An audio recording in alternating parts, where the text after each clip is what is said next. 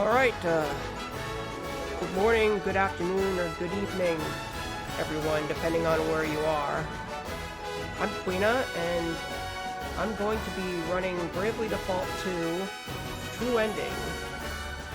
I'll be playing on a new file, and I'll be playing on the easiest difficulty, which, as of right now, is the only difficulty that has any runs for this category.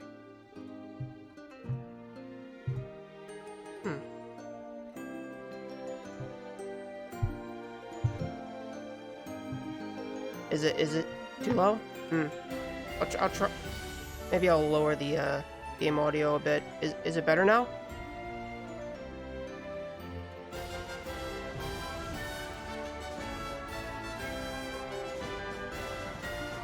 Alright. I think game audio is a little too high. I have a pretty aggressive noise gate.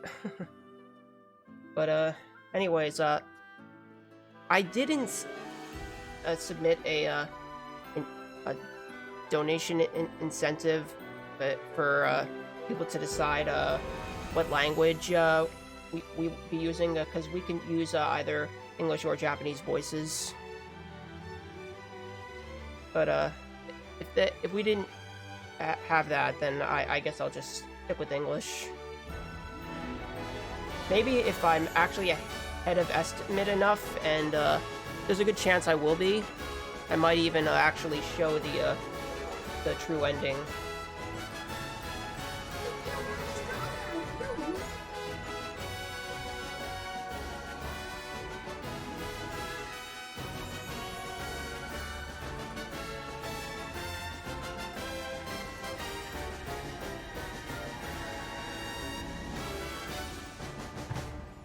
Hi, Sindrina. Thank you very much for the good luck.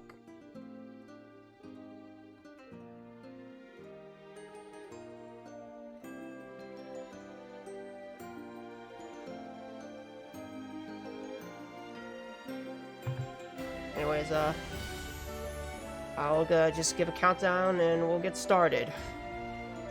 5, 4, 3, 2, 1, go!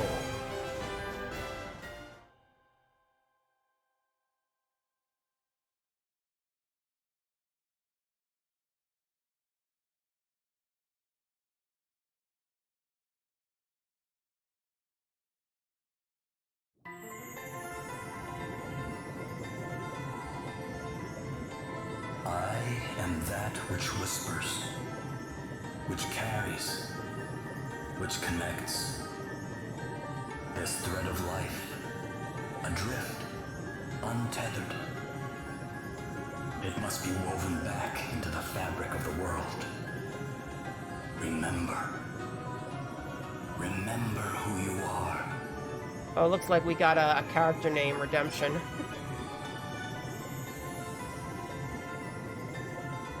Now go. Return to the land. To your destiny. Cry out. Call out your name.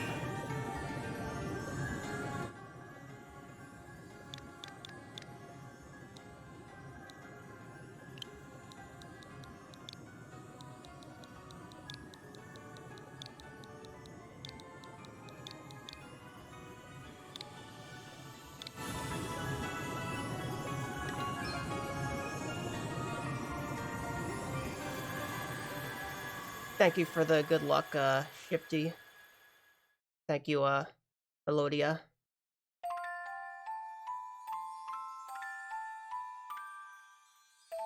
Happy to know there are people here who enjoyed the game. And have played the game. I mean, it hasn't been out for even a year.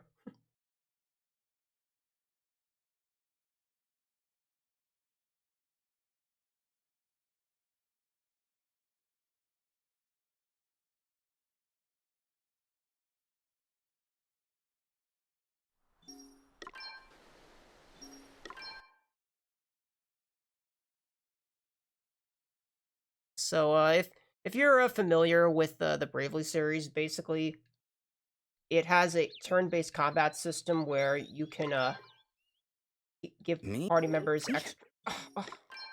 You can give party members extra turns in exchange for losing turns later using the Brave command, and you can do the opposite with Default, where you skip a turn in order to get an additional turn later. Defaulting also increases a party member's defense for a turn. And also it has a job system where you give each character jobs and you level them up to learn new job skills and abilities.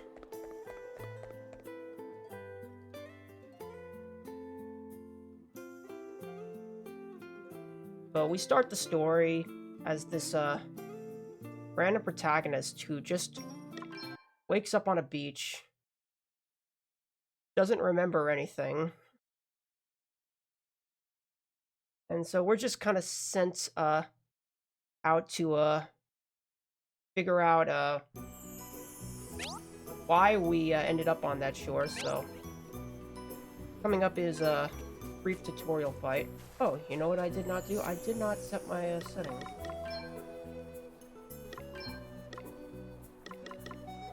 Quick default.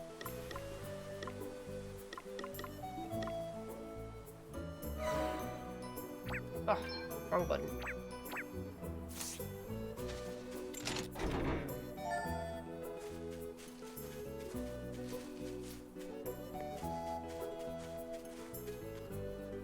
But I remember that before the first encounter.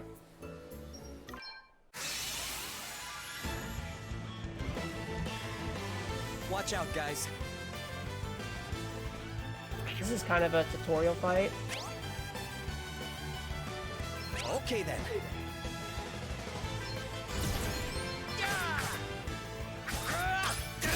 It's nothing. You can also speed up the battle Okay, what's the plan? speed.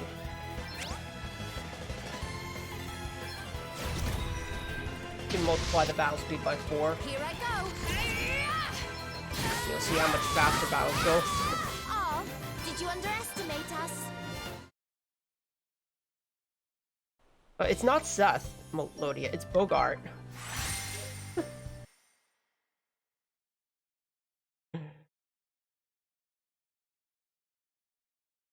So anyways, we meet Elvis and Adele, who are searching for asterisks.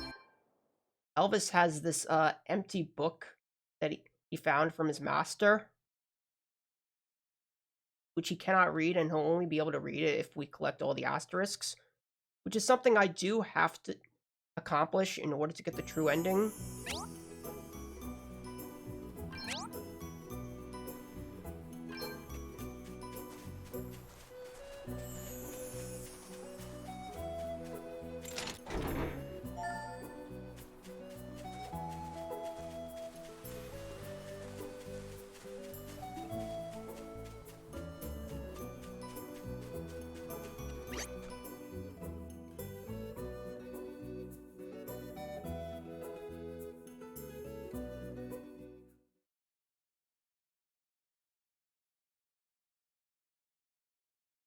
So we come back to this town to find out that Gloria, the woman that found us, has been kidnapped.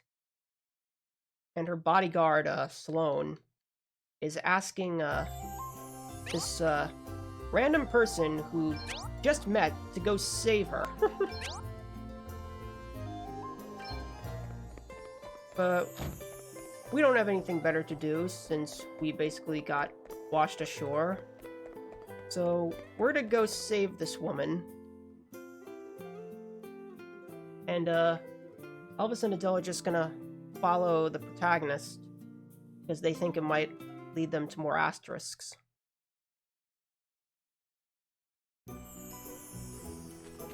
Yeah, to be honest, there really is only one official ending. Like, all the other endings feel like fake outs. It's not something like in a Dragon Quest game where even the first ending feels kind of complete.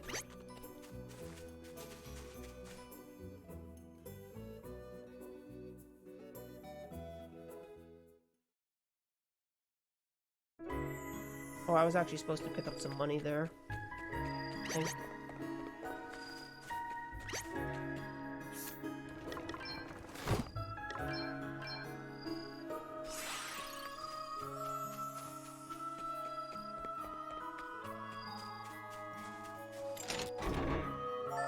So I don't actually have to come here, but there are a lot of good items I can pick up in this dungeon, which you're not expected to visit until later. It's a completely optional area. You can come here to complete one of the sub-quests, which, barring a few that are required in order to get the true ending, we're not going to be bothering with.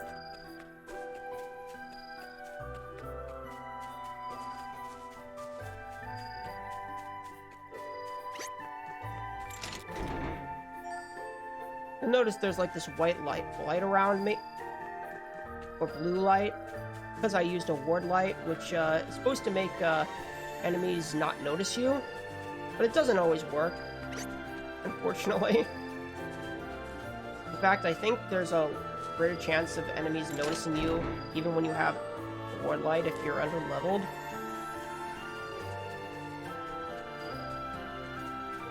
I wouldn't call true ending 100%.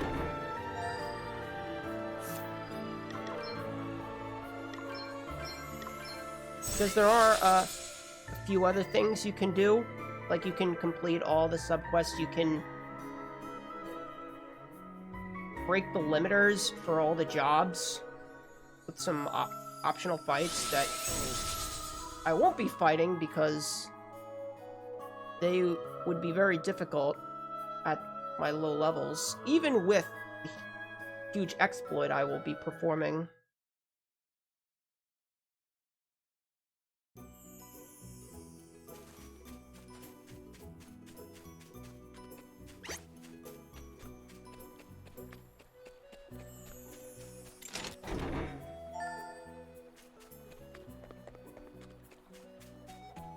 Alright, that was the chest I missed on the way to the first area, but fortunately I was able to get it on the way back pretty quickly.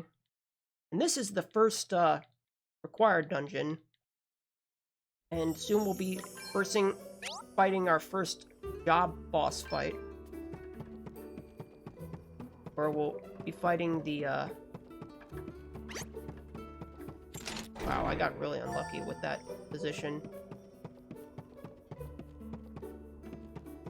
Oh, come on, come on. Oh, God. That door. Watch out, guys. Here I go. Now you get to see how terrible running away is in this game.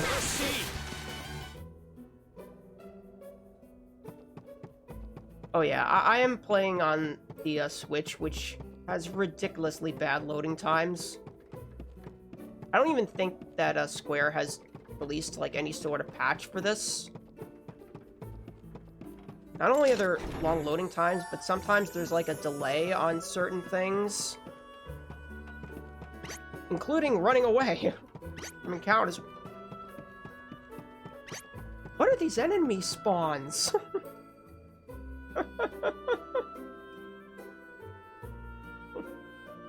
But yeah, there's no limit to the amount of times you can fail to escape. Fortunately, you get a chance to escape with each party member's turn.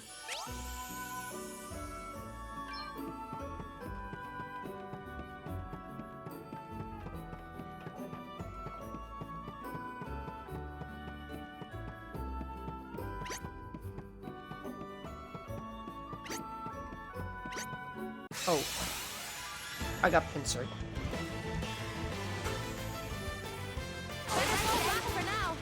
I never get any luck in marathons. Oh, I just ran right into the other enemy.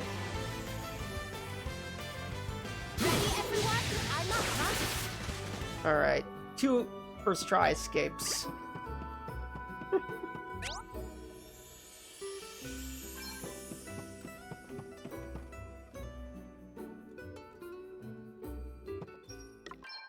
I only had 1 ward light. I'm really short on money at this point in the run, so I can't really afford to get more than one ward light. I get one ward light from a chest, but I need that for the first area because the enemies are way nastier. So what you saw there is actually the first an instance where you could actually game over if you don't run to that crystal within 30 seconds. Like, you could, like, if you don't run into that crystal within 30 seconds, you just game over. Now we fight the knight and the white mage. So what that crystal does is it gives party members the ability to use special moves, which unfortunately we won't be seeing much of.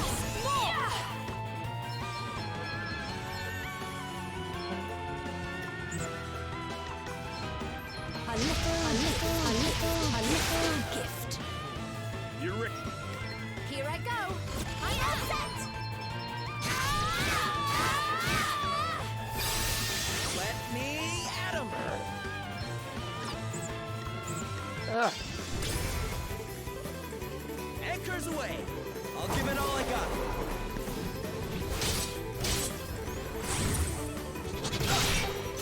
Let's keep it up. You rang?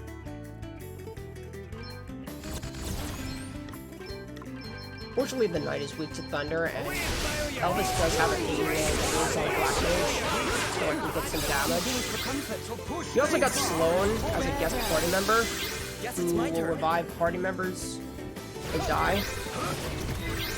This should help. Okay then. Okay. I think the white mage healed too much. We've got this, right? I'm not done yet. Allow me. We stand firm for now. Our damage is really limited at this point, so I'm kind of just relying on Sloan here. Right? And I don't have a lot of Phoenix downs either. Got this, right? Hey, try this. Too far is time for a spot of revenge. Well, the route I'm going to be running is Let her cover up. a pretty good one, but not the most optimal. This one out. Eat sorcery. Wow. All I needed was one thunder. Okay. Yeah, I didn't want any party members to miss experience on that fight. And I didn't want to use any Phoenix Downs, since I only have 2 of them, and I will likely need them on one of the upcoming bosses. So I'm going to be running the Beastmaster route, where after I defeat Anihal and get the Beastmaster job, I'm going to do a huge grind to catch monsters and master the job in order to get its special ability.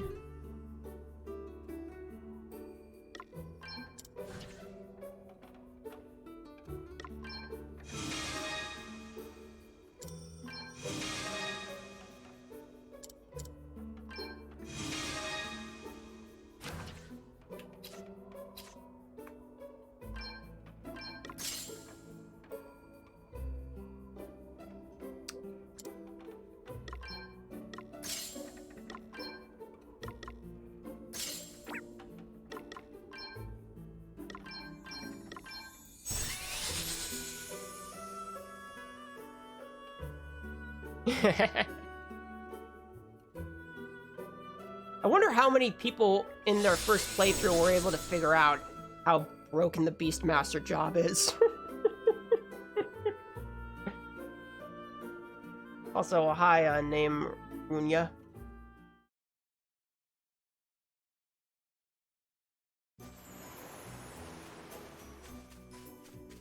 The more optimal route is the one that the Japanese community has been running.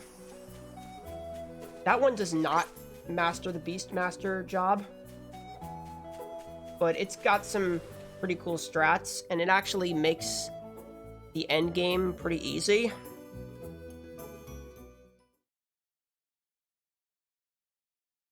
Like, the only way you would find out about the second specialties for jobs is if you paid attention to the load screens.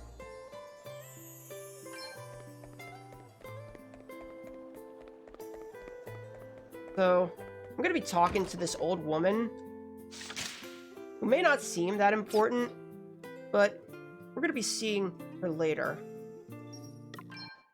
Why is Beastmaster busted? Well, Beastmaster has this, well, every job has 2 special abilities. There's one special ability that they start with, and then there's another they get when the job is mastered at level 12. But sure, I won't quite spoil it.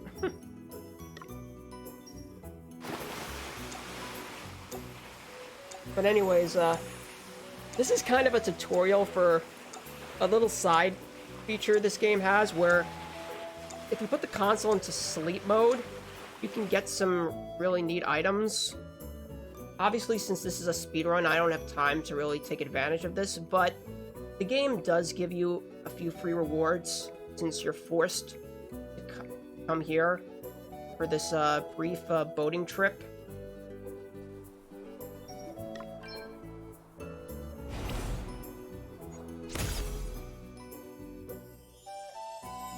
Yeah, like right here, there's a little hint on the loading screen that tells one of the specialties.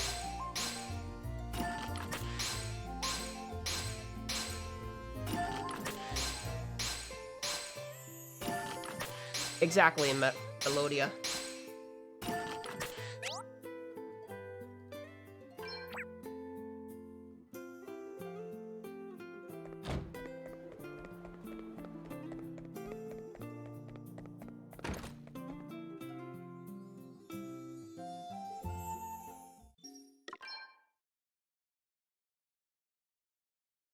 Alright, I got a shop coming up here where I'm gonna buy a bunch of star pendants, not because they resist poison, but because they increase party member max HP. For the first 4 bosses, I pretty much have to rely on a guest party member to do most of the damage. However, I am gonna attempt to poison the next few bosses, since they are all vulnerable. Of course, first I have to get my black mages up to a certain level.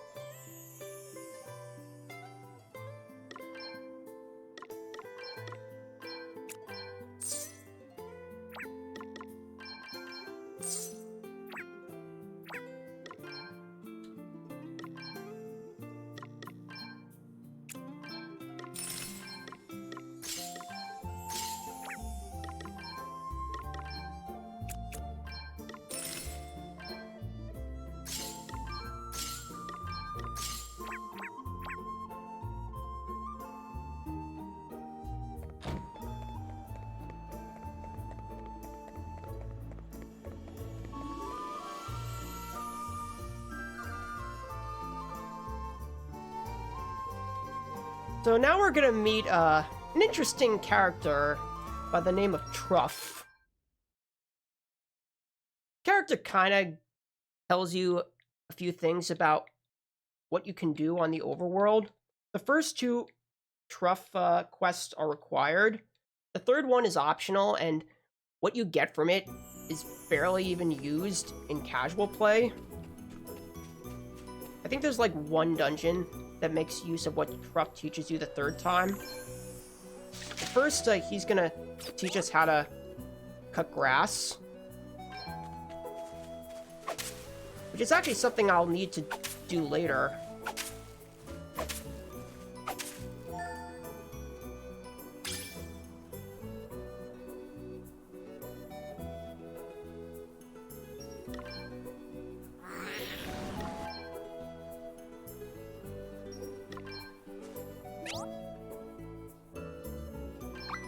And he's also gonna show us how to get preemptive encounters, We've got which the you upper can do hand, by guys.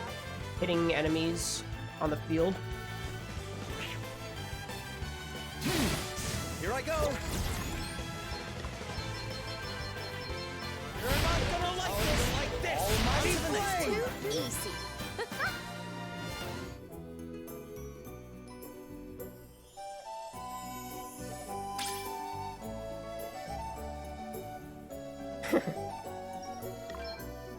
A lot of people are not gonna want to hear this, but I think Bravely Default 1 is a badly designed game. For a few reasons. For one thing, the game just does not help you enough. Like, there's just not enough quality of life compared to Bravely Default 2. Like, you don't really... In Bravely Default 2, you actually know what each job is going to teach you the moment you get it. In Bravely Default 1, unless you use a guide, you have no way of knowing what you're getting into with the job. I love DQ11. Thanks, Syndria.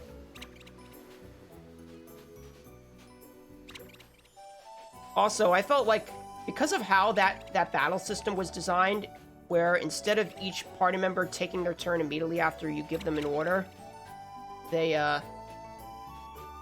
get selected at the same time, and then you have to just pray that the agility rolls the right way. Sometimes you can just get bad turn order rolls, and a lot of the bosses just relied on luck, even if you were really high leveled. Unless you followed the perfect job path, which you probably wouldn't know about if you didn't look at a guide. Also, I didn't really like the social features. Like, in that game, in order to get the best shop items, you have to rebuild the town, but unless you used that street pass, it would take a very long time to rebuild it and get anything. And then finally, there's the second half of that game, which just killed my enjoyment. I've never actually played Bravely Second.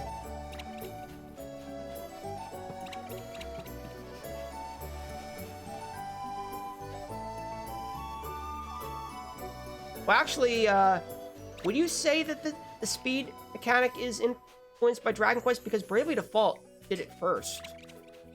Like, Bravely Default 1 had the speed up battles, if that's what you're referring to. If you're wondering what I'm doing right now, I'm trying to group a bunch of enemies together.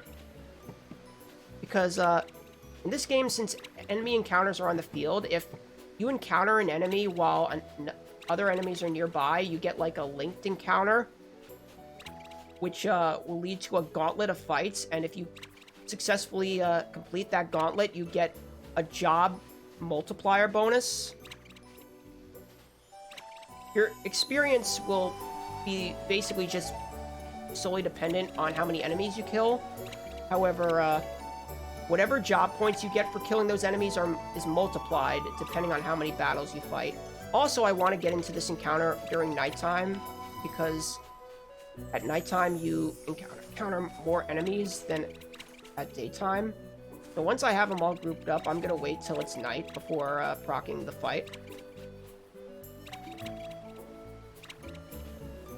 Alright, this is pretty good.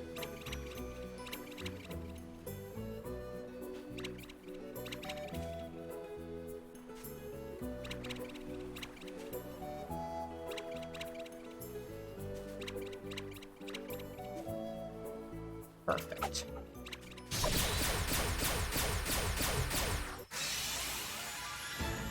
Probably don't even need this much, but... Let's do this! I live to fight another day. I call upon almighty flame! Burn! Power! What's next, I wonder? Almighty flame! I'm using fire with everyone because some enemies that I can encounter in these fights will be resistant to lightning. Let me see.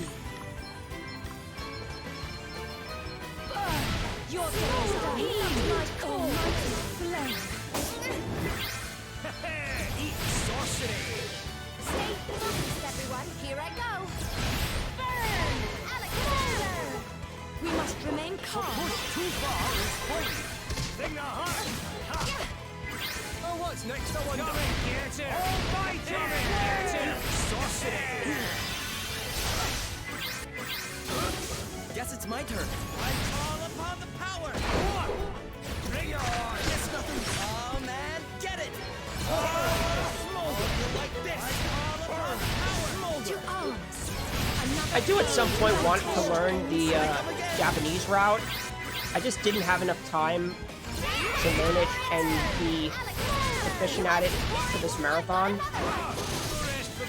But this is still a good route. Very well. I do think that the route that the Japanese PC runners have been using is better overall. So I got two things from that. I got Poison, which is going to be important for the next 3 bosses, and I also got Lunar Powered, which allows party members to regain MP every turn if it's nighttime. By the way, the game can only change between day and night when you're on the overworld. It cannot change in towns or dungeons. There's nothing. Let me see. So hopefully I get to this next area while it's still nighttime. Take advantage of this. Wow!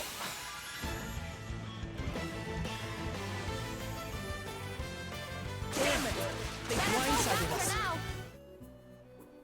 At least my escape luck has been good.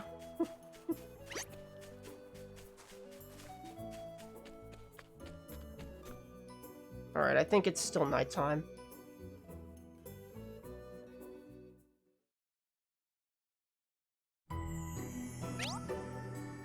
It's not worth using ward lights on the overworld because you have a lot of space to move on, as opposed to dungeons.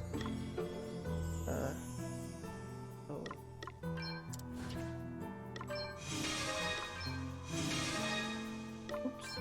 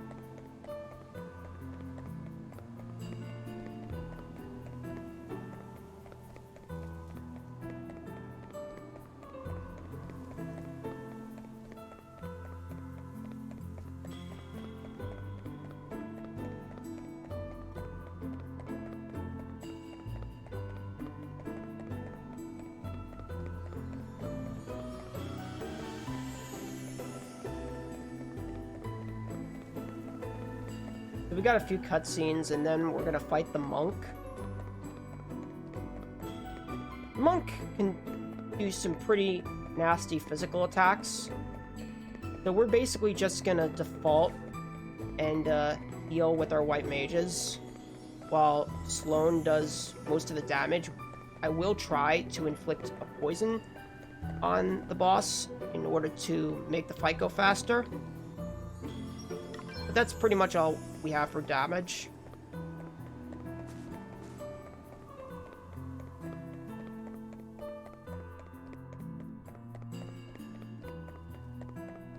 For the next 2 bosses after this one, I'll also be using some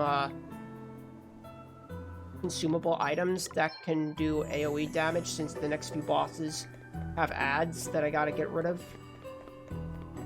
But since this is only one boss I'll be fighting, it's not really worth using those items, because those items are pretty expensive at this point in the game.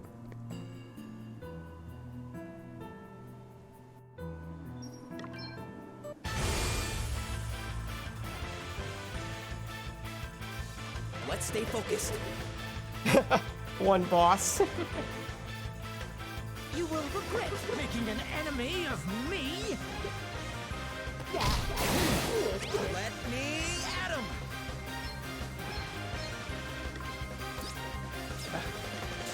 Patch up time. Allow me. All right then. Right. Let's see. To arms. Come and get it. Here I go. Not sure why that happens. For some reason, after those fights, Nothing left the long game. Yes, more. I bet you won't it causes our target for white magic change. Come and get it. This should help. I live to fight another day. May the spirits hinder you. Right? Let's see. Not having much luck with poison. Oh, I have Fira? How's about this then? Wow, I must have gotten This then. More than one more way to job levels than I thought.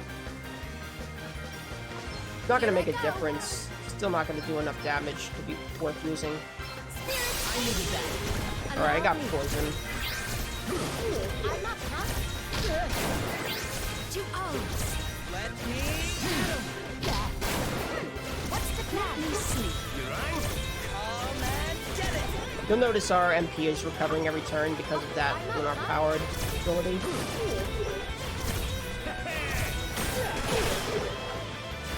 All right then. To arms.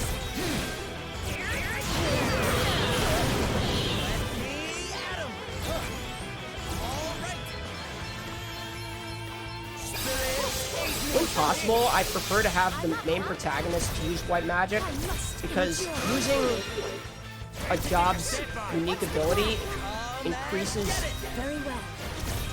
the in-game gauge that determines when their specials recharge. Just default as the boss hurts itself. Well, we had Salone, but that's gonna change in about a minute. That is another mechanic. If you brave in this game, enemies can counter in between. But I think bosses can also just counter in general. Choppy waters ahead. Or maybe not. Maybe they're just getting their turns.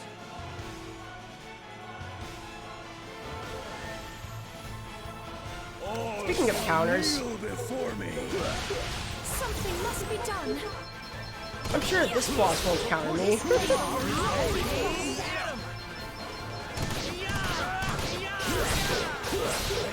Let's sort this mess out.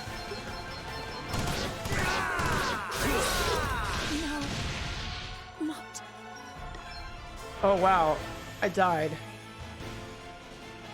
Well, I guess the run's over.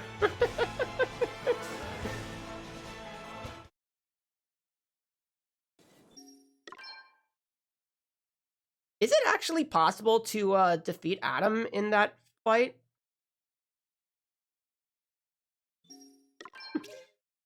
I didn't think so.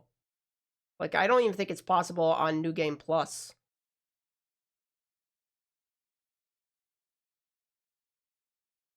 Oh, you can beat him.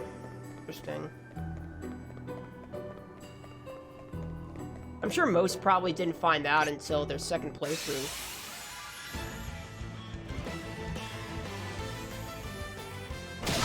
Let me see. All right then.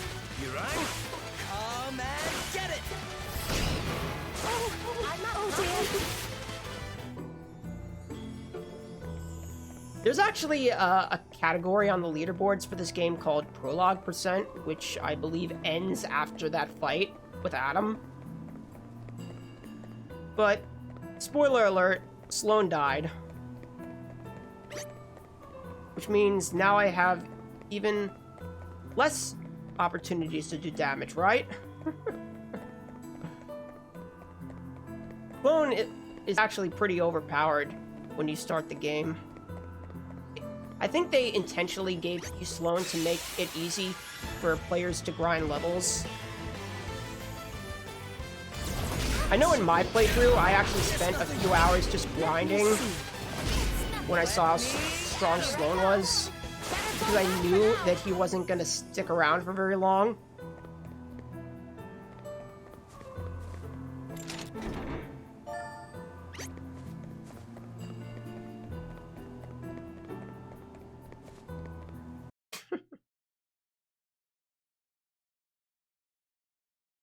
Oh, hi, Rockadactylus. Thanks for the good luck.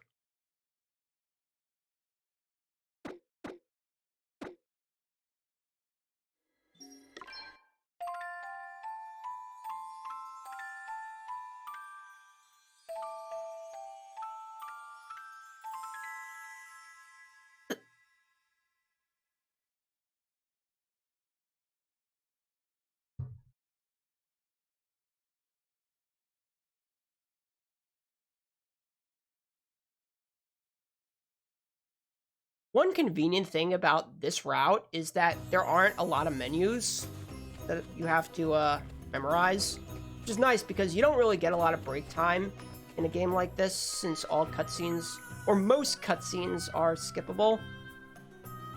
I say most because you do have those brief chapter transitions, and then there are a few where, because there's an option that you have to select at the end of them, you can't actually skip them, you have to, like, just mash text until the option comes up.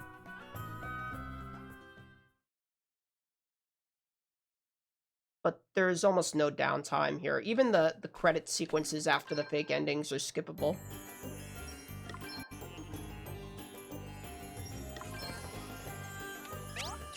The route that the J runners have used is more optimal, but it has a lot more menus since you have to change jobs more. Oh, wow. This is oh, I you know, first of all, I never noticed that you couldn't even go that direction. But apparently those two NPCs just block you if you go that way. You're not even supposed to go that way yet. You have to do this cutscene. Or cutscenes.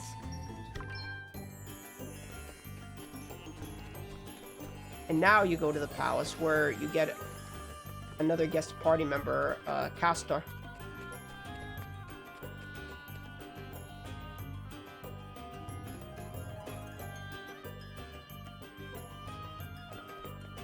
Is that the rare enemy that you can find on the first world map? Or there are a few. I think that's the one by the beach.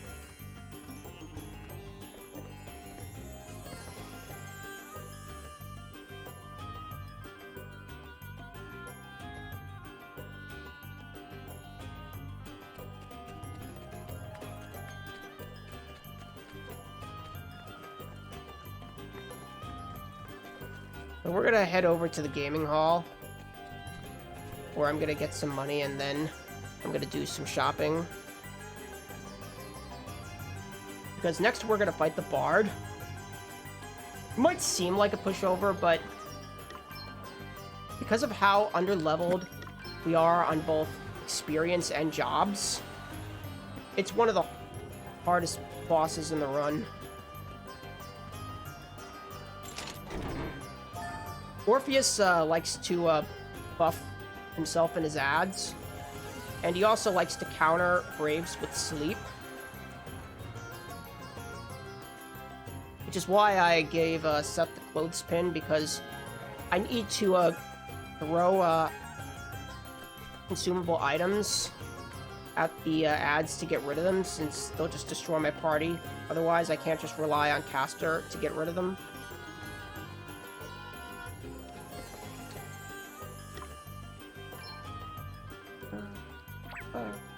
Yeah, I don't need to sell anything here.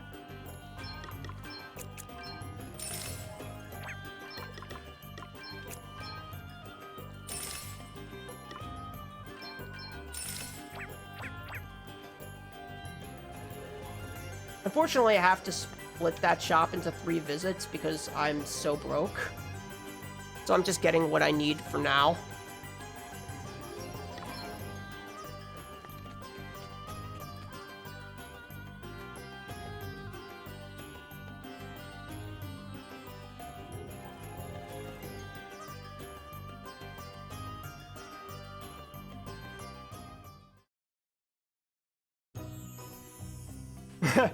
Throw tomatoes and he'll fall over.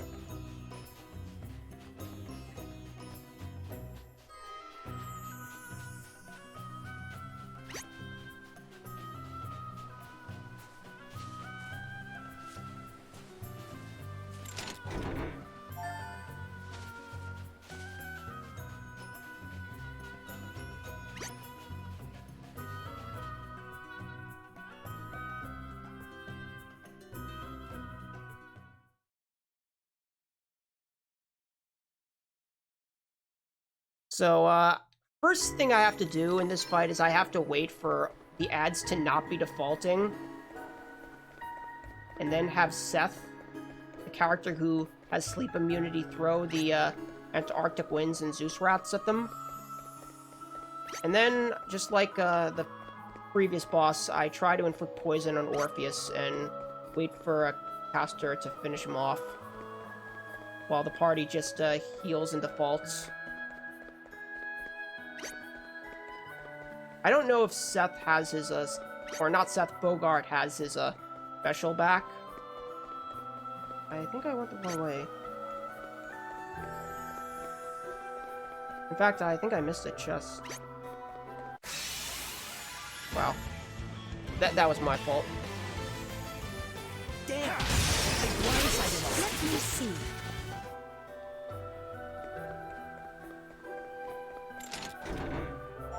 There's a lot of money in that chest. Kinda important.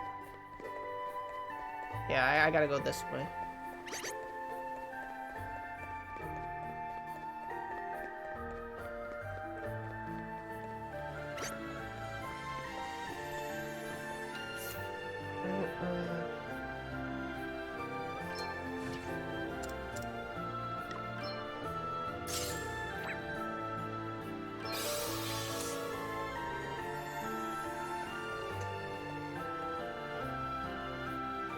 Alright, I'm gonna have to focus during this fight, so might not be looking at chat as much.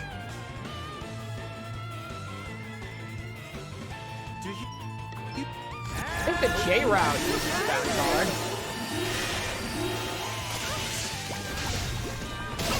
I got a defaulting ad. I'll have to wait it out. What's the plan? This will certainly not your legs about to get a little bit hard to do this to. Your legs about to get a little bit hurt. Let me at him.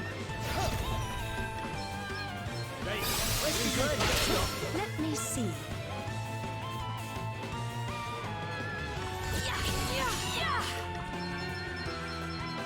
I bet you won't expect. It doesn't? Say I bet you won't Oh no, it's if they use Shield Master is what they use. Come and get it. I'm going all in. Eat this. Eat this. Eat this. And that is why I had the clothespin.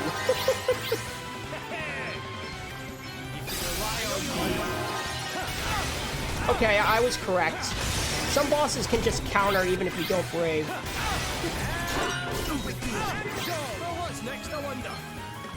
Right, let's get you patched up. Very well. I'm not up to arms. You rang? Let me at him. Action! Does that feel better? What's the plan? Come and get it. Let's see.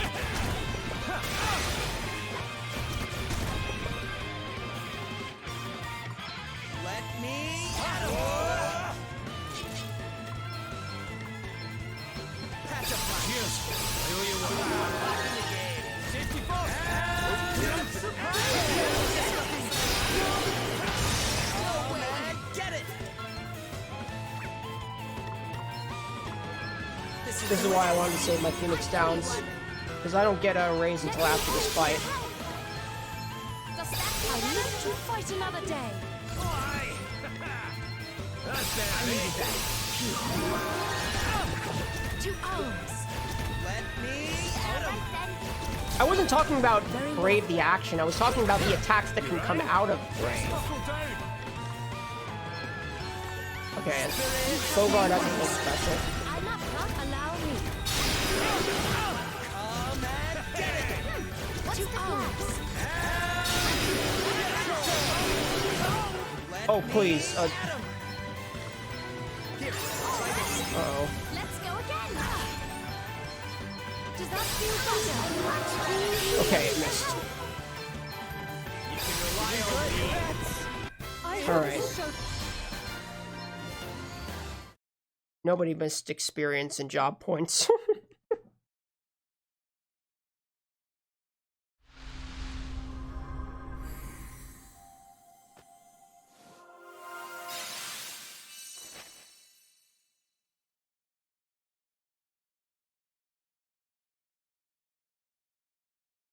And next, we have probably the worst fight, at least for this category.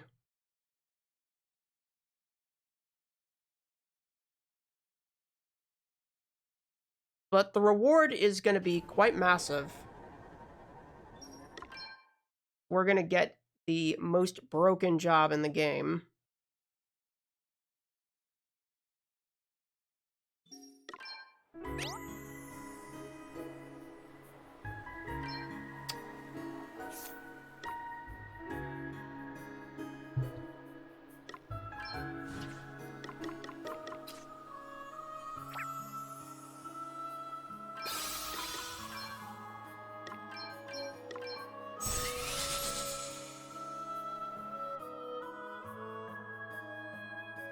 Fortunately, this game has teleport stones, which allow me to exit a dungeon immediately, because most of the dungeons in this game only have one entrance.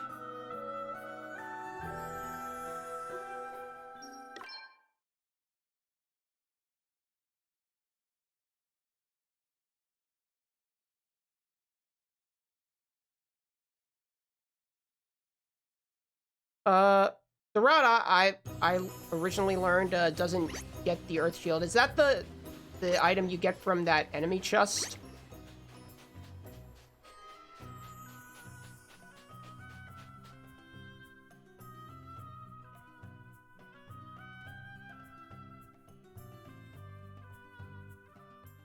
No, this route doesn't need it.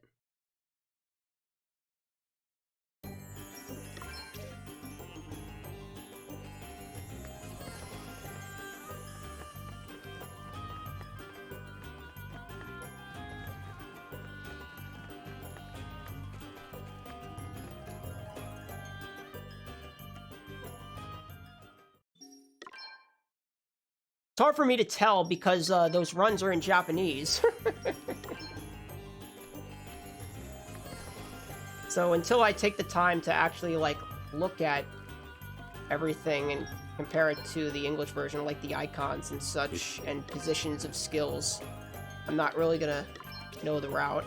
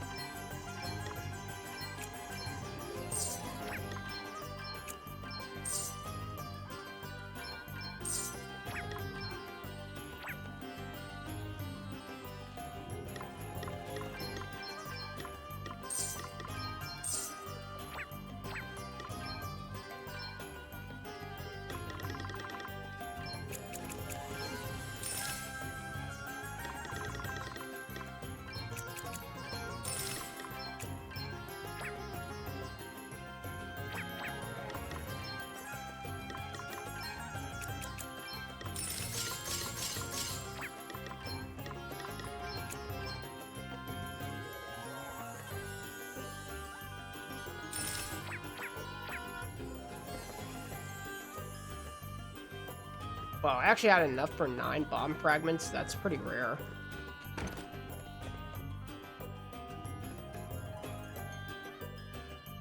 That's good, because I'm also going to need bomb fragments for a grind later. So even if I don't use them all, worth getting.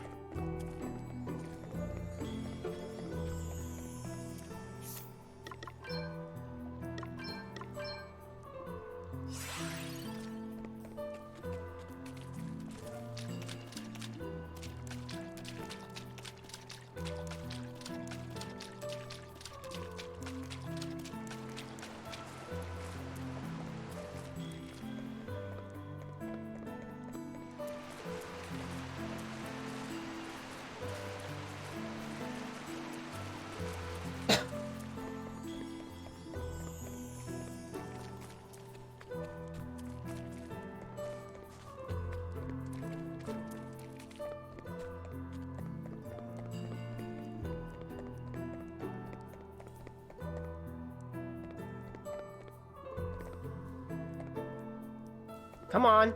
Move, please.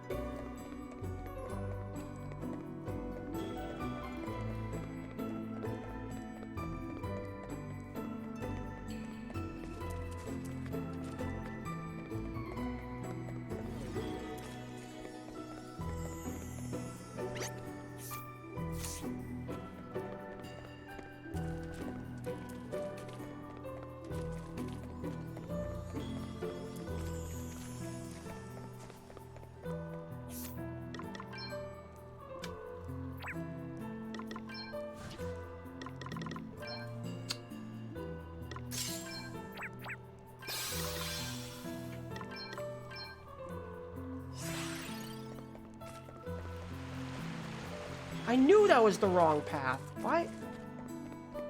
Should have followed my first intuition.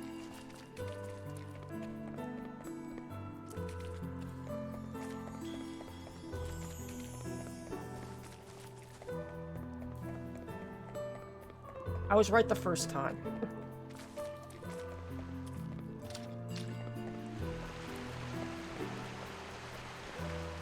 I'm probably gonna lose this ward light.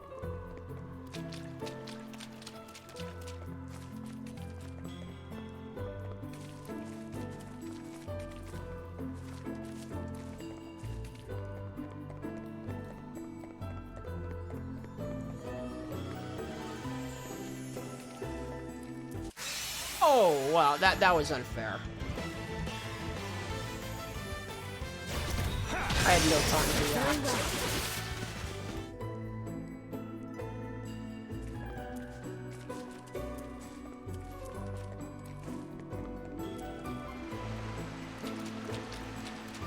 Alright, made it.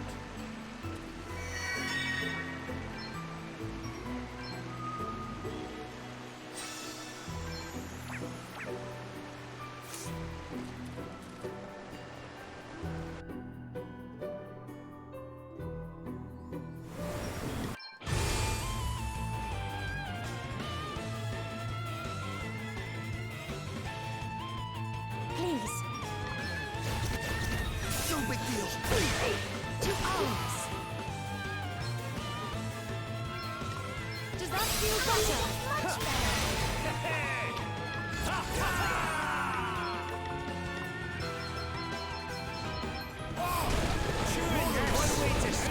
Alright, got poisoned pretty quickly. Come and get it!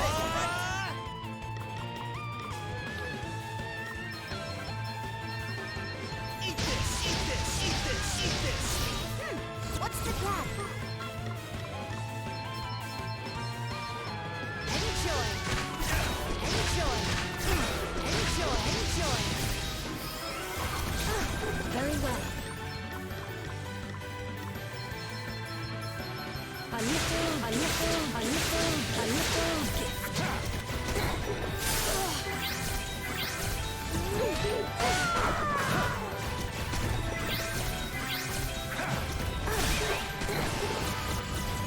Oh, this isn't good. What's dead? I'm Yes. sorry. I had to do this.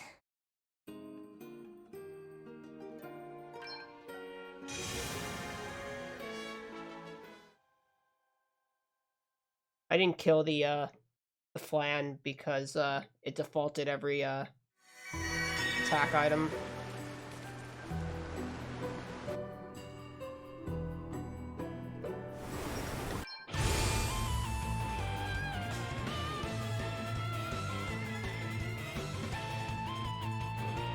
Please. To arms. My might knows no bounds. A little gift. A little gift. Come and get it!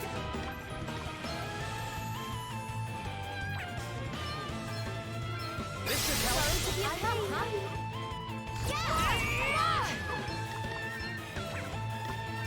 Ah! Carving, please. Your life's about to get a little bit hard to do this. This is certain, right? Your life's about to get a little bit harder. I don't think I'm gonna get the poison luck I had last time.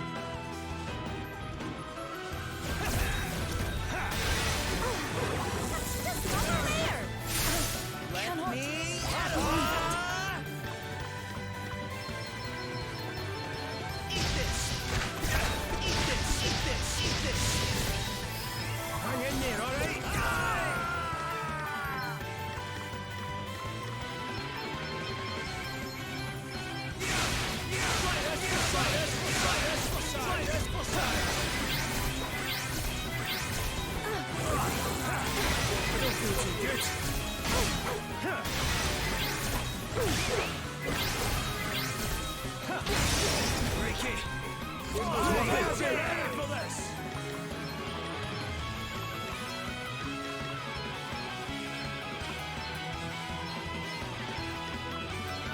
should do it. You can rely on me. Will not be forgotten. A welcome intervention. Come and get it!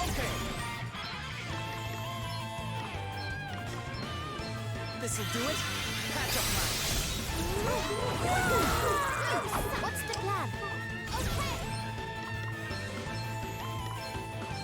Hey, try this. This will make you feel better. Know you want it.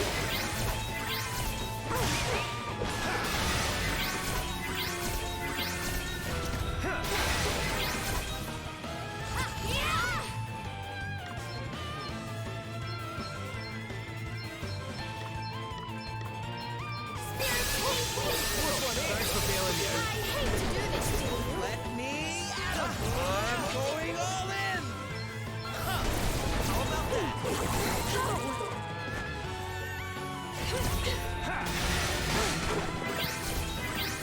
Come and get it. Spirit, meet me.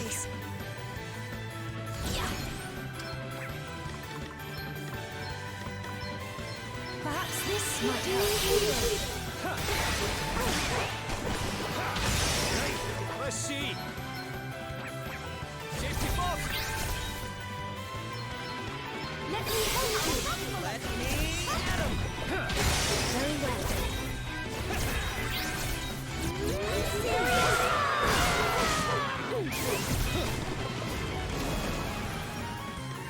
Come and get it. What's a dumb boss? Patch up time. Let me see. Does that feel better? Safety box. Let me at 'em.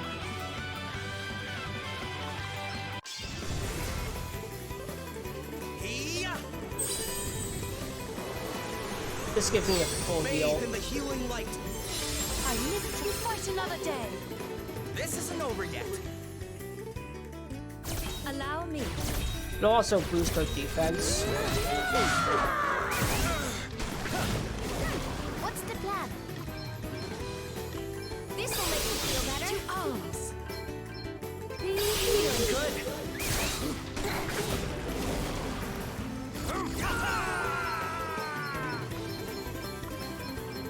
You can rely on me. I shall endeavor to return the favor. Let's get you patched up. Alright then. Does that I feel live to Guess it's fight my another turn. day. By the way, bosses can run out of I MP. must endure.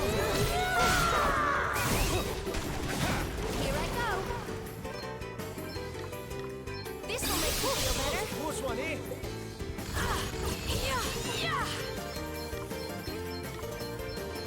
Let me help you. Does that feel better? Be healed. Let me help you.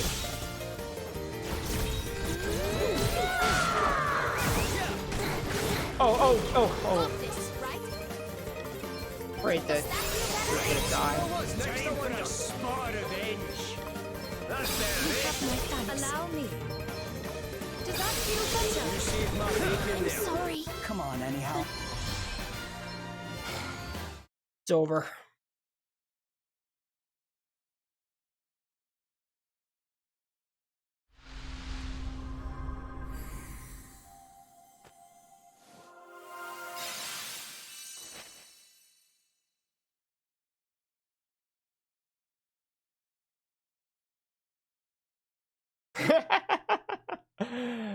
Great emote cart artist.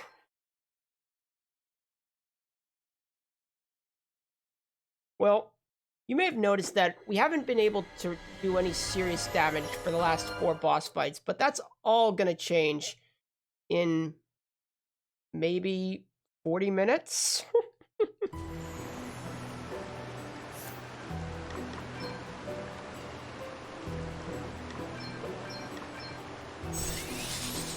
All right, I can do it in the next menu.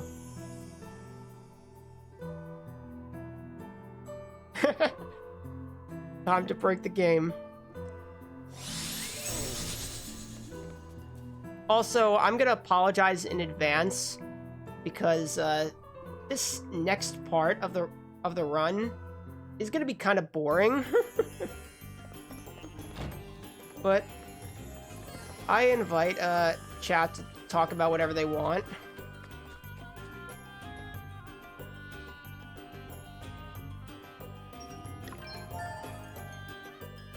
Yep, grind time.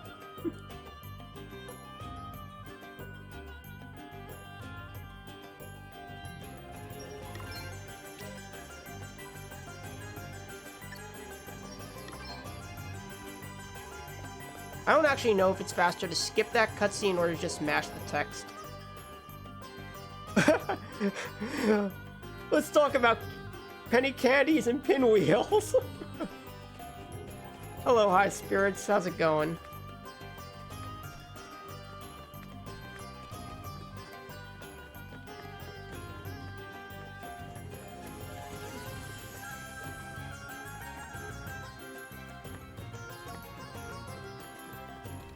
Also, now you get to see what fast travel is. Basically, every town has this wagon that you can take to go back to the other towns in the game. When I played this casually, I exploited this to just go back to the original town whenever I needed to heal, since the first inn is the cheapest. A few characters are blinded. I don't have any eye drops, right? Alright, I'm actually gonna go and use the inn. Because, this next part... Well, the first part of the grind actually... Actually, I would say both parts of the grind. I don't know if the ability I'm gonna be using in the second half can miss, but... For the first part, I am gonna be relying on physical attacks. And... that requires that I don't have two blinded party members. You always just use tents. Well, tents are kind of expensive, at least in the early parts of the speedrun.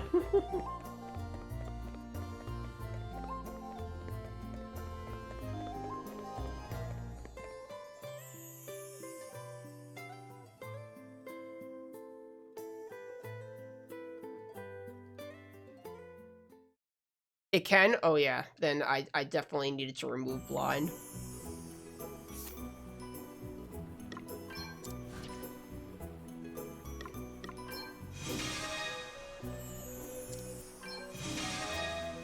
First, I'm gonna get into 1 or 2 battles with all monks until I learn the bare knuckle brawler ability, which increases physical damage when party members don't have any weapons equipped. And also, you may have noticed I just used a monster treat. These items, when you use them, will make monsters of a specific category come after you with like a heart, and if you encounter them while this treat is in effect, you will get like a gauntlet of fights, just like you would if you got like a linked encounter. All right, I was trying to lure a few of them close enough, but The advantage is theirs. I think I'm just gonna have to take an extra fight. You rang? We must remain calm.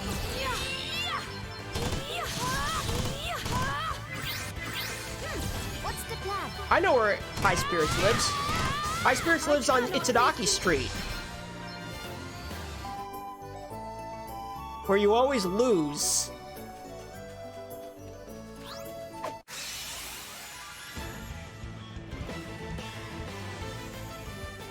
Right, let's see. We are not finished yet.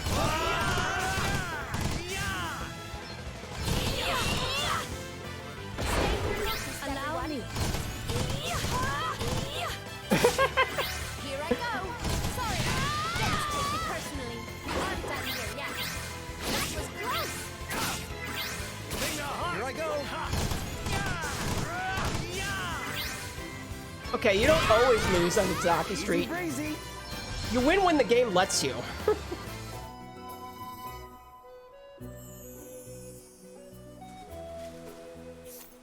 Alright.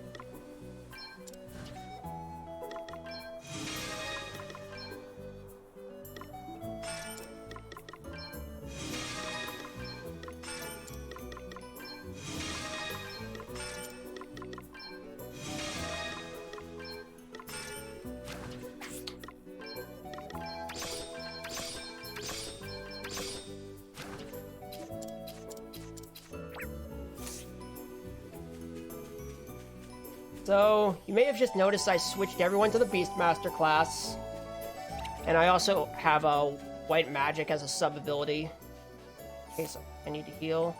Which I don't really need to do right now. In fact, you really don't take any damage in this grind. Do I have any fish? I do.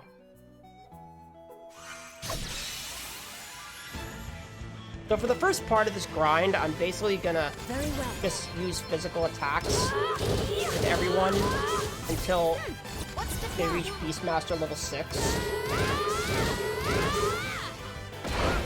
Why I leveled up the monk job first, because they can kill these enemies pretty easily when they're bare-fisted.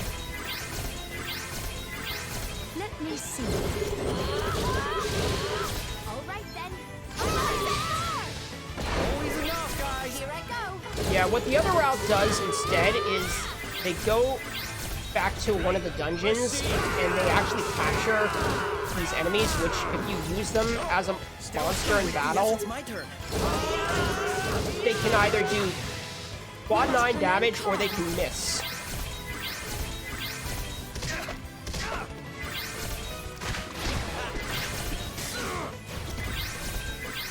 Allow me.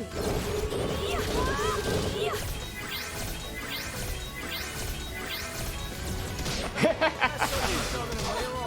then. Alright. We should Lodi is spoiling everything.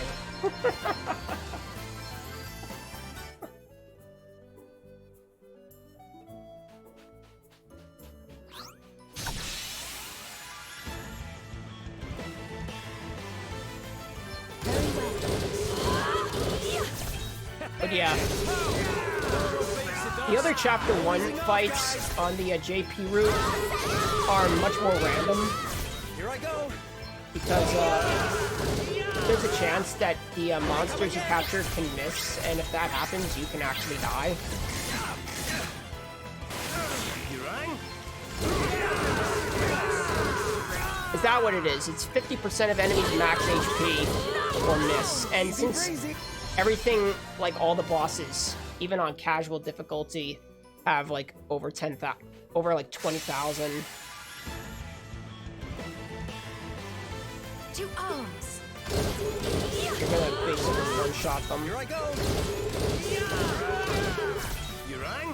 Pow! Another one breaks the dust. Going down.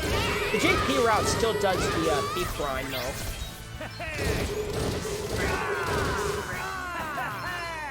But that's not nearly as long.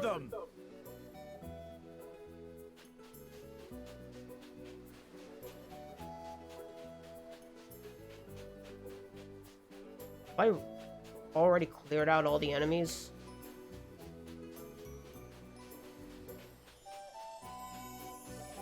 I really hope I get some fresh fish, because I only had one.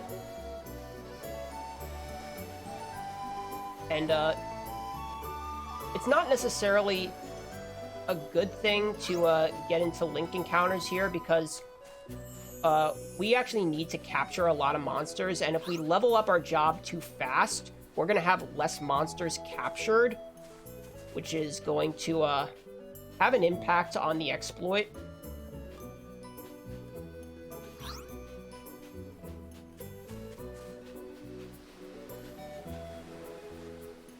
I'm not going to bother getting into encounters during the daytime because you just encounter too few enemies. That I'm gonna try and, like, I should probably try and just make sure everything spawns.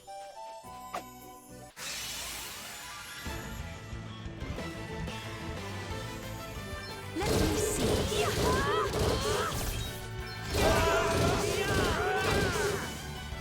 Always enough, guys. I'm up, huh? Oh, did you underestimate us? Is there a Discord for Bravely Default?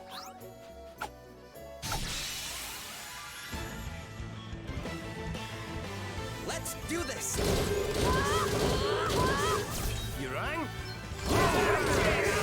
If anyone has the link, you can post it in. You have permission. We are not finished yet. Here I go.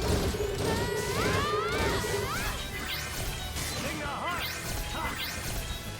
No big deal. Okay then. Allow me. This game doesn't have a lot of words. Oh, what's next? I wonder.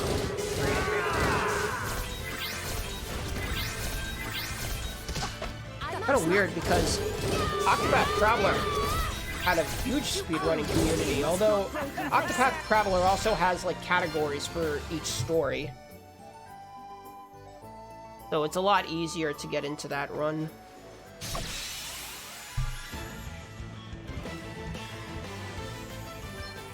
We must make the most of Right. Let's see. Nothing to do with that. Stay focused, everyone. Okay, what's the plan? It's nothing. Very well.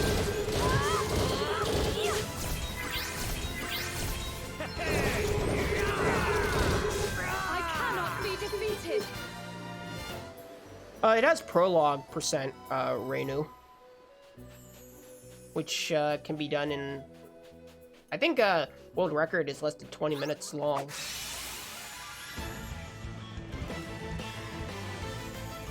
Guess it's my turn.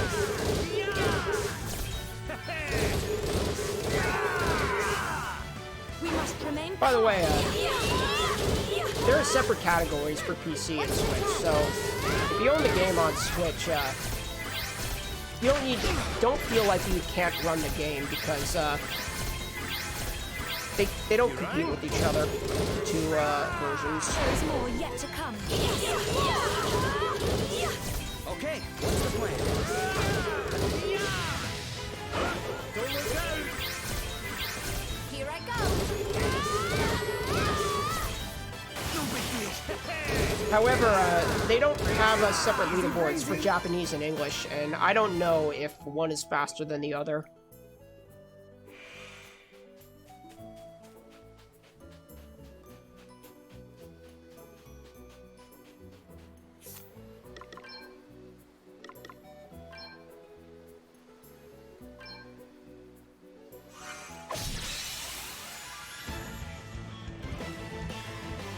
To arms.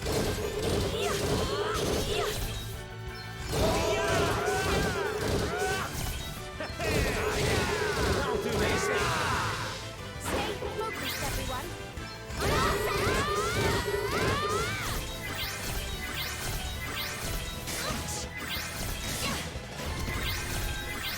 Allow me.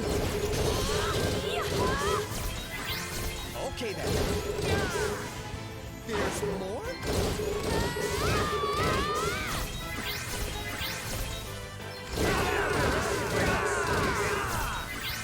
Here I go.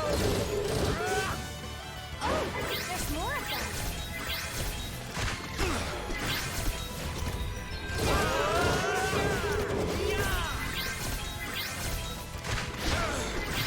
I'm not pumped already.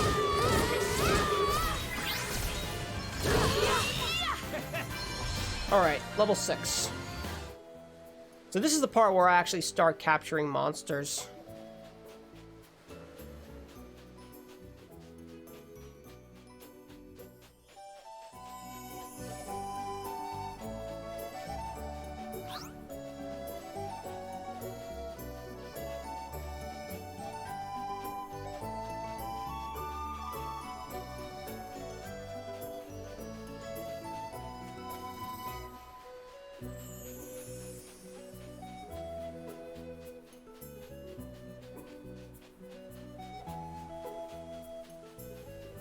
Yeah, I don't think I could have used that fresh fish.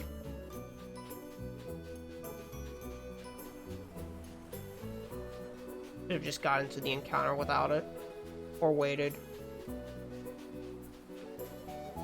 Now I fear I'm gonna lose my only fresh fish. Alright. Nothing's spawning.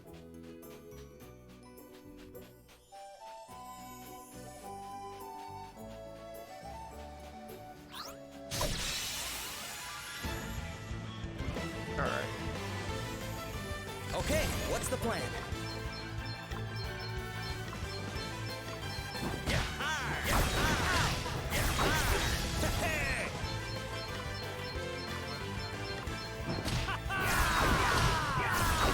Very well.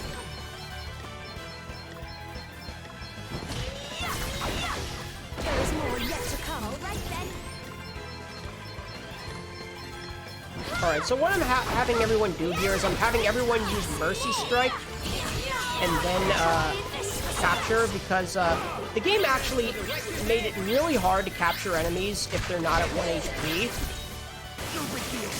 Like, even if they're really low, there's a chance of failing to capture them. However, if they're at 1 HP, it's guaranteed that you will capture a monster, assuming that they are capturable. As you might have just noticed, I failed to capture one enemy on first attempt because they were not at 1 HP.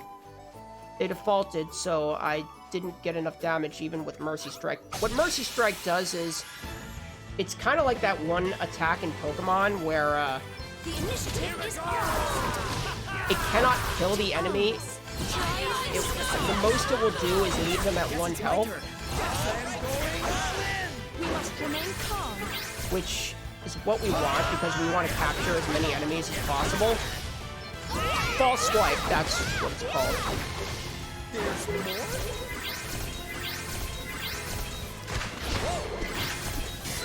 Let me see. There's actually a more powerful version of Mercy Strike that you can learn later on. And although I will be learning it since I'm mastering the Beastmaster job, I'm not going to bother using it because these enemies are weak enough that by the time I get to that job level, they're all going to get one-shotted by Mercy Strike anyway. Or not one-shotted, but brought down to 1 by Mercy Strike anyway. You rang? Here we go! Allow me. Let us continue on our way. Okay, I got 2 fresh fish there. Should be in good shape now.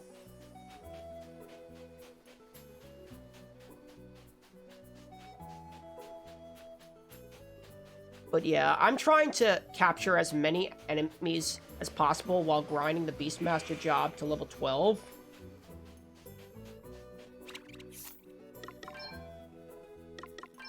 Because, the exploit I'll be using with Beastmaster requires... Oh, wow. Terrible timing.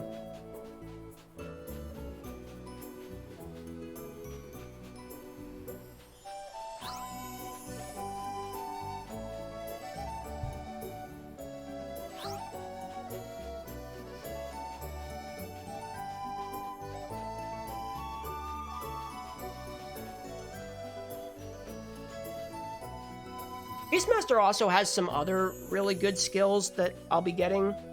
I'll be getting Raw Power, which, I forget exactly what Raw Power does. It increases damage in a way.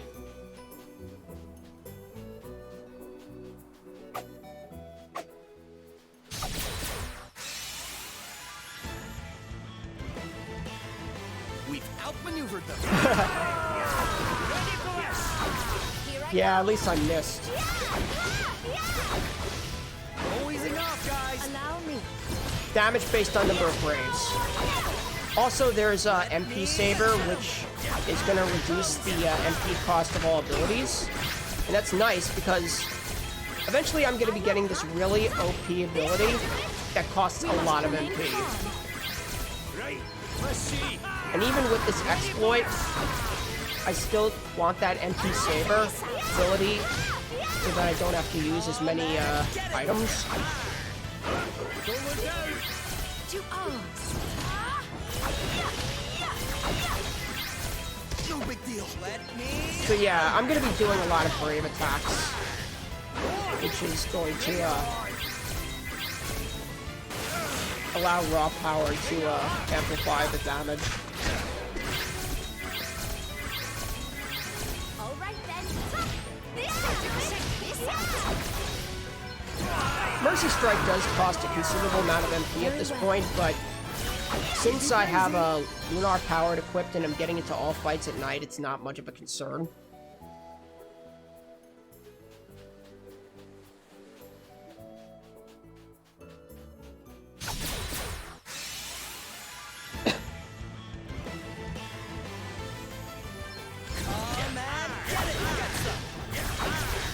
Next, I wonder.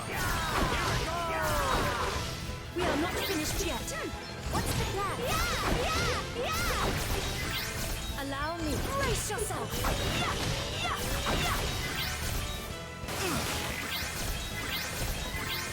Let me at him. Oh, there's more of them. So, since we're gonna be here for a while longer, what is everybody's favorite job, either in a Final Fantasy game or a Bravely game or some other game that has a job system? We must remain calm. Check this out.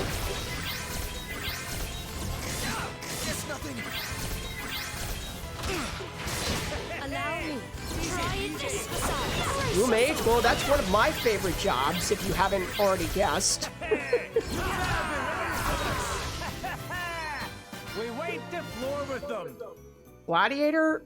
What's that? I don't recognize that job from this game. Unless you mean a Dragoon. Hellblade, that's another good one. Mystic Knight. Let me see. Ninja. Dancer. Here I go. Oh, what's next, I wonder. I think Gladiator was the name of a job in the Game Boy Advance version of FF5.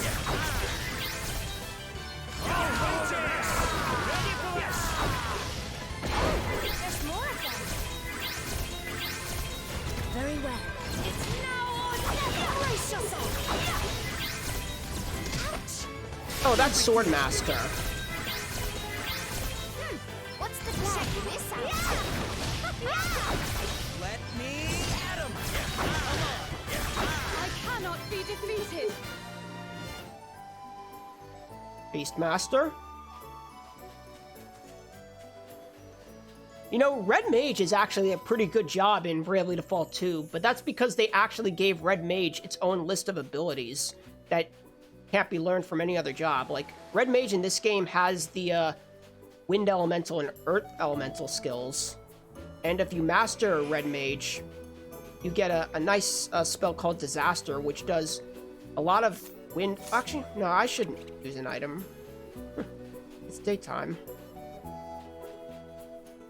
But anyways, you get Disaster, which does a heavy amount of wind and earth elemental abilities, and you also get the specialty that allows you to cast 2 spells with at the cost of 1 at the cost of 1. Gun Mage? Yeah, that was cool. It was basically like a combination of Hunter and Blue Mage.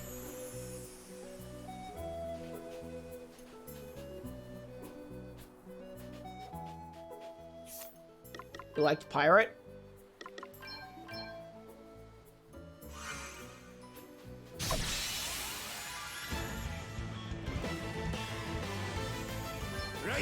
Let's see. Dancer had a lot of different variations, like Final Fantasy X-2 combined Bard and Dancer into a songstress. Easy breezy. Bravely Default 1 also did the same thing with its performer job.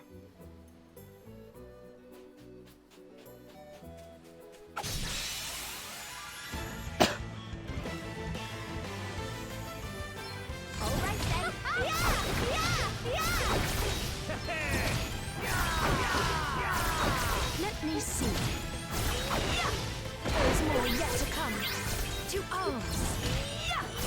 Brace yourself. Come and get it. Here comes.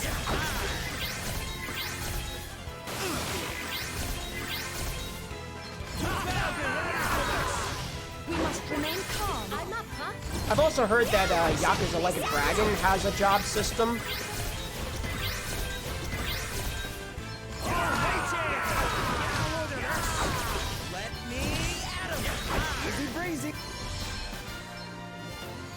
I haven't played that game yet.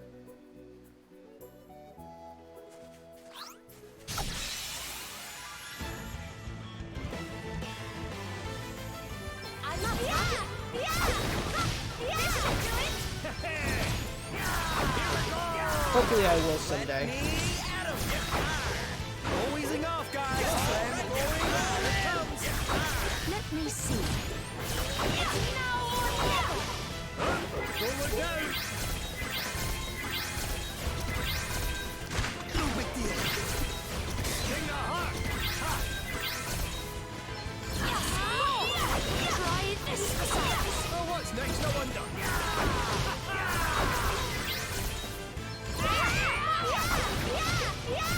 I cannot be defeated.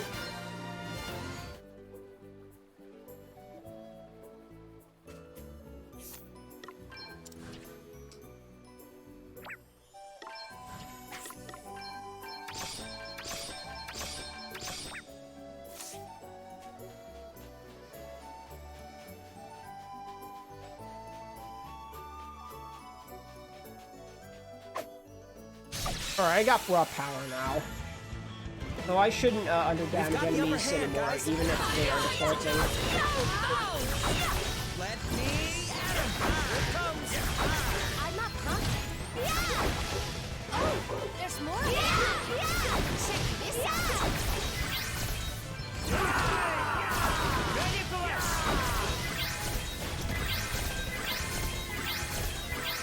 Let me see. No rest for the wicked, eh? Come and get it. Brace yourself. Try this assault. Right. Let's see. Fortunately, this game has the option to order your party members to do whatever their last command was. Because otherwise, this grind would take even longer. All right then. Yeah! This should do it.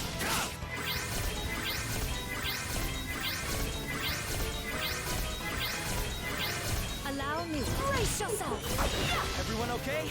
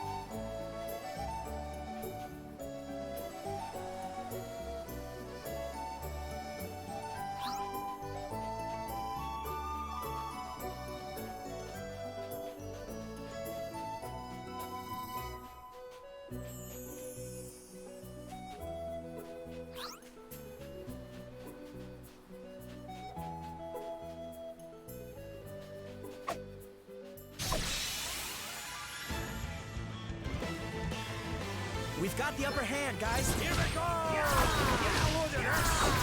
Let me at him! I'm not pumped. Yeah! There is more yet to come. Try this assault. I'm all set. Yeah! No rest for the wicked, eh? It's nothing. No big deal. It's nothing.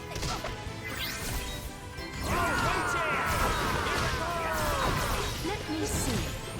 It's now or never. Come and get it! Pull it down! Yeah, so I probably wouldn't have one-shotted that enemy that was defaulting if I didn't have raw power, because it has a lot of HP. I'm not pumped. Check this out. This should do it. Allow me. We sure make a heck of a team. And now there's literally nothing that can prevent me from capturing an enemy first try. Did I say one shot? I meant one shot minus one. Let me... Here it comes! I'm not pumped. Yeah! This should do it. You rang? what's next, I wonder? Ready for this? To arms! Guess nothing. All right then. Alright, that job level... Okay, no, I need to be level 10 for MP Saver.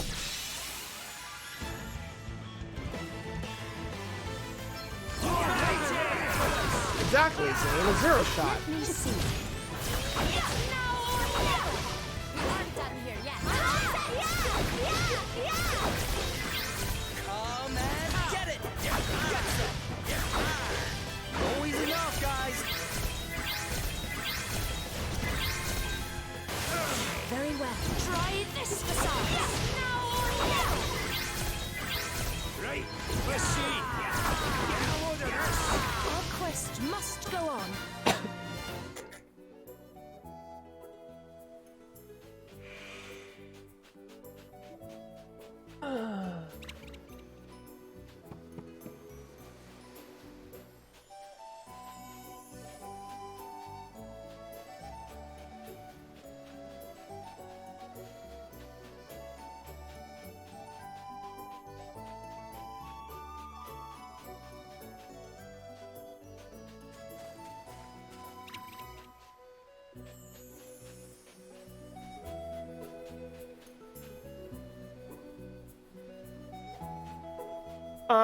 I can take care of it.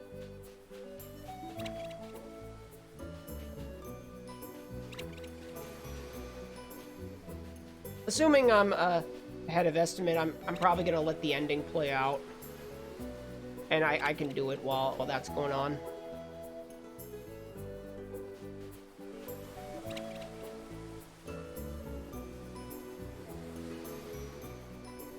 Alright, have a good night.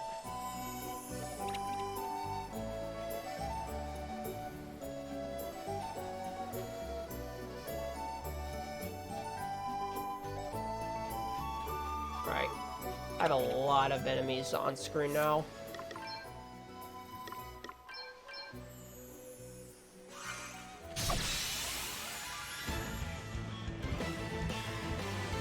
Also, I got plenty of fresh fish, so I don't have to leave. Right, let's see. Here I go.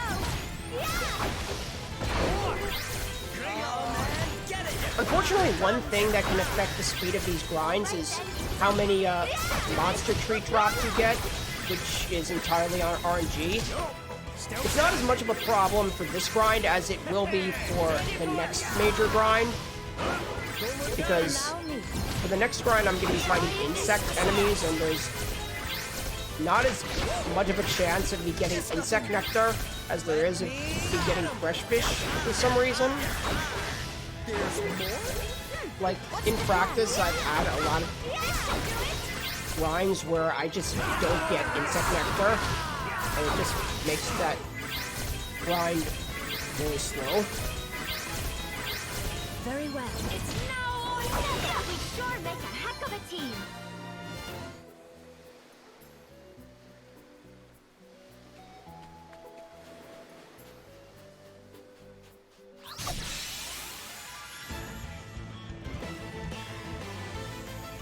To arms! I'm up, huh? Yes, B3. There is more yet to come. Any of them would be fine. Come and get it. I cannot be defeated. Hard work is always rewarded.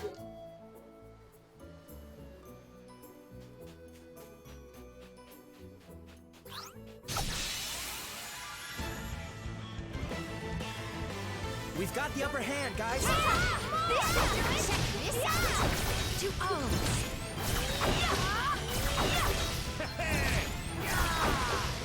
Always enough, guys. Oh, what's next, I wonder? Here we go. Let me get him. Here it comes. What's the plan?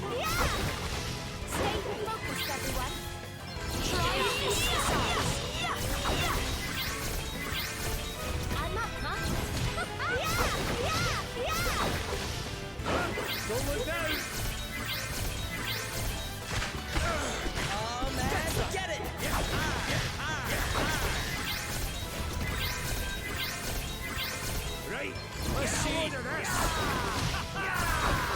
crazy.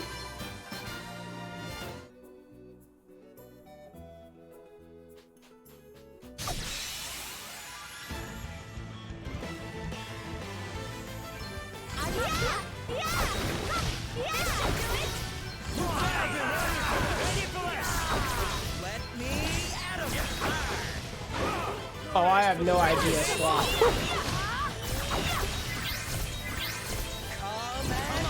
I don't actually count. Fortunately, in this game, there's no limit to the amount of monsters you can capture. Well, at least there's no limit to how many, like, different ones. It's possible that there's, like, a cap on each monster. Like, I don't know if you get capped at, like, 99 of a specific enemy. Haven't really checked that out. Or maybe it's like 999.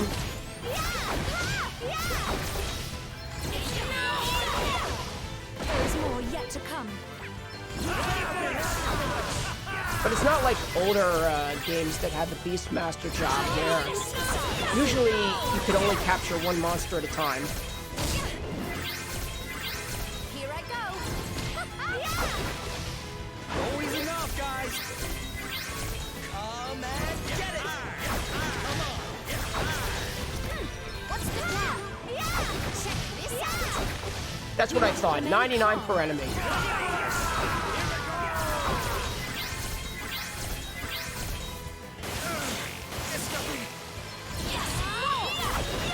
No, I don't think we ever get capped.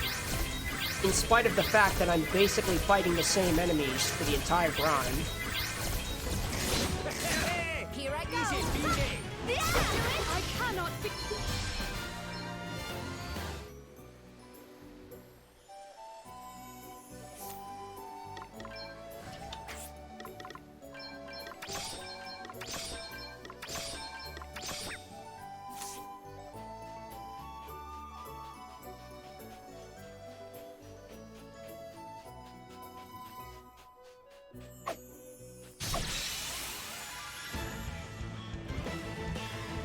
We've outmaneuvered them. All right then. Have you actually run this game, Melodia? Allow me. It sounds like you know a lot. Always enough, guys. Let me see. Now or never. I cannot be defeated. Oh, you just ran through the route?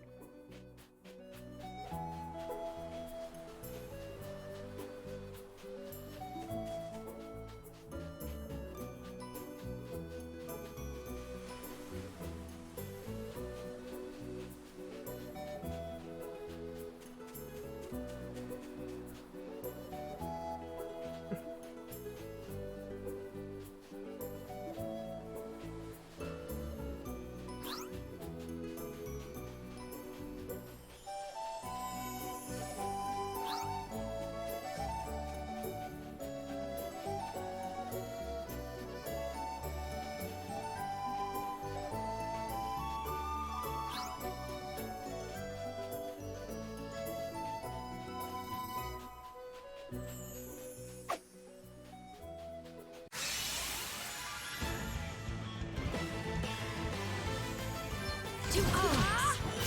Try this facade. Let me at him. Come on. There's more? I'm up, huh? Check this out. Always enough, guys.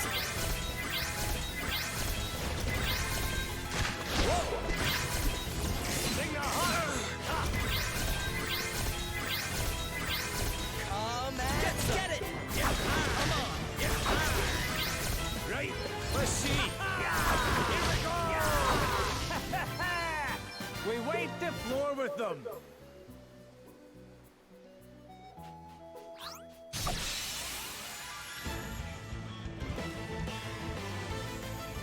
Let me try this facade. I'm up, huh? We aren't done here yet. Let me at him. Here it comes. Ready for this.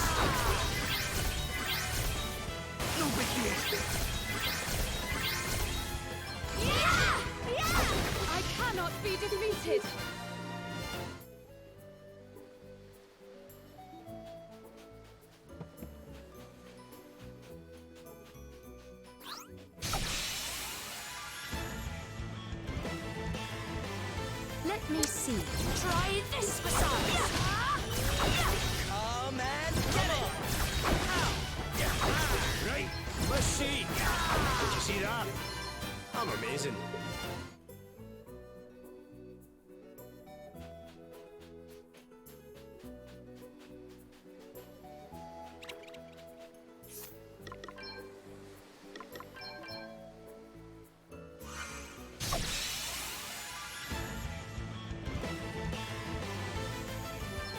Very well.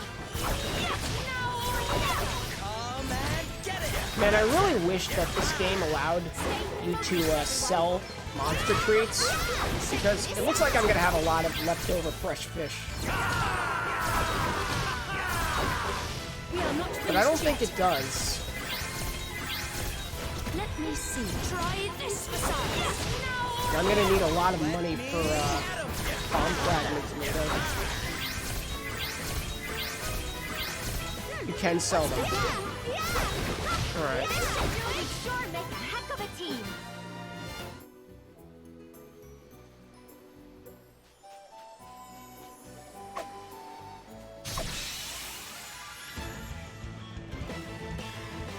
We've outmaneuvered them. Pow! Let me see. Try this. Oh, I just got some of that lag I mentioned earlier. I'm up, huh? Yeah! There's more?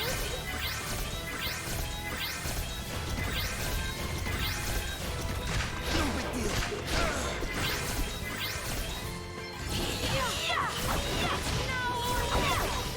What's the plan?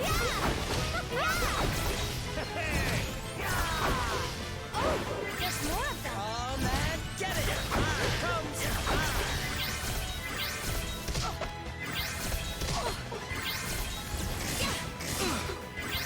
Oh, what's next? Ready for this?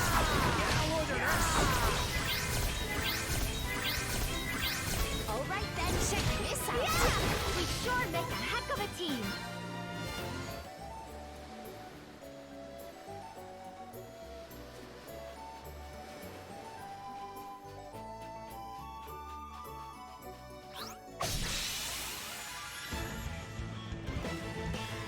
We've got the upper hand, guys. All right then. We are not finished yet. Right, let's see. There is more yet to come. No big deal.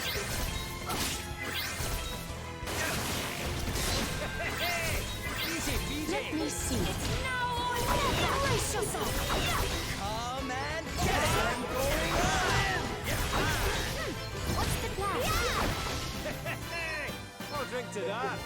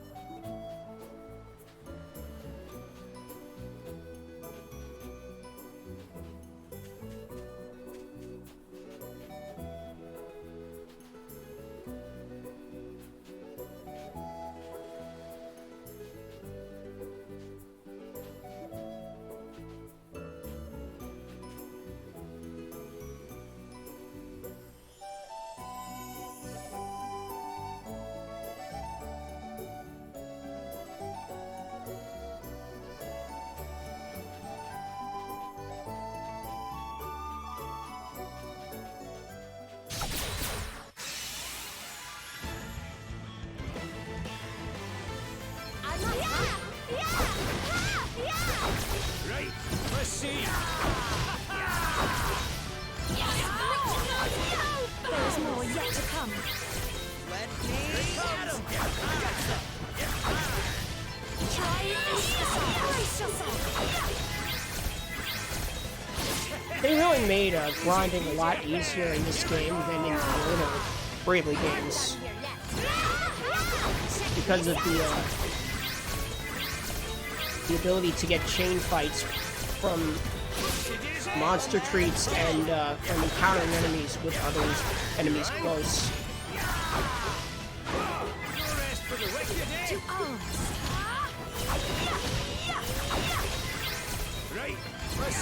And of course the ability to pick and choose your fights and being able to have control over whether you get a brave advantage or a preemptive. Unlike in the older Bravely games where encounters were random, and it was random whether you got the brave advantage or if the enemy got the brave advantage and which side got the first turn.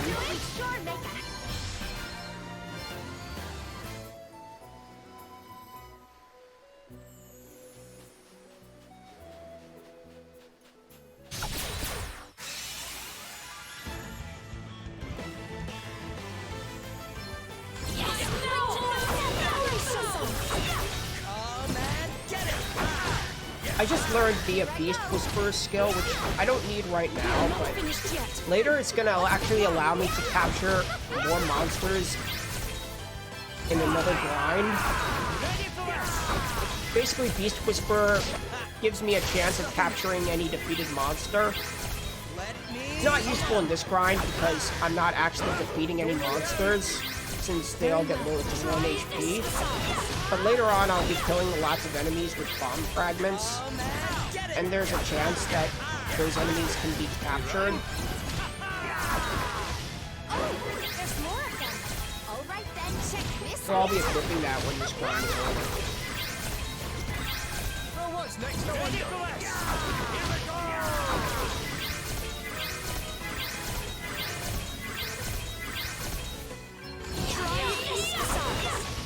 They come again. Let me at 'em. Come on.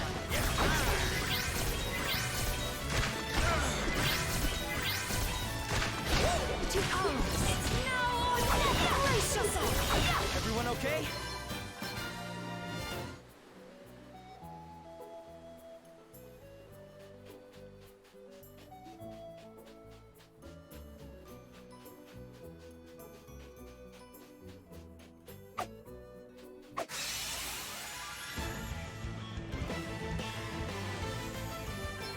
Try this for size. Now or never. Come and get it. Come on.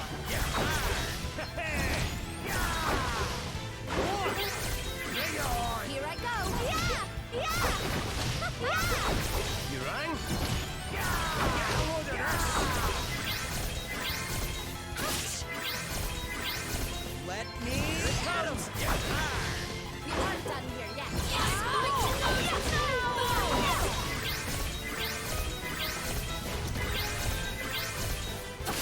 That was nothing. Come and get it. Here it comes. We wait the floor with I them. get more awesome.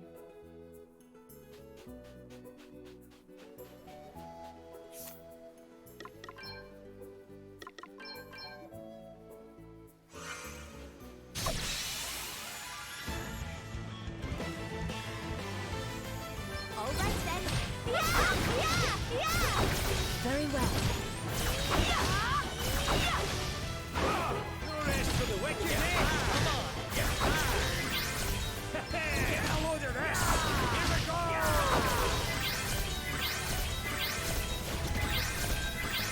I'm up, huh? They come again. Let me see. Try this for size. Let me at 'em. Come on. We wipe the floor with them.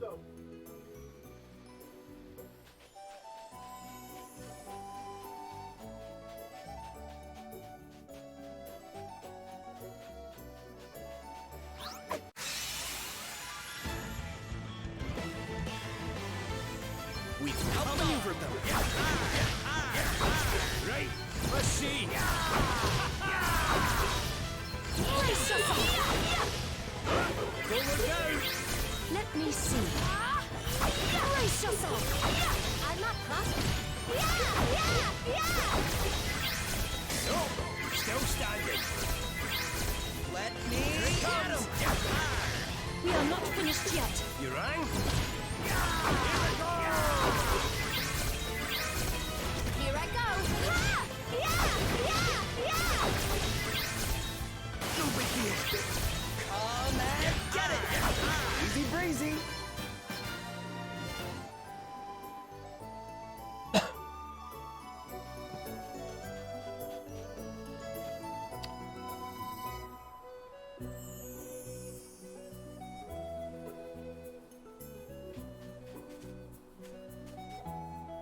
Don't worry, chat. We don't got much longer. And then I'll have a lot more to talk about.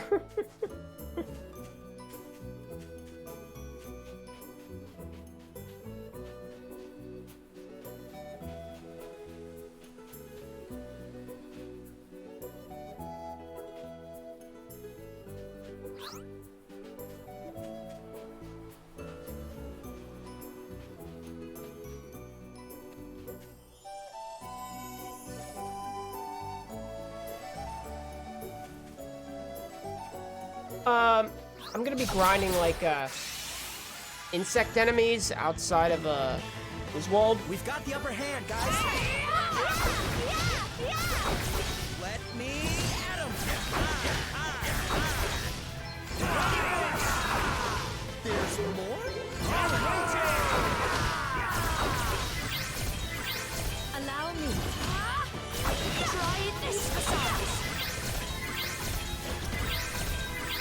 Alright then. Always enough, guys.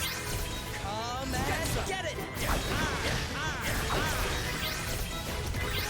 Very well. Brace yourself. Now or never. I'm all set. This should do it. Yeah. We sure make What? it happen. I underdamaged that?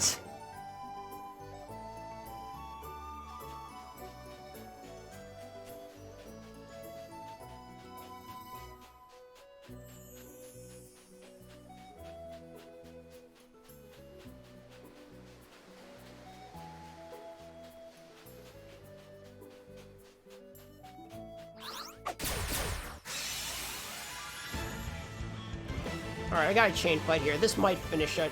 Let me at him. Very well.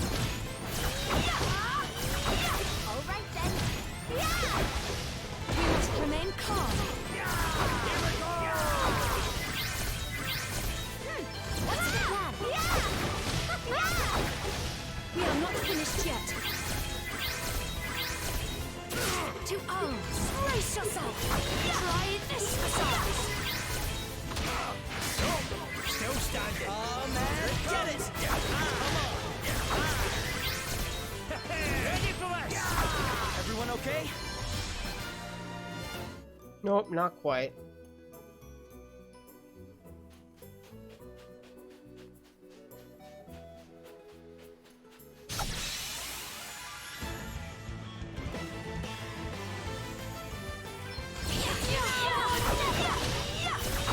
Oh, what's next? I wonder. Here we go. There is more yet to come. Come and get it. Come on. We sure make a heck of a team.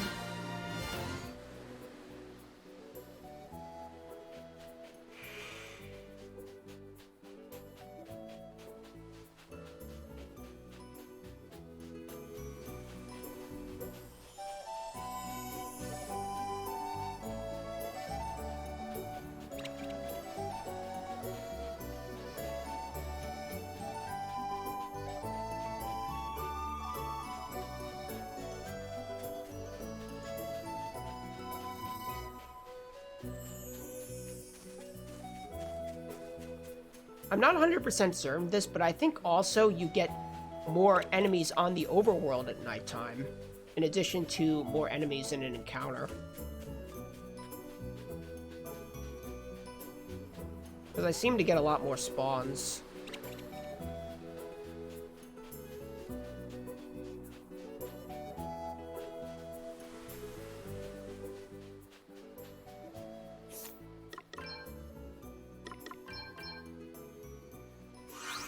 Oh, nice. I have 2 insect nectar.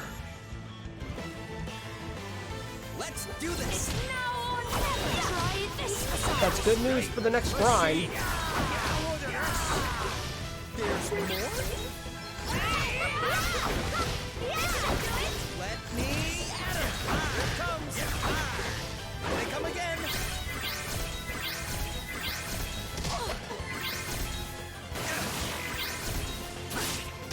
Nothing to worry about. You rang?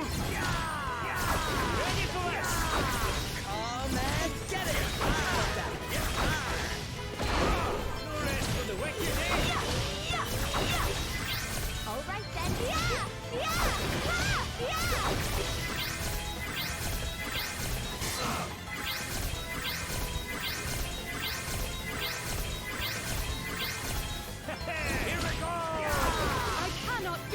defeated!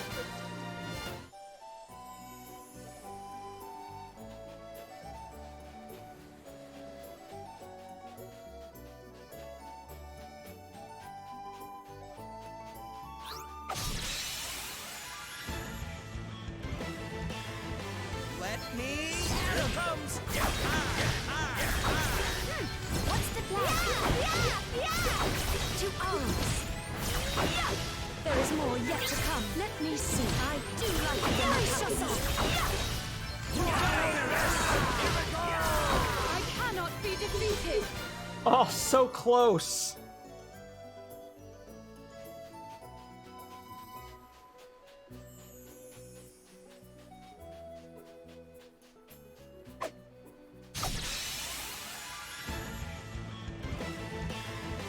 Let's do this.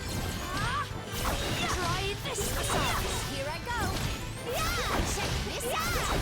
Right. Let's see. Stay focused, everyone.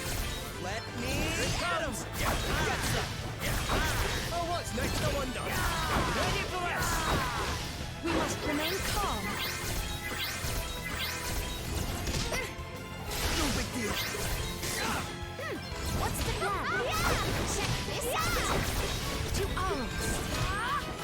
Try this assault! Sure, make We are done.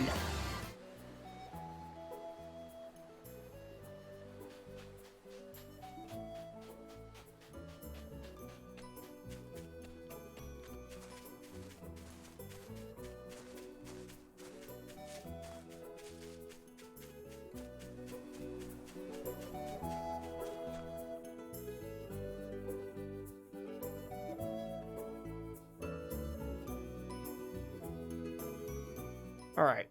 Time to progress the story.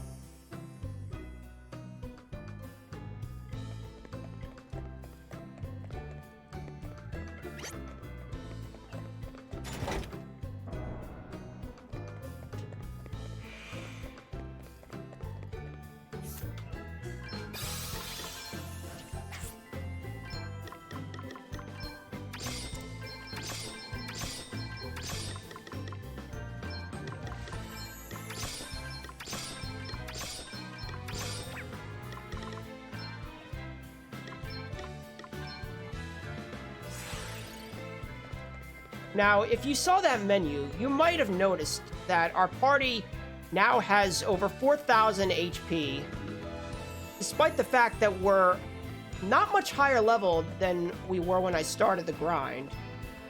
Yes, we didn't actually get a lot of experience from that grind, because we were fighting such weak enemies.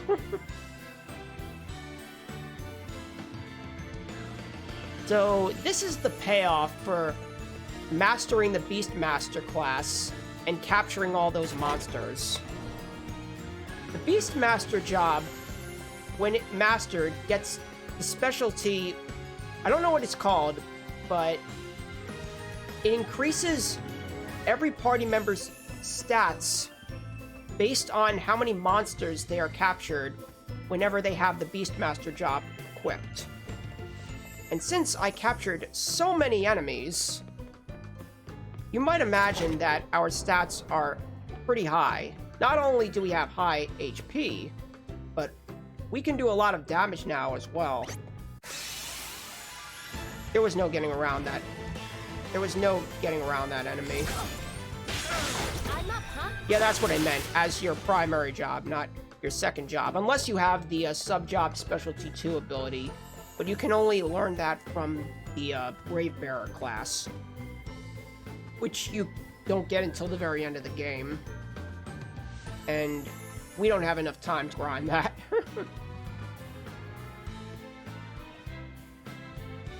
We'd have to wait till the very end of the game to even get the chance to grind it.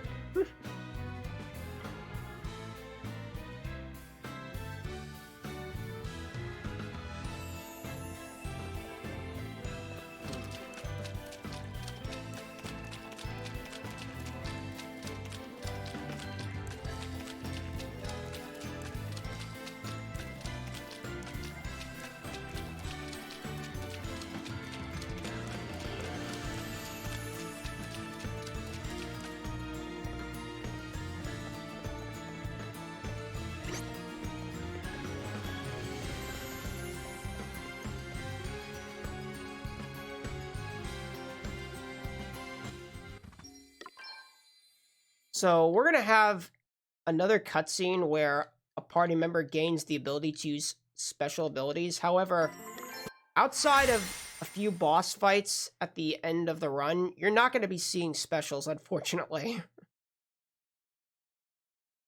The JP route doesn't use specials at all outside of the very first fight. But, If you've played this game, you might know how hard this boss can be. Prepare to meet your maker. My might knows no bounds. But Try this size. he's not too hard for me now, is he? Oh, what's next, I wonder?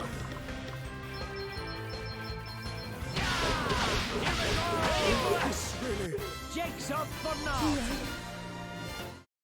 And that's the fight. So that's how most of the boss fights are going to go. Not with that particular move, but basically I'm going to destroy most of the remaining bosses pretty quickly. That's the large payoff for spending 40 minutes grinding the Beastmaster job.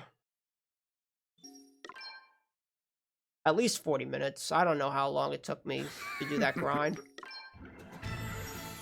Oh, and remember that guest party member I had? Well, he just betrayed us.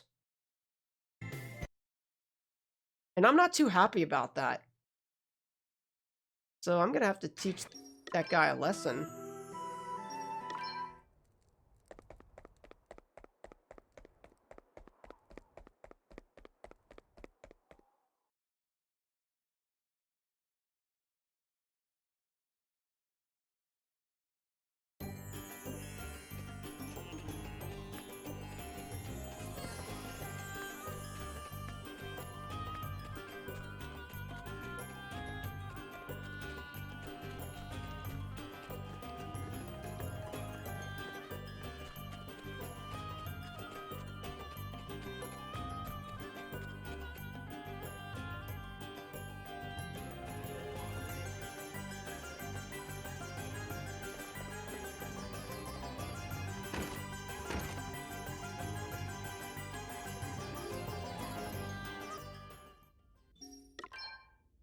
Oh, you know what I should have done? I should have restored my MP, but we weren't really high, so I don't know if it'll matter.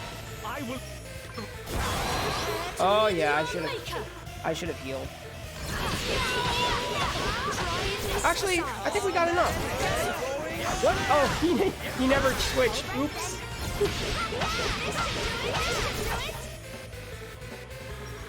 I forgot. He never got a turn in the last fight. Oh, this could be bad.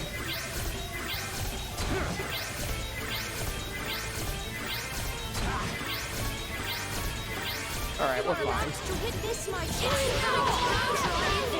What has happened to you, Prince Castor? Yeah, I forgot that Bogart didn't use Mowdown in the previous boss fight, so his shortcut was set to Mercy Strike and Capture. Otherwise, I would have went around to the boss.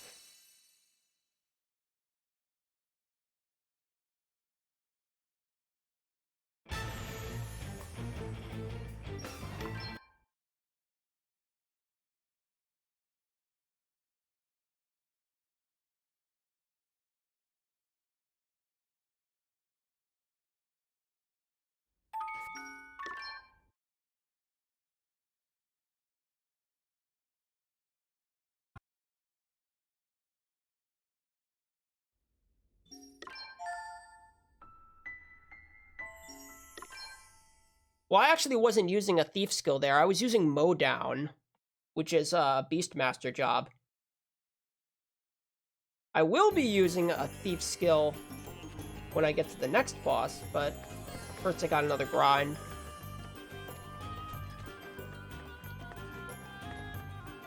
So this part is actually kind of annoying. I have to progress up to where the map switches to the next area, where I get another Truff quest. And that Truff quest is going to require me to come all the way back to this town in order to fetch an item.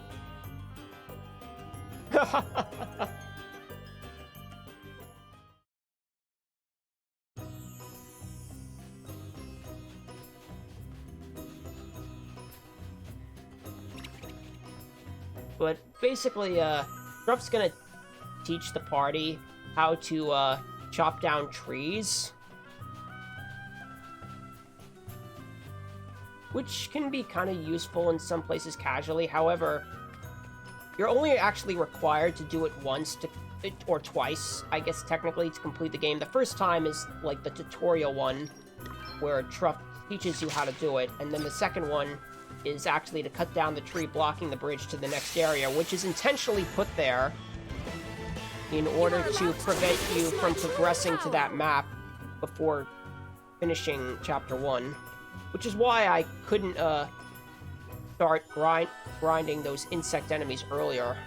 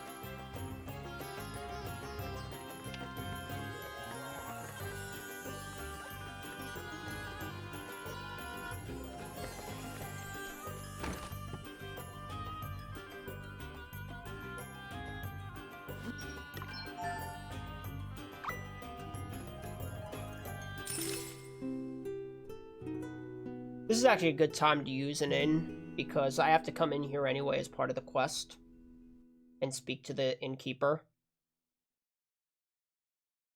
So it's nice that I didn't have to use it before the caster fight.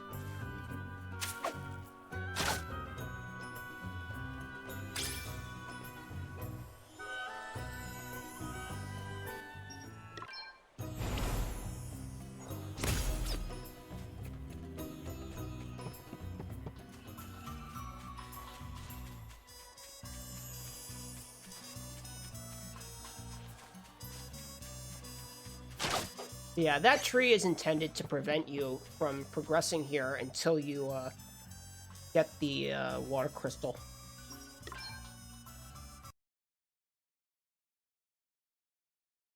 Also, before I stop at the next town and advance the story, I'm actually going to visit a dungeon that I'm not supposed to visit until later. However, I can get a lot of money from a chest there. And as long as I have a word light, I can avoid getting destroyed by encounters. Which is good because the enemies in that dungeon are significantly strong for where the game expects you to be at this point.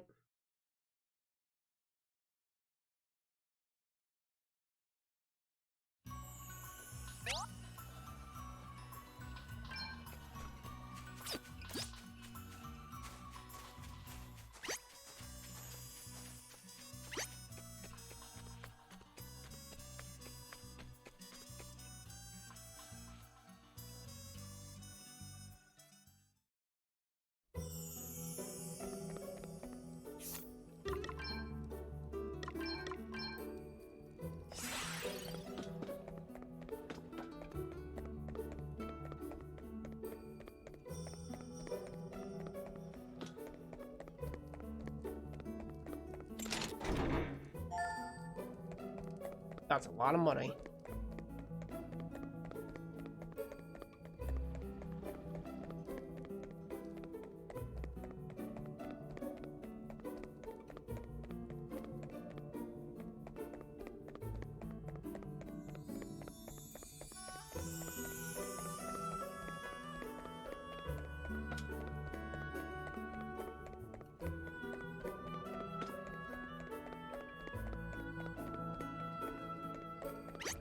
So instead of using a teleport stone, I'm actually going to progress a little further until I get to the warp exit here.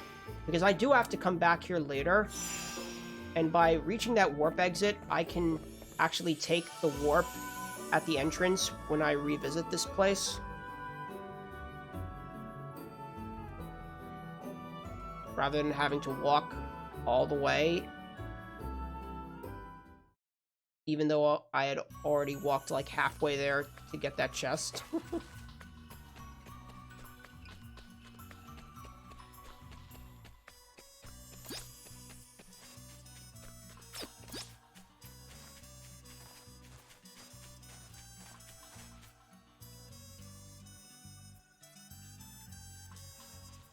So coming up, I have another, like, scripted story fight against a Galahad where the fight just ends after I try to damage him.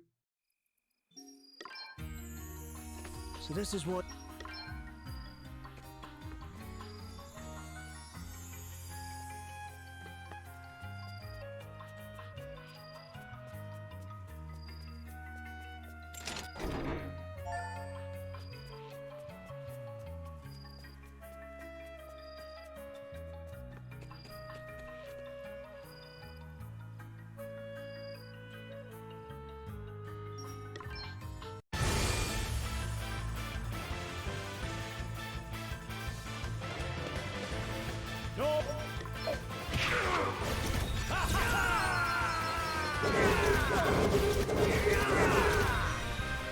Wow, even with our mastered beast master jobs, I still didn't do a lot of damage.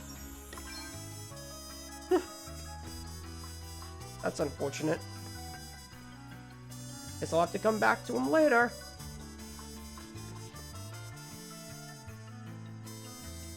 So what's going on here is this is Elvis's hometown.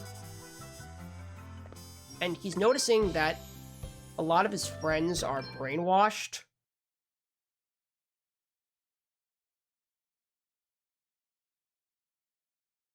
And we gotta figure out why.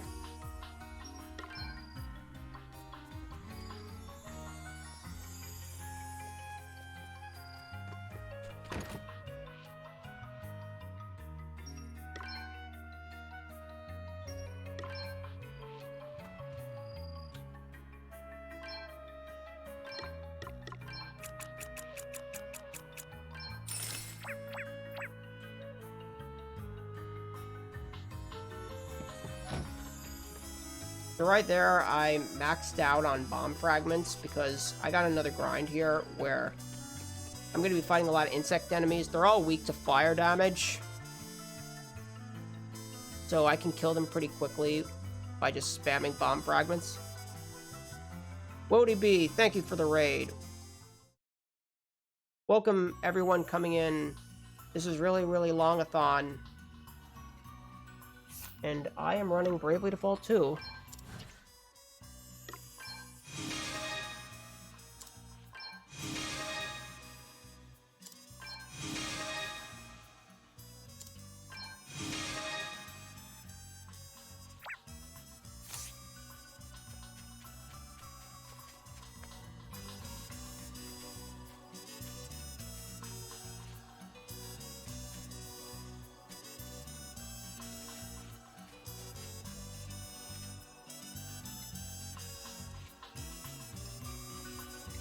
So in this grind, I'm going to be leveling up the Thief job for everybody to level 9.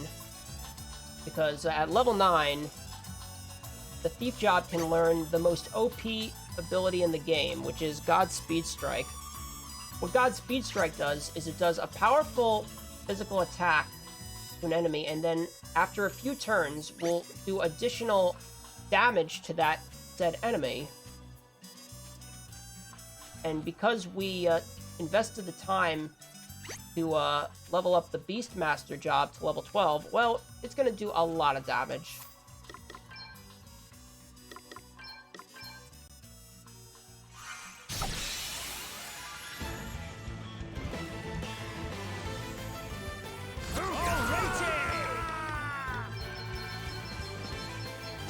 I gotta be careful though, because unlike the enemies from the first grind, these enemies can be kind of nasty. So I have to be prepared to heal when necessary, which is why I still have White Mage equipped on everyone. And there's one particular enemy here, which I believe can paralyze your party. Here I go. So that's not fun. Enjoy, enjoy, enjoy, enjoy. You are about to witness Let's my true keep power. this up.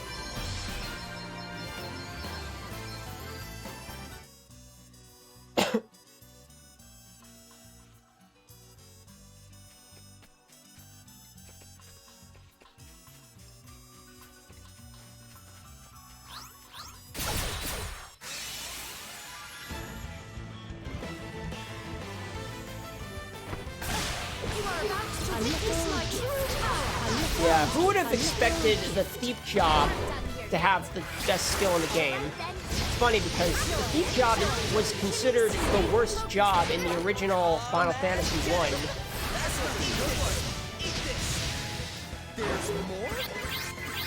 1. And all of a sudden, it's one of, if not the best jobs in this game.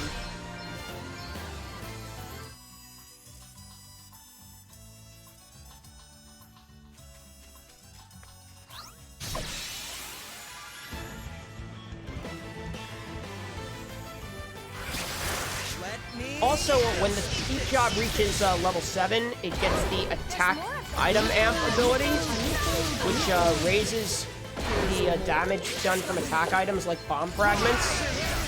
So once I get that ability, this grind is going to go even faster. Enjoy, enjoy, enjoy, enjoy.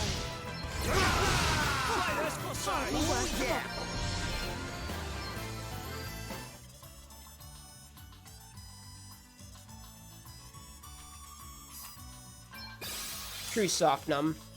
It was mainly because of bugs in the original Final Fantasy. Like, it was supposed to have really high, a really high escape chance and really high agility, but escape chance was bugged, and the agility wasn't that good. Oh wow! I just captured like 4 enemies at once.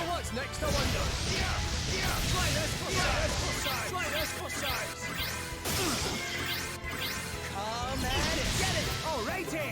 Let's press on, eh? Everyone already at Thief level 6.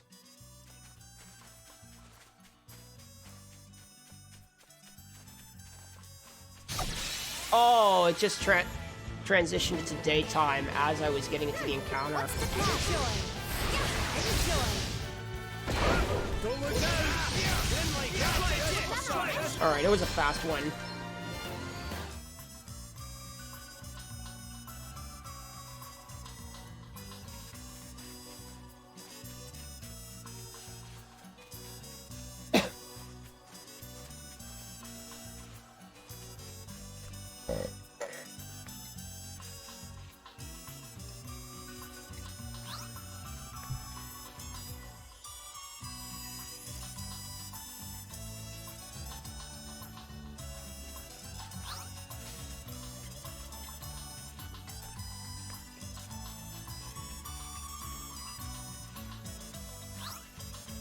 Also, you may have noticed we're not ridiculously OP like we were for those two bosses, and that's because I don't have the Beastmaster job equipped.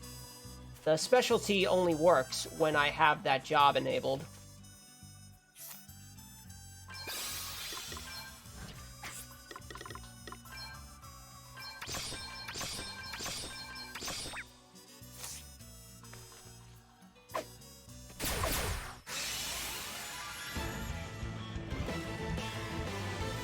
We must make the most of this opportunity. There's more? Always enough, guys. No big deal. Enjoy. No, I probably should have gone back There's to more town, yet to come. because I'm gonna run out of bomb Hardly fragments worth the bother. eventually.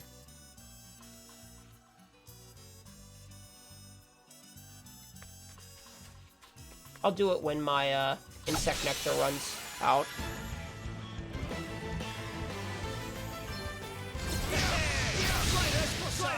Come again.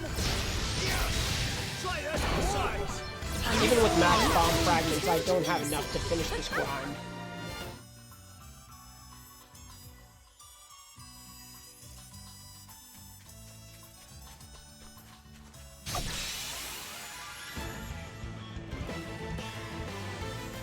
I don't even know if I still have it. Okay, I still do. A little gift. I'm done here yet. Couldn't see the light around Come again. Here I go. the main character. And that's the enemy I was talking about, the one that can paralyze.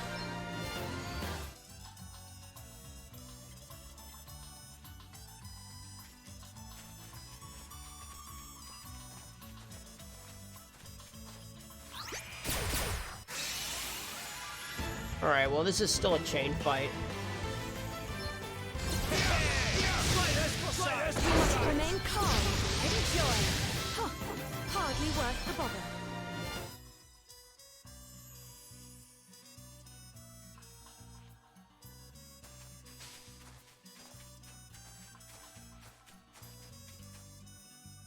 Well, this has been a pretty fast grind.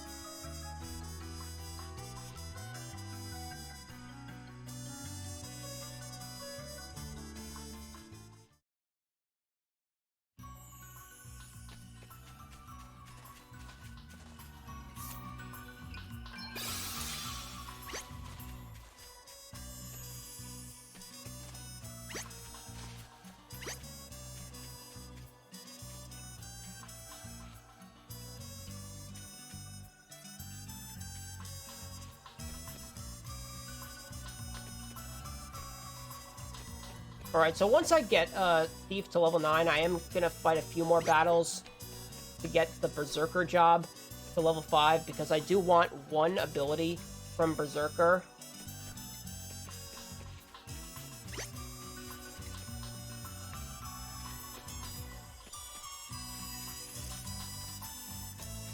It's not used as much in this route as it is in the J route. However, I do need it for one boss at the end of the game.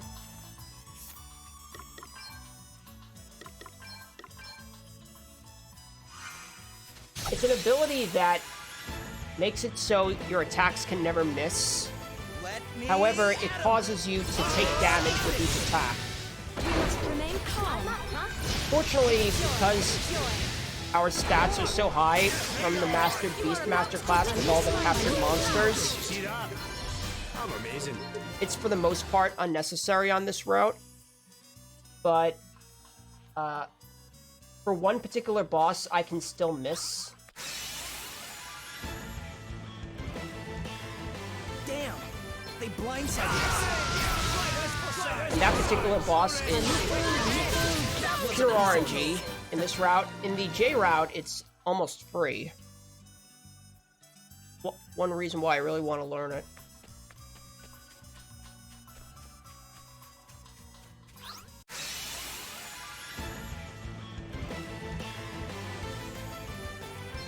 You are about to witness my true power. Gift. I'm done here yet.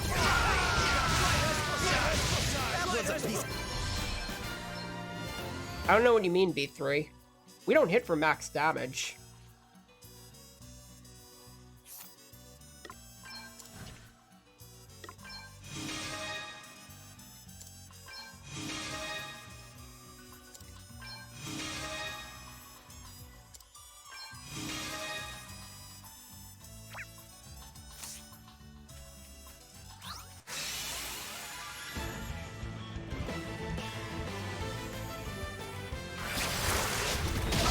You are about to witness my true power. Gift. I'm done here yet. Here I go. Enjoy. Oh, I see. Always enough, guys.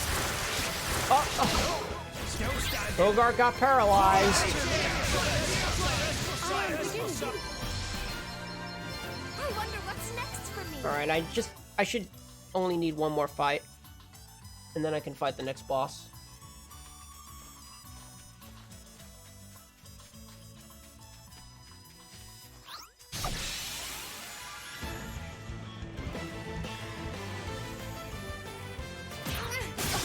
Prepare to meet the unknown gift. Bring it on. We must remain calm. You are about to witness my true power. Don't look down. Let me eat this.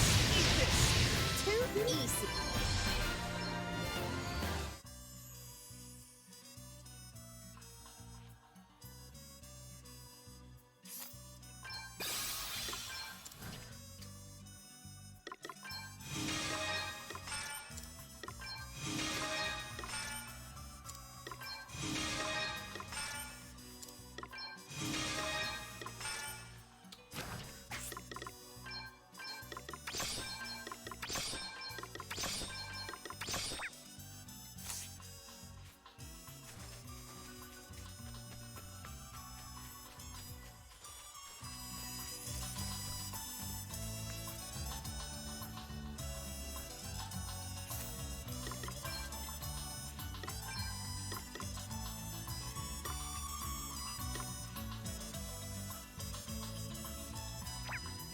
I think I was supposed to buy a tent somewhere. I don't have one.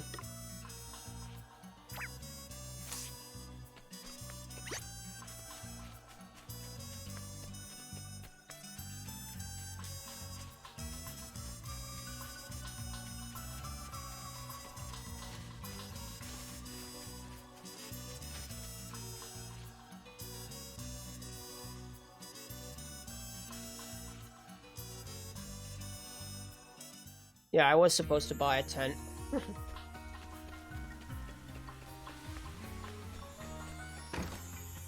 No big deal.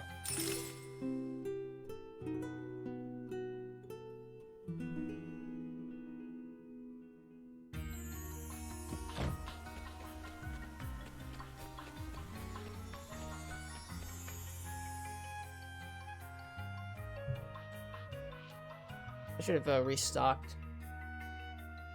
But I think I may have enough anyway. I think I have enough bomb fragments. Because I do have one more grind I have to do after this next boss. I want to get the hunter job to, I think, level 6.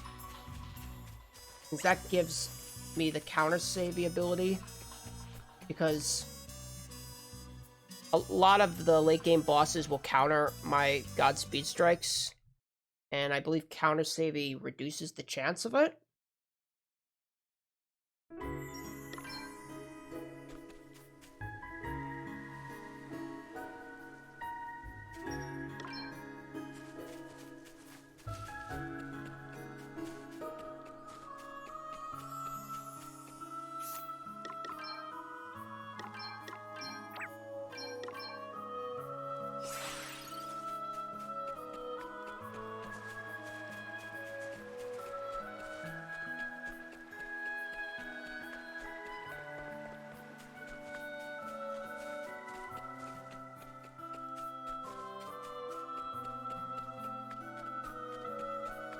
So, you're about to see what is going to be the main strat for pretty much every boss for the rest of the run.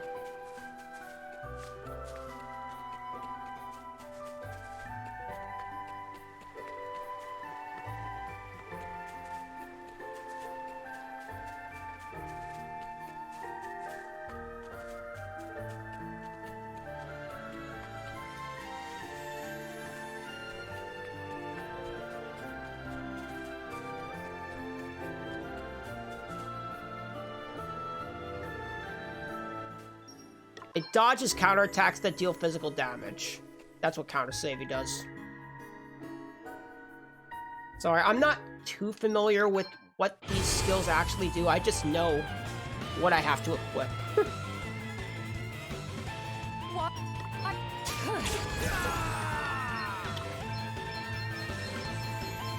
Right. Let's do this. I'm up, huh? Oh, wow. Elvis got paralyzed. Oh, man, get it. See how you like this. Come on, Lily. I can't. Time to wake up. Leave her. Yeah, that's pretty much what I do for the rest of the game.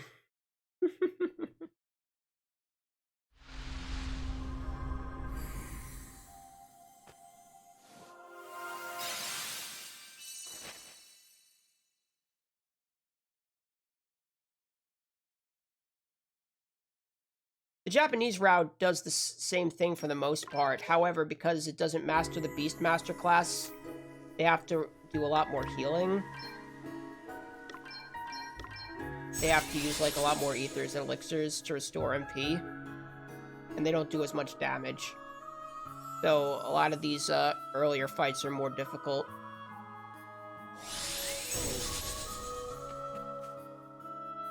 It's not uncommon to actually die to that particular boss.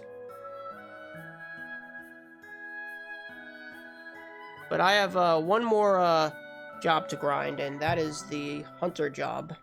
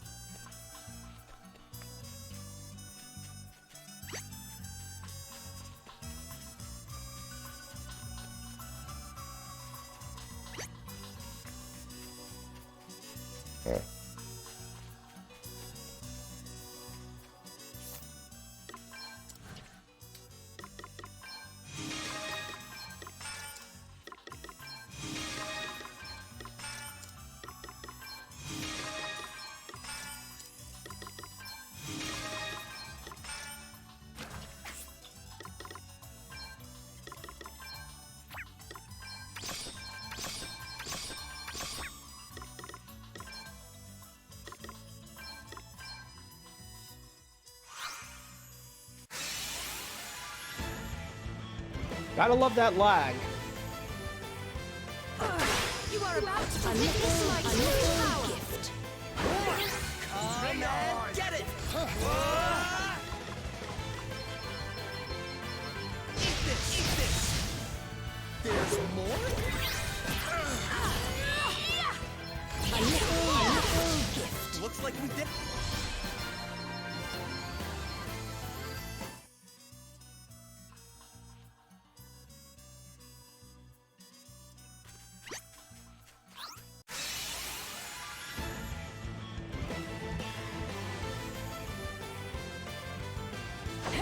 All right then. Enjoy, enjoy, enjoy. No easing off, guys. Also, we got Lily in our party as a guest party member. He's just gonna waste time.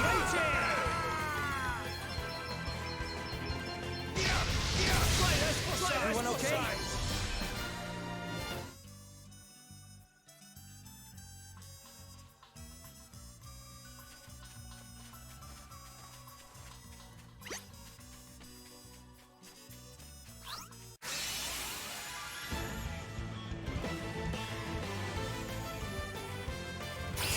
Here I go. Enjoy, enjoy.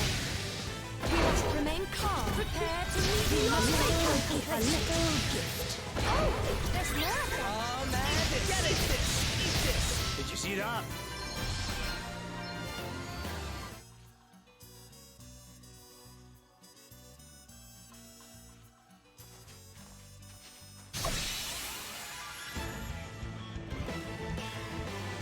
We've outmaneuvered them. There's more? It's nothing. Oh man, get it! This! We must remain calm. Enjoy, enjoy. Bring it on! Did you see that? Alright. We are done with grinding for the rest of the run.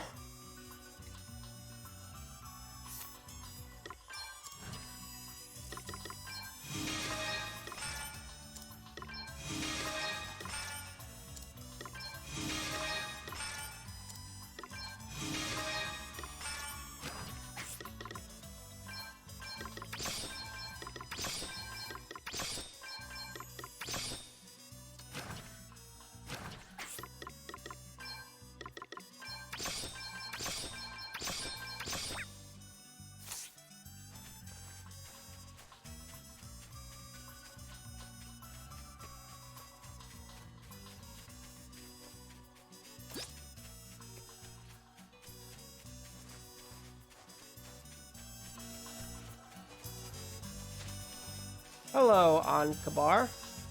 Welcome in.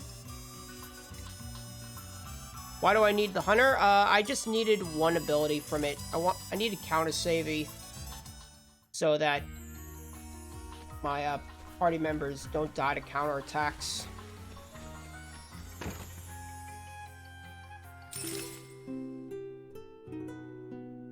Thank you, Dracorius.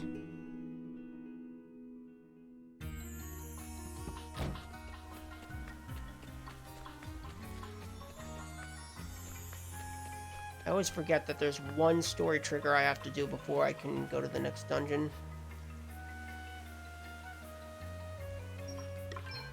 I don't know why, because there's a marker which tells me where I need to go.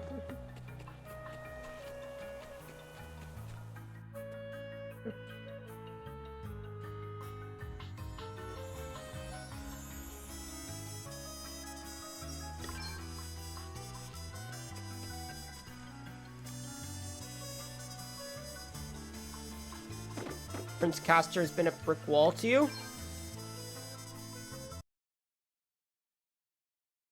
Well, you fight Castor right after getting the thief job, and you also have the Beastmaster job, so, I'll tell you this.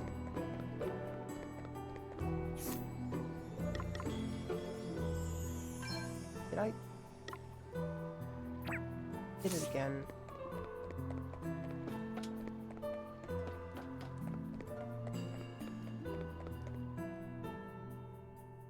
Sorry, forgot to visit the shop. I have to visit that shop so many times. But yeah, I'm out of ward lights. And I also need to stock up on some other items.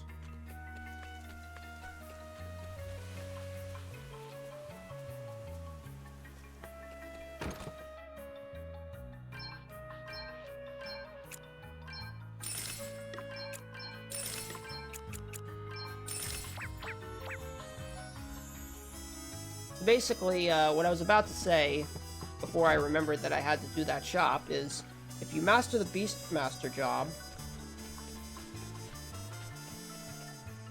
and capture a lot of monsters, you can drastically increase your party members' stats even at low levels. And if you level up the Thief job to level 9, you can get the most OP ability in the game. Combine those two and you will absolutely destroy Castor.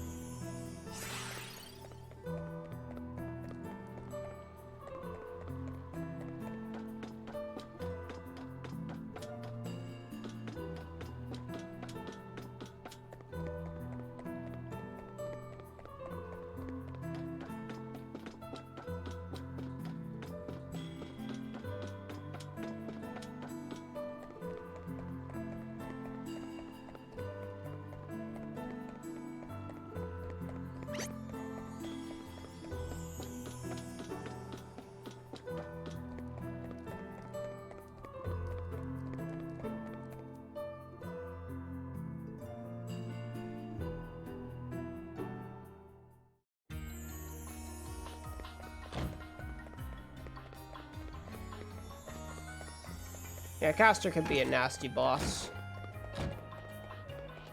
Just because he does so much damage.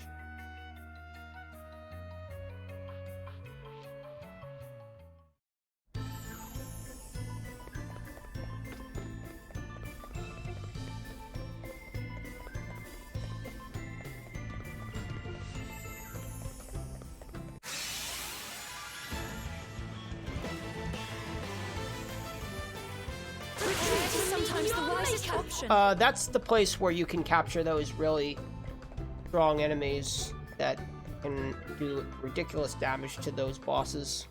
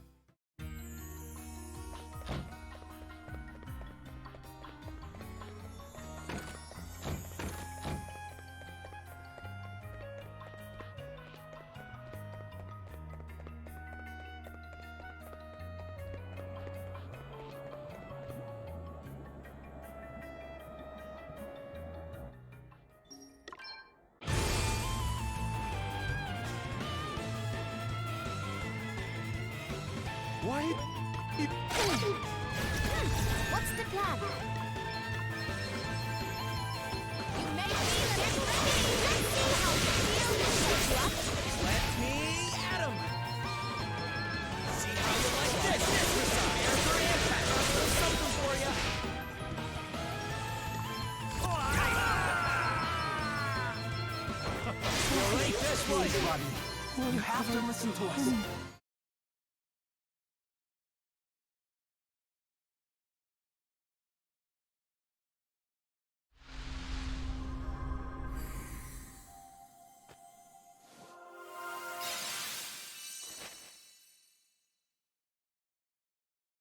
Well, the Bravely games have always been difficult in general.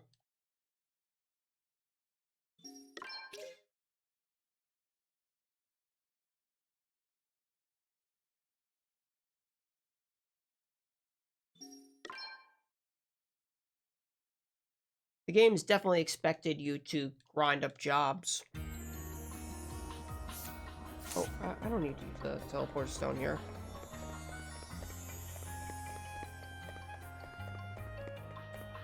In fact, I don't even think I can use a teleporter stone from inside the building because it's not considered a dungeon.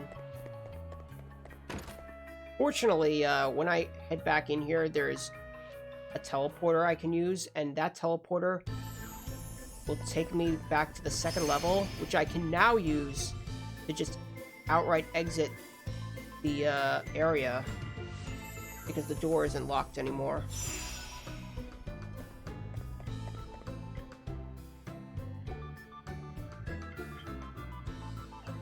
Oh, the trial fights are brutal.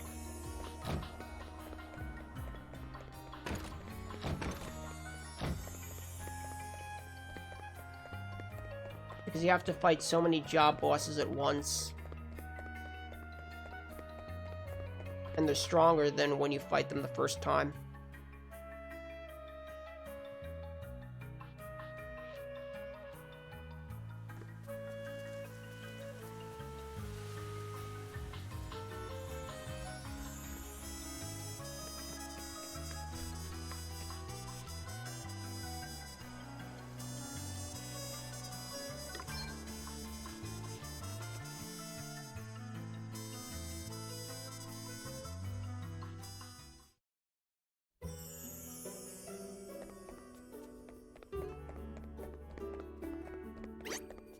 How'd that work for you, Cardus?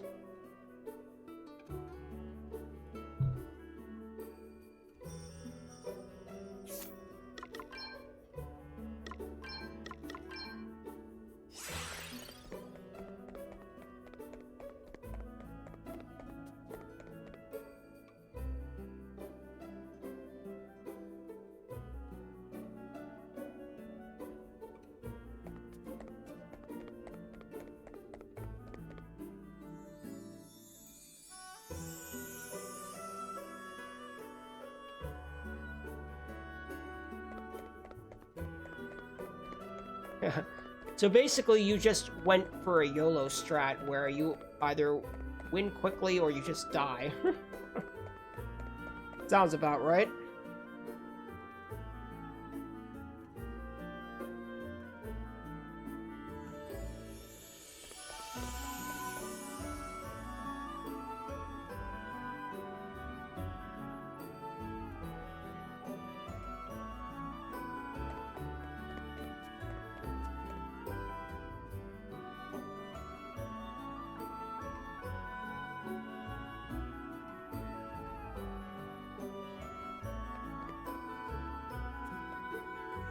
Oh, what a terrible enemy spawn.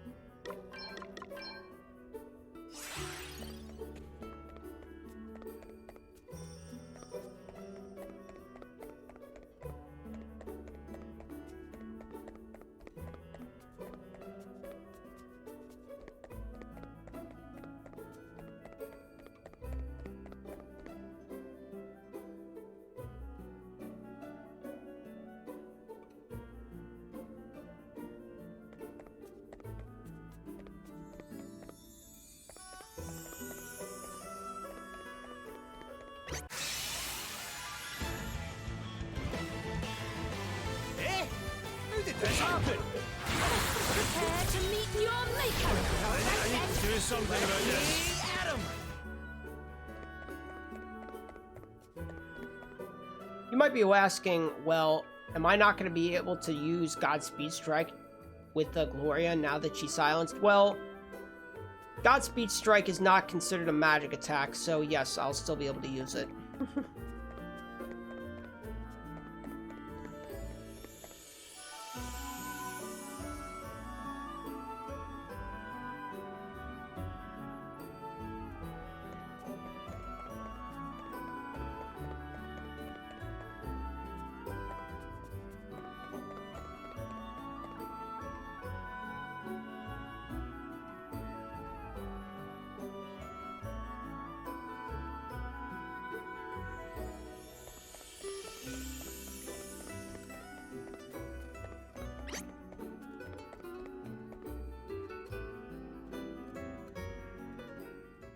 Alright. Let's see if we can get a little more damage on this guy now.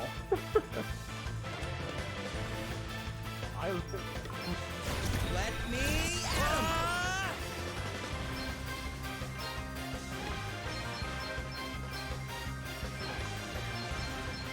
I've got a little something for you. Like this with some air for impact. You right? You like this one? Let's do this for power. Give this one a whirl. Huh? Okay, yeah!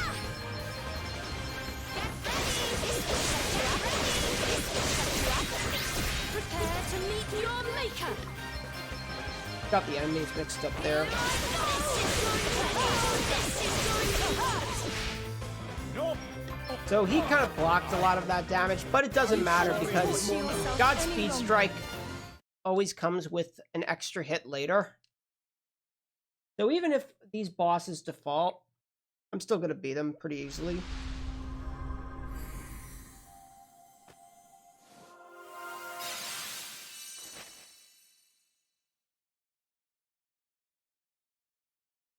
This job as Shield Master is actually very useful in the J route.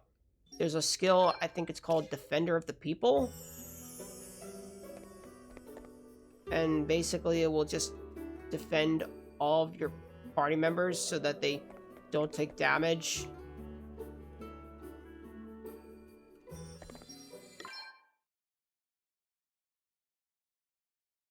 I think it's like, I don't remember if they have to be a critical health for it to work.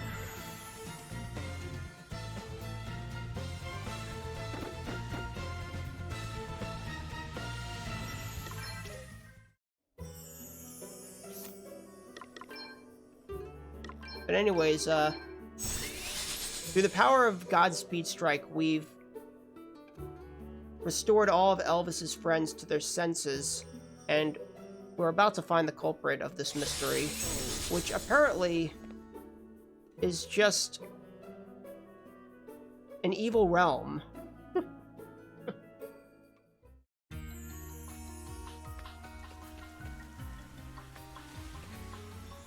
You do need to be in critical HP.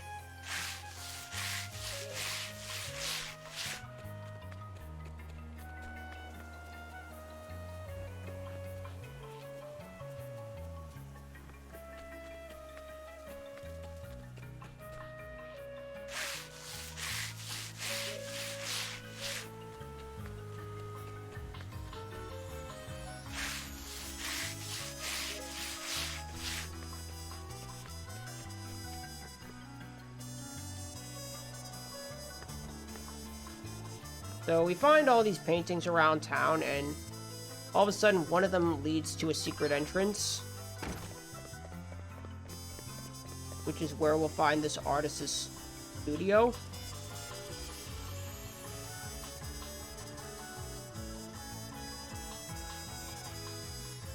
Pictomancer is actually a pretty interesting job. It can inflict daub on targets, which is a status effect that might just be unique to this game. But basically, it debuffs, I think, everything.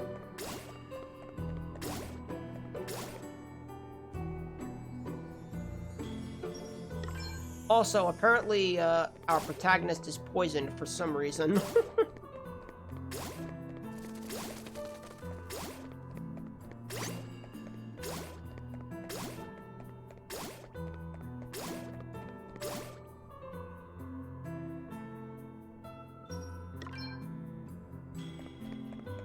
Exactly, Cardis. The run just keeps all the party members at 1 HP. So, the Shield Master will always protect them. So as long as you keep the Shield Master alive, you're safe from all those, single target attacks.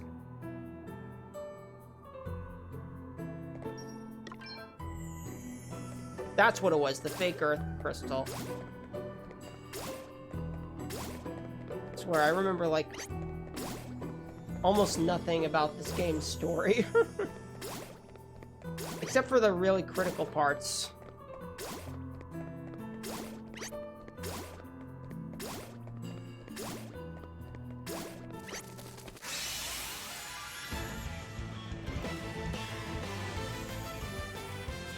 Actually, it's not true. I remember quite a bit about the story, but not that. Get it! No big deal. No shame in running away.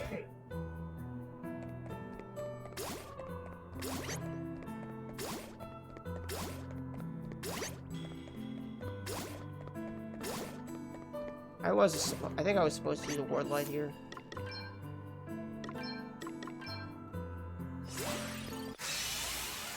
Sorry, I'm not paying enough attention to my notes because, Send down the hatches. I don't believe it. I'm so focused on the game. Come and get it.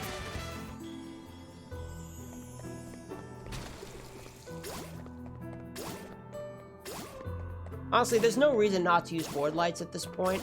I've got so many of them, and I'm gonna be restocking one more time.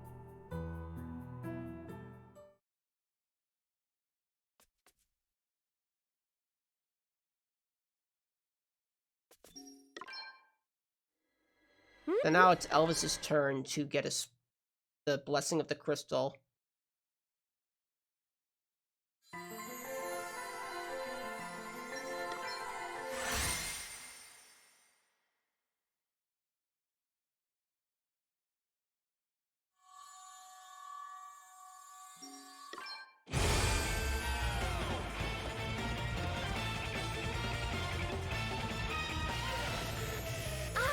Oh, can I use Flee? Want to see what I can really do? Yeah, I can use Flee. Brace yourselves. This one. Brace yourselves. Come and get it. All right. Try this for some. Air for impact. Something for it like this.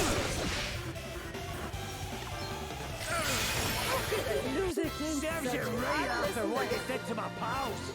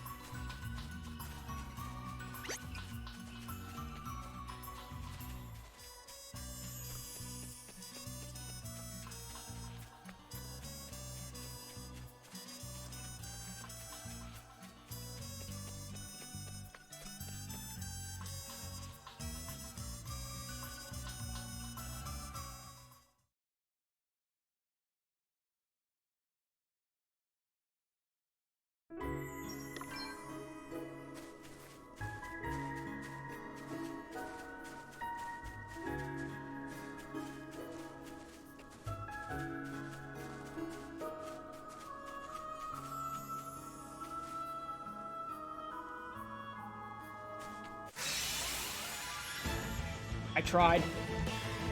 Let me at him. Oh, why am I brave by mistake? Let's get out of here. Yeah, if you run into those sand pits, you get an encounter. I tried to get around it.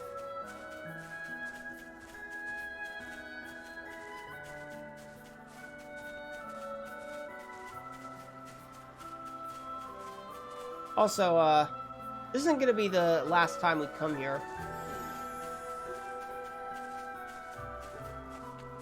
So you're not gonna see much of this dungeon the next time we come. This place is pretty important for the story.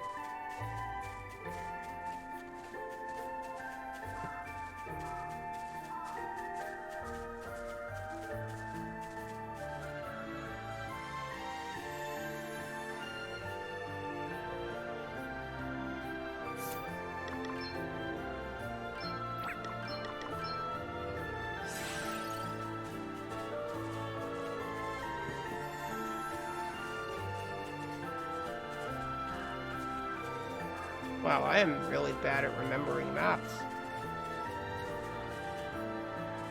If I can get around this. Okay, I got around the enemy.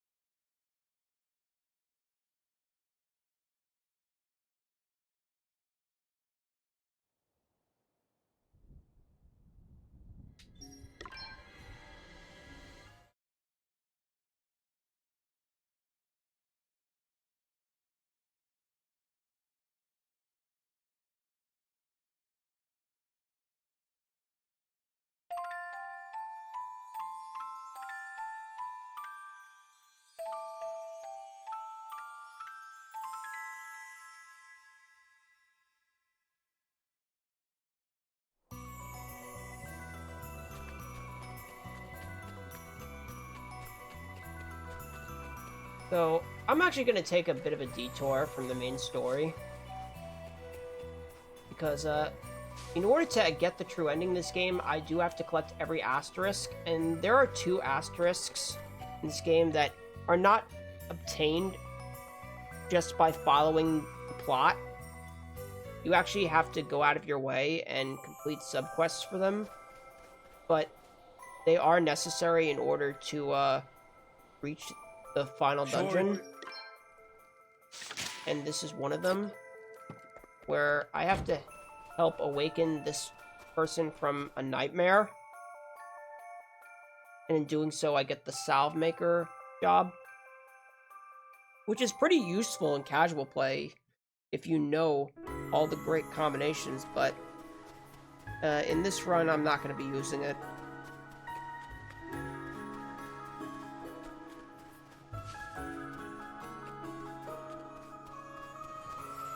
In the J route, they don't actually do this fight until the very end.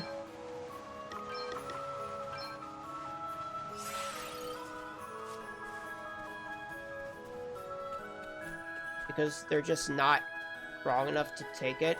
But since I have a mastered Beastmaster job, it's not a problem for me.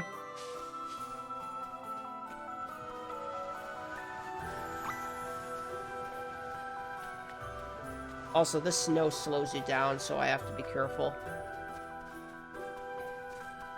Once again, I'm just going forward to the warp point, because I'm going to have to come back here as part of the dream sequence, but the warp point is still saved. Even though we're technically not in the same place, since we're in a dream, but the game considers it the same area.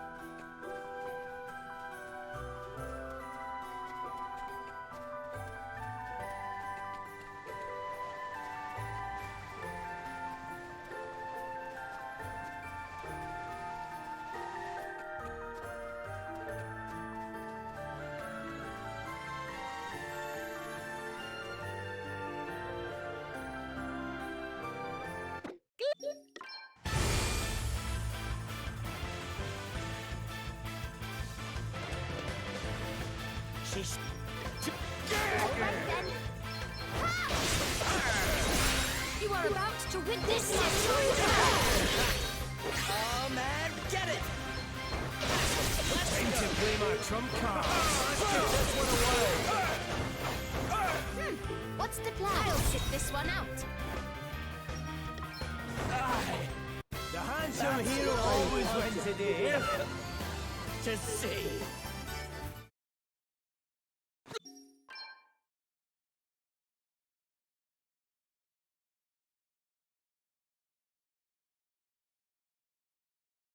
I chose not to brave with a character in that fight because of his counterattack, which is not physical and therefore it can hit.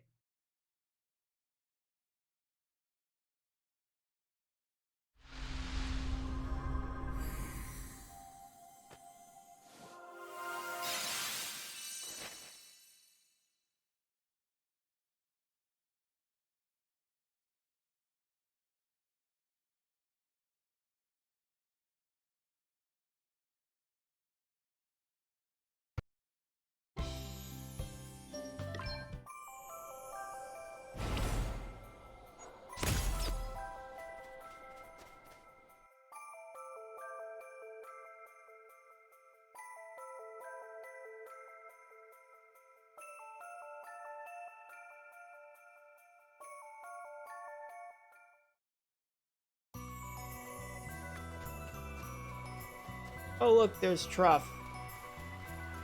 Hi Truff. Bye Truff. I did not see that enemy. You are about to witness my true power! Retreat is sometimes the wisest option.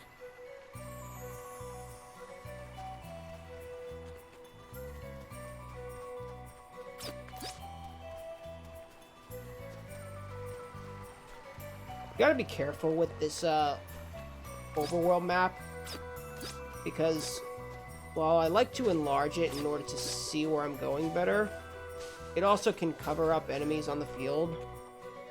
So you kind of want to switch between that and the small map to make sure you're not running into anything.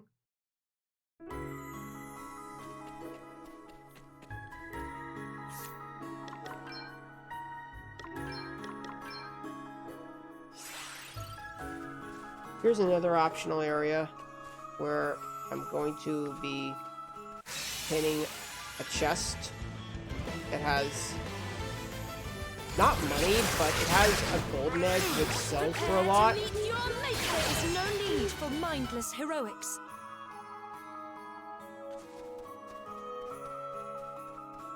However, to get that golden egg, I do have to fight an encounter inside the chest.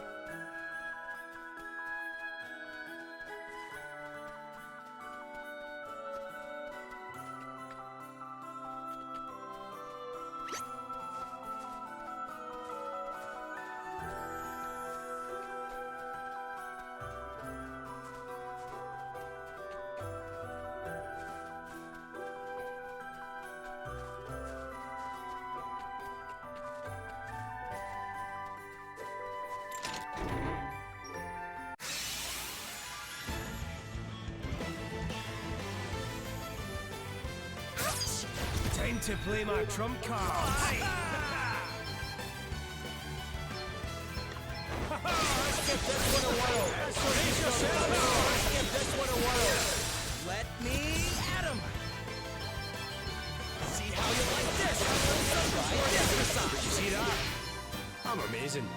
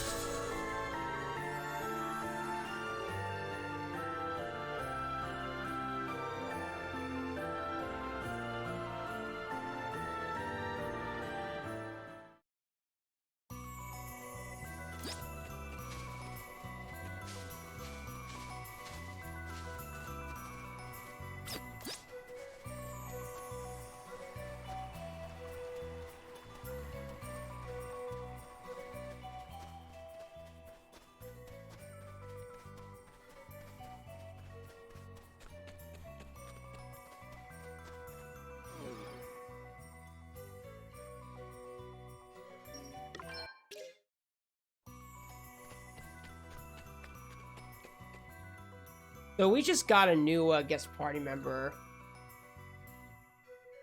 Fortunately, it's not a former asterisk holder like Lily or Roddy.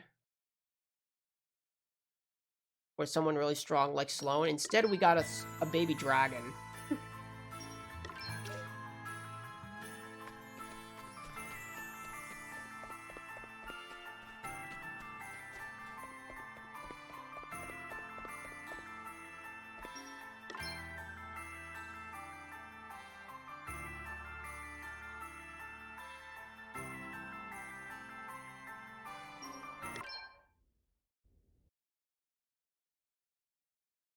What's going on here is that there's like this conspiracy going on in this city where the people in charge are accusing innocent civilians of being part of the fairy race, which apparently is considered evil here.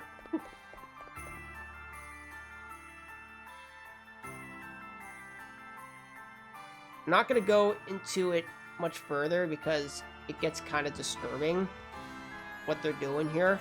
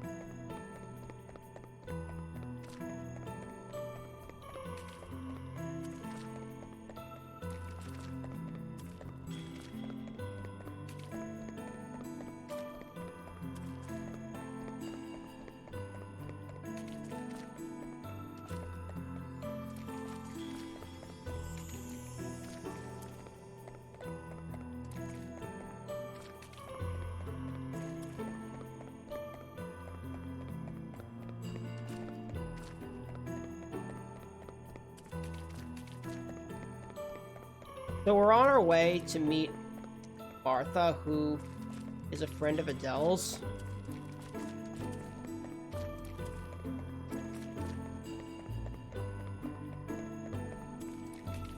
And also the Master Dragon.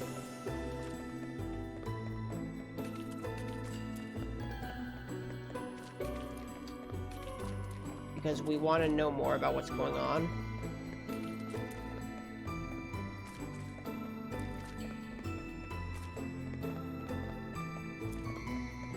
Martha is an asterisk holder. She holds the Dragoon asterisk. However, she is our ally and just wants to test our skills before she helps us out.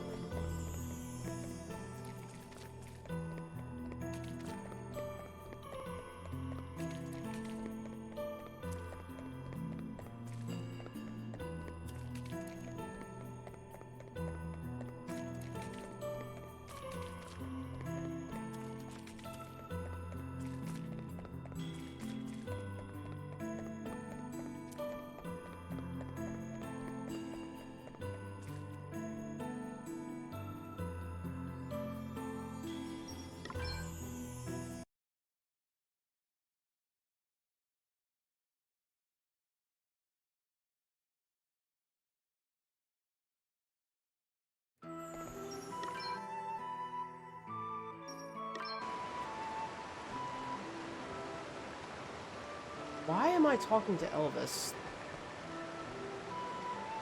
Probably was mashing too much. Well, ready for a little play? Martha wants a play fight, but I don't do play fights. If you haven't noticed by now. We're in for a real battle here. Right then, let's have some fun, shall we?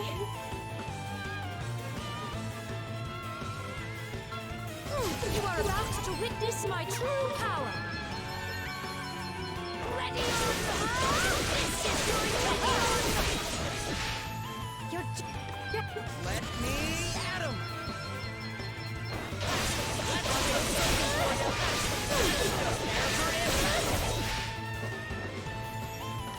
Time to play my trump cards.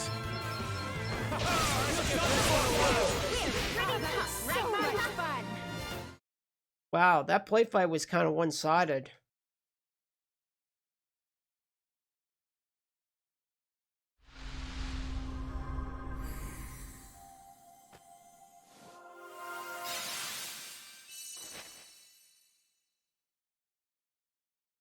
But now Martha's going to join us as a guest party member, and now we're going to go back to Rheimdall to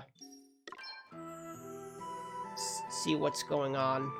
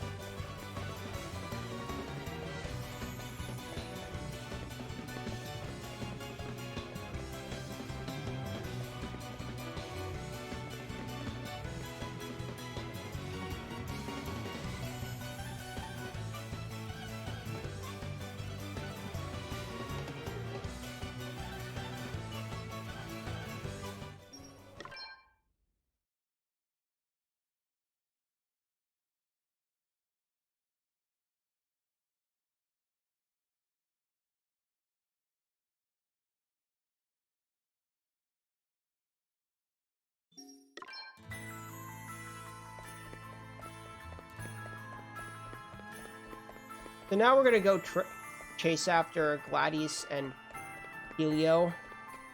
who are the ones responsible for all the chaos in this village or city. We have to go through a cave where there are a lot of slippery floors, so I have to be kind of careful even with board lights.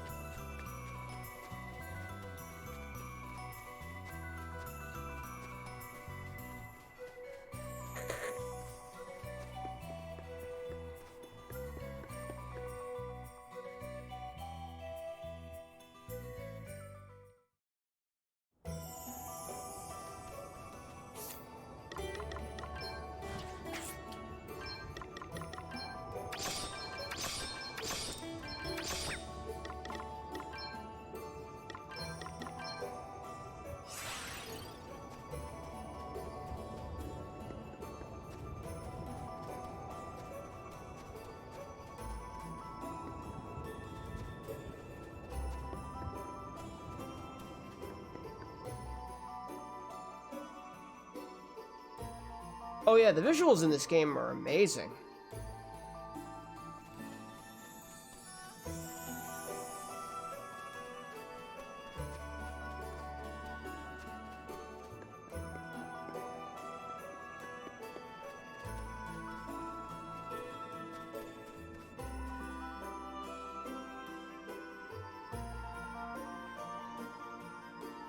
Yes, the OST is also very good.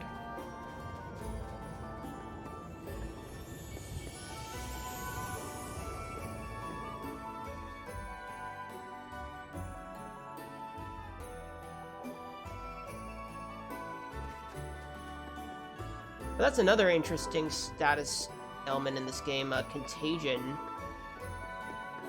I think that causes you to lose MP every single turn, similar to how poison makes you lose HP.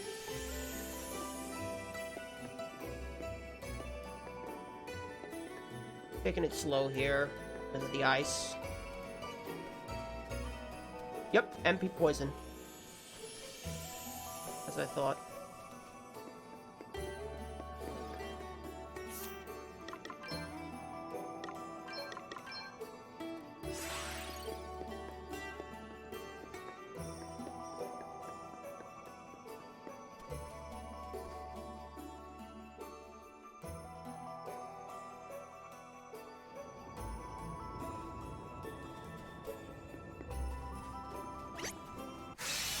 That enemy completely ignored my ward light. That was not my fault. Time to play my trump cards. No shame in running away.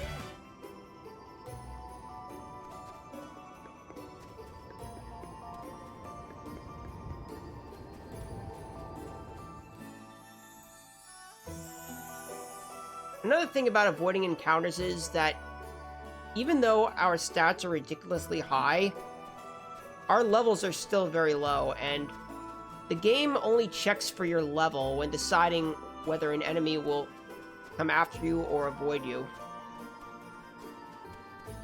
And since our levels are still way below the level of the zone we're in, the enemies are still going to chase after us if we don't have ward lights.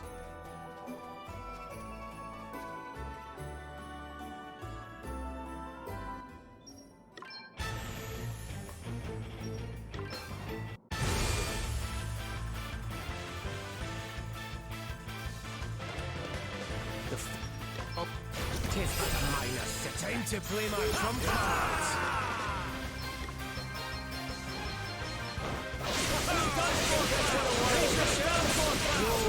You are allowed to witness my power.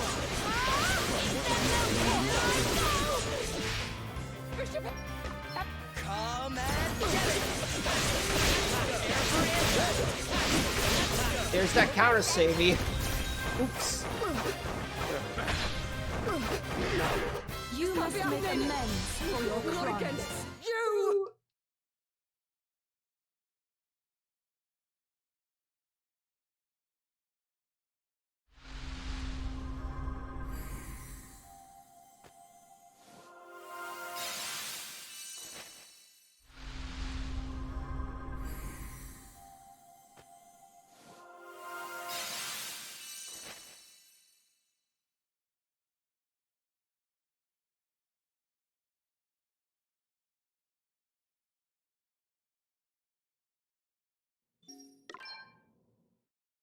Now, fortunately, the game automatically takes me back to Rheimdall. So I don't have to use a teleport stone and run all the way back like I normally would when I finish a dungeon.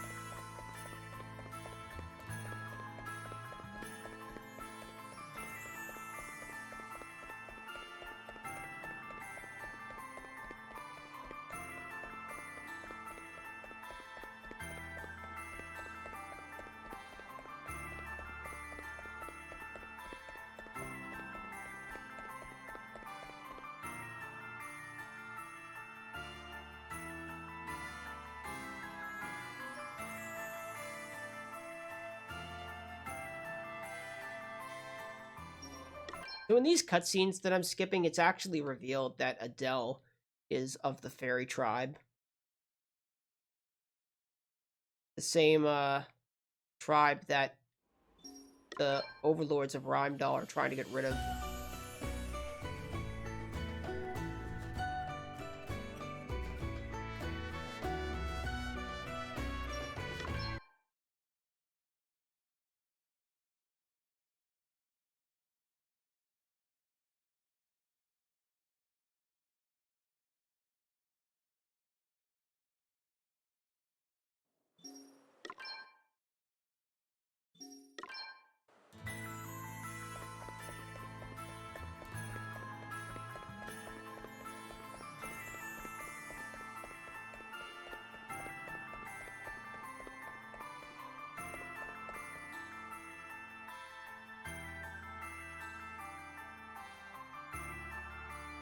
Well, she had no choice to reveal herself in order to save a friend.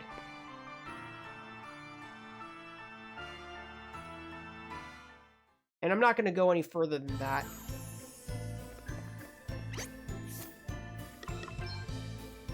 A little late on using this. Ah! I thought I was still dodging. Prepare to meet your maker! Retreat is sometimes the wisest option.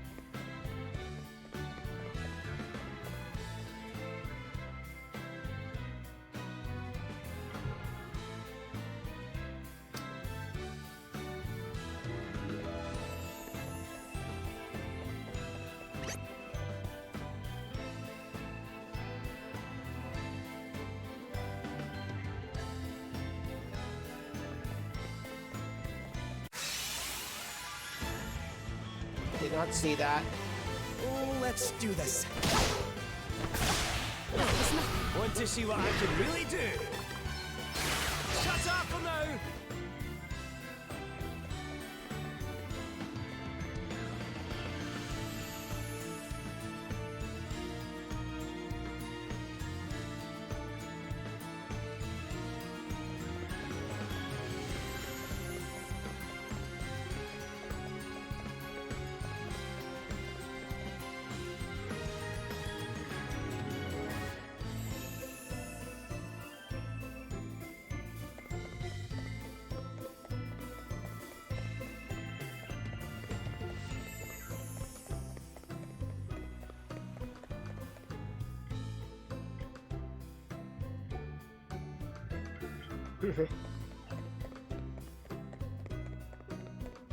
There's actually a little bit of a shortcut I can take in this dungeon.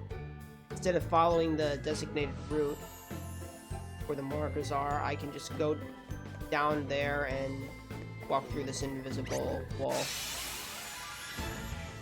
Sometimes I really can't see when my wind lights Not the best start. go away.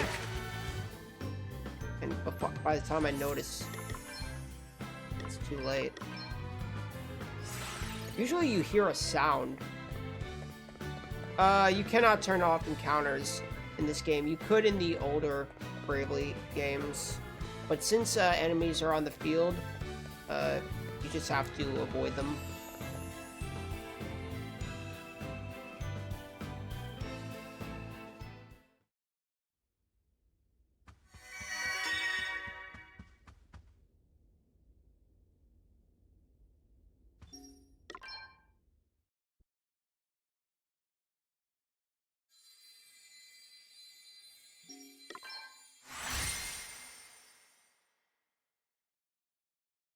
And now Adele has the ability to use special moves.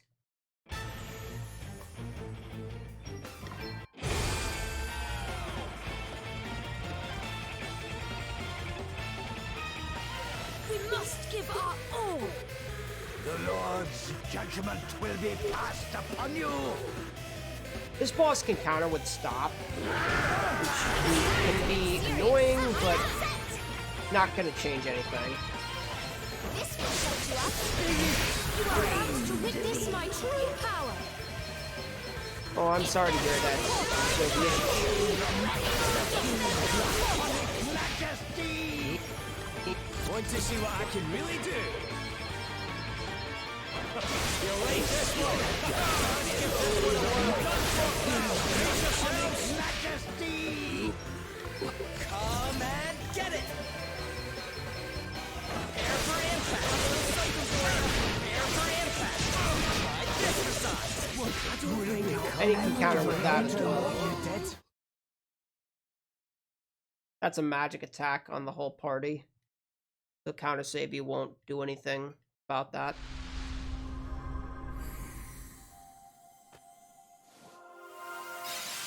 Fortunately, if anything bad did happen, this game has autosave, which automatically saves your game every time you enter a new map. Or most of the time it does. There are a few instances where autosave will not work, even though you're entering a new area.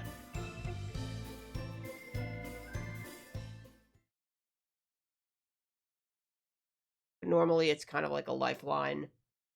You get bad RNG.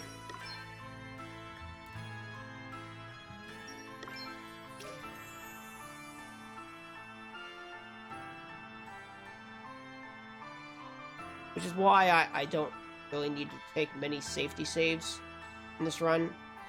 I only do it when I'm going up against a pretty dangerous boss, and it's pretty far from the last autosave. Like with Ani Hall, if I had not saved there, I would have had to go through that entire dungeon again.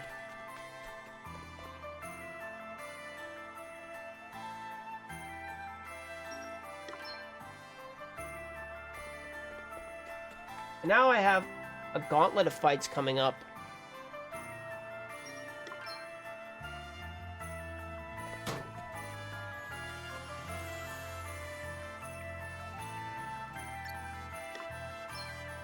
I think I just noticed something. Anytime you have to select an option, there's always going to be an exclamation mark above the NPC's head.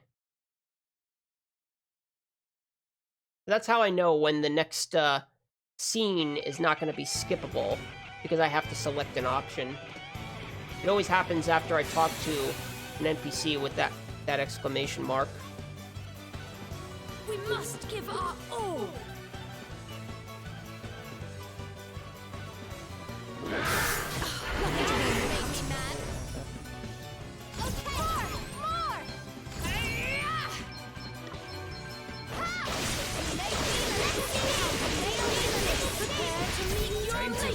Trump cards. I got another one. Don't look now. You are about to witness my true power. Kill him. Just wasting time. Come and get it. I've got a little something for you like this. Want to see what I can really do? You're done for, pal. Brace yourselves. Another foe vanquished. Another one bites the Prepare dust. to meet your maker. Do like Oh. when that Time happens. to play my trump card. You're done for, pal. Let me at him. Try this besides. We must remain calm. A nice Want to see what I can really do?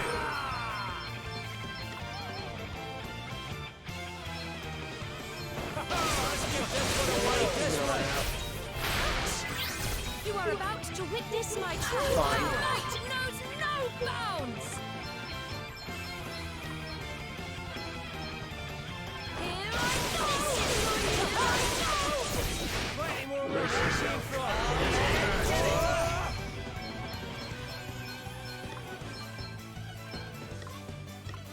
Prepare for impact. Wow, we're all out.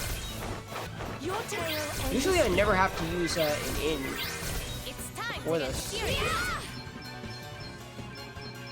Whatever, we're fine. I'm getting kind of used to fighting now. Because after these fights, I get a free heal anyway.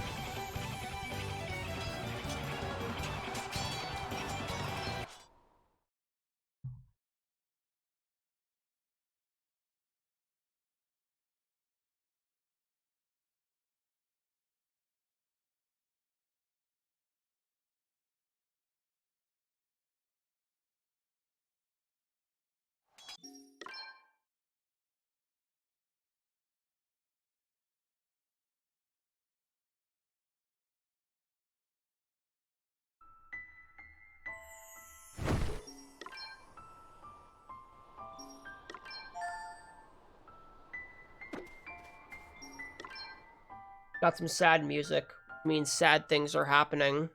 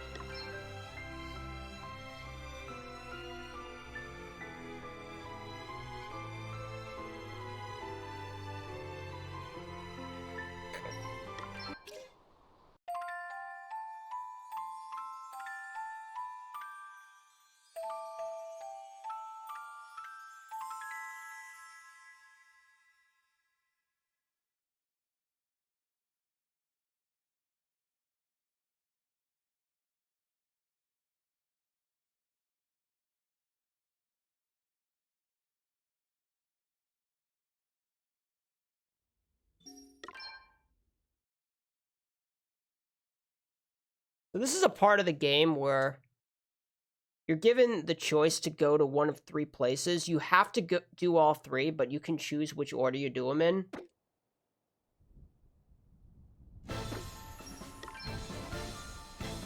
I'm not actually sure which order is optimal for the speedrun, but basically I'm going to be fighting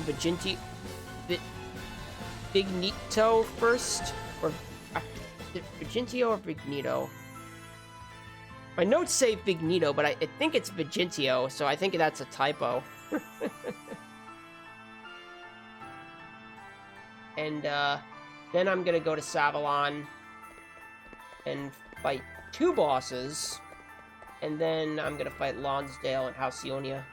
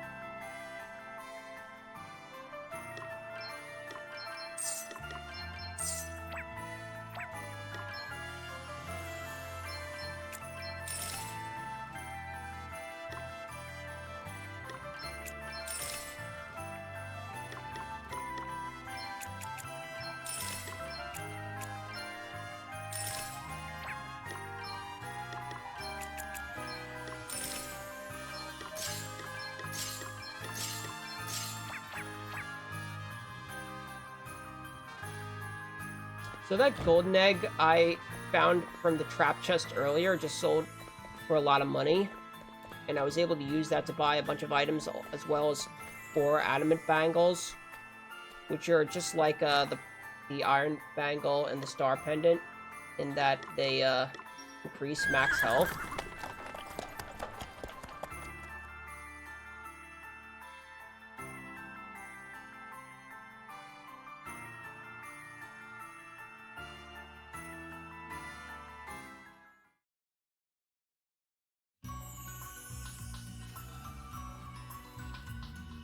So now we're gonna have like over 7,000 HP.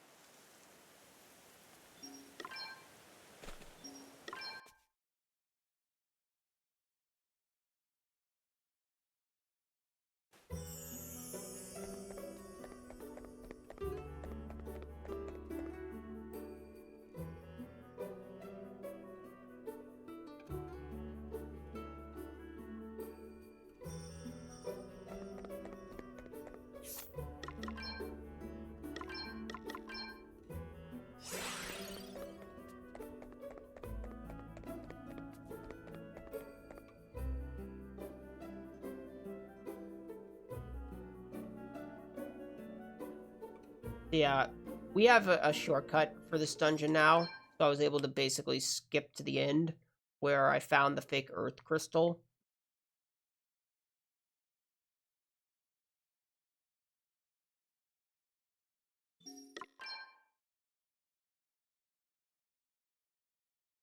So what's going on is Vigintio, who is a former apprentice of Lady Emma, Elvis's master, is trying to ruin things in Wiswald. And apparently he's undead, which, if you ever played like a Final Fantasy game, you know undead means that they're already dead and they supposedly can't be killed. Although really undead enemies can be killed. In fact, they are weak to healing. But in the context of this story, Vigintio cannot be killed, and we have to create some sort of potion, I think, that we are going to use on him to make Vigintio mortal. But first, I have to revisit the forest where I fought Lily. Oh, is that what... Like I said, there's a lot about this story I don't remember. When I learned this speedrun, I just skipped all the cutscenes. So it's been a while since I've watched any of them.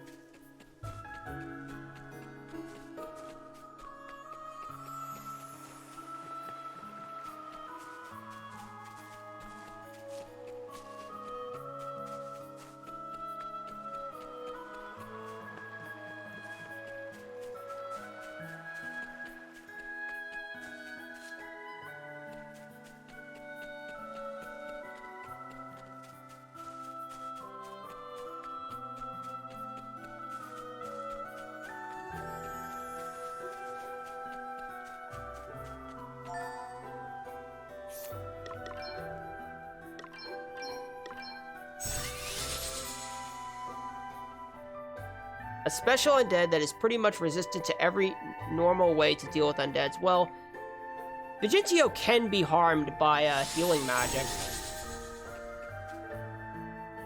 That's how I beat him in my first playthrough.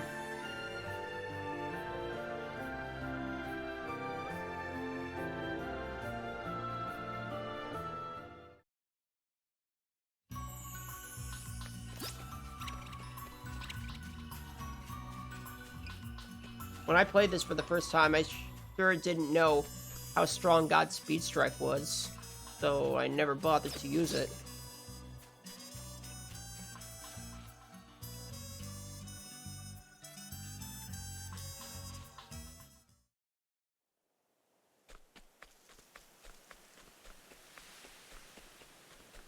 Yeah, that's a common thing in Final Fantasy games, where drain abilities or weapons will do the reverse effect on undead targets.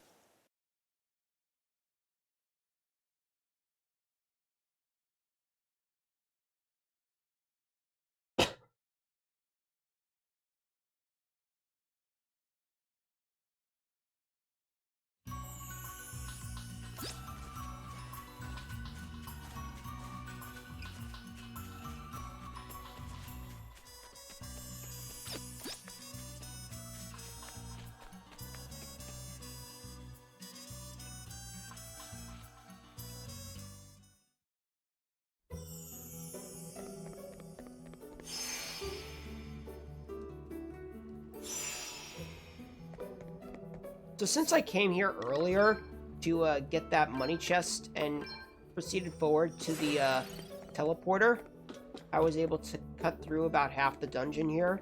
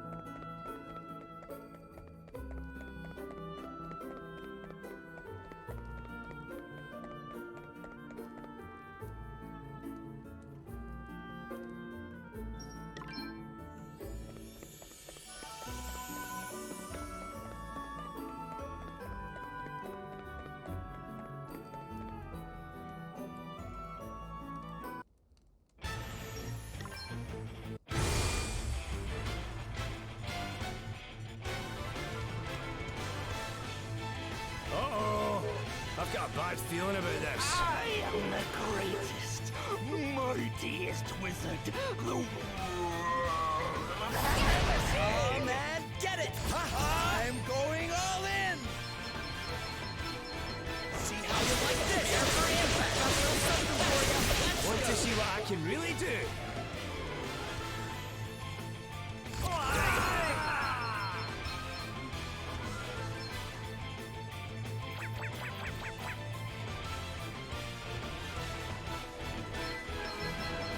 Right. Let's brace yourself for power. You'll like this one. To witness my true power. Sorry, pal.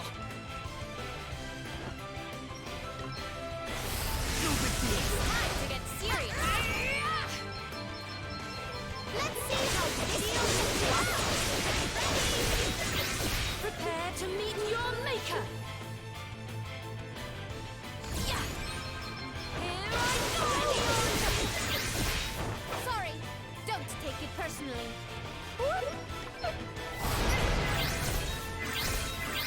You are about to witness my true power.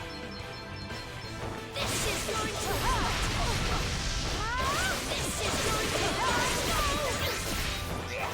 Another foe vanquished.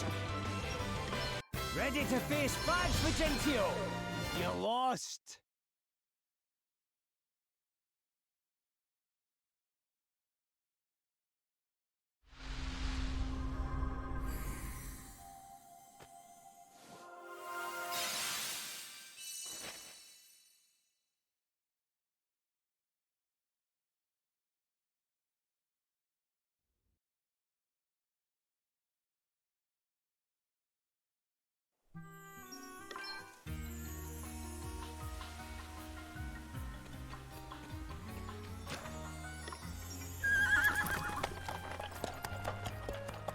So now we're gonna go to Savalon, where apparently somebody in the village is attempting to murder everyone, and we're here to solve the mystery. But while we do that, we're actually gonna get the other asterisk, which is not obtained through the main story, but rather through a subquest, because it is required to get the true ending. So we're going to be playing a card game called B&D, which is, I'll say it's a lot better than Tetramaster in FF9, but there is still some RNG that you have to deal with.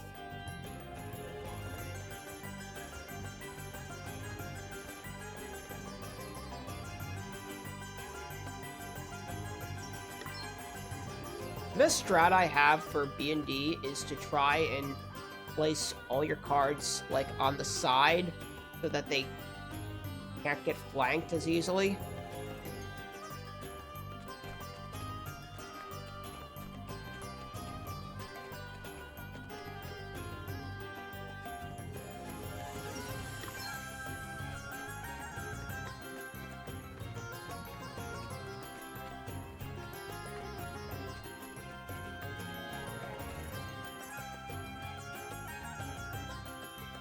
I don't know that much about Triple Triad,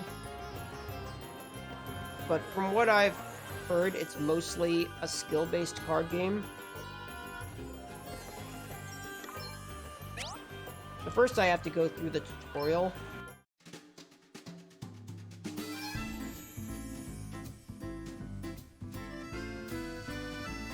Yeah, that's what I thought. Occupy the corners or the sides.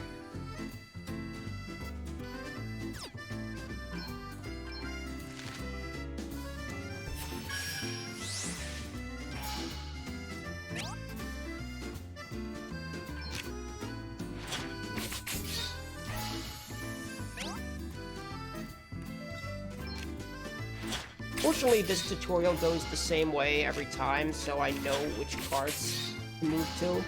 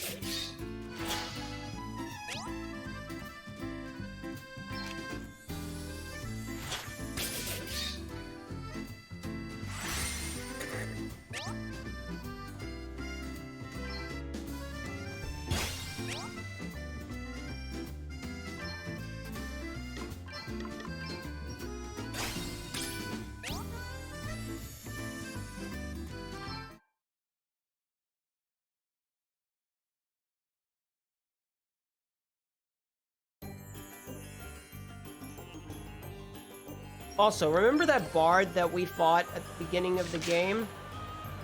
Well, he's back, and he's got a sad story to tell.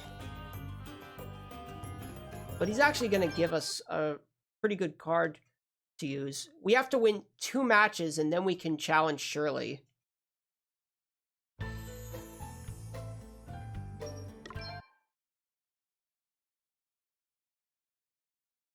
In the second match, they use, like, a card that removes, like, your ability to, like, take over other cards with certain types.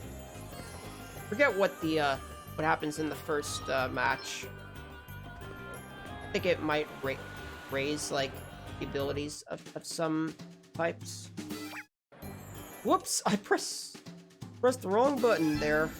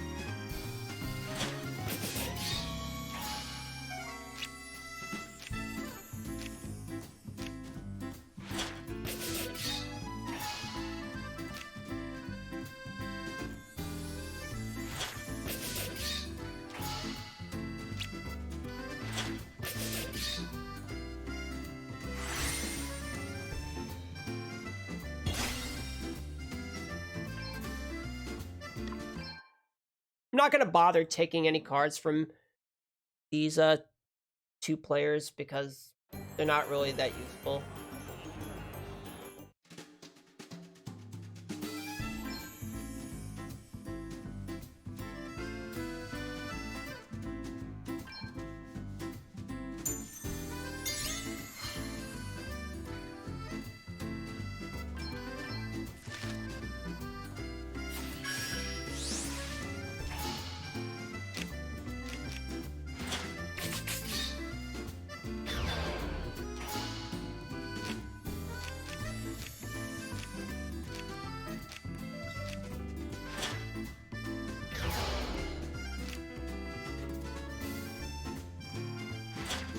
Yeah, so that's the card I was talking about. It prevents enemies of certain types from having the ability to take over extra spaces.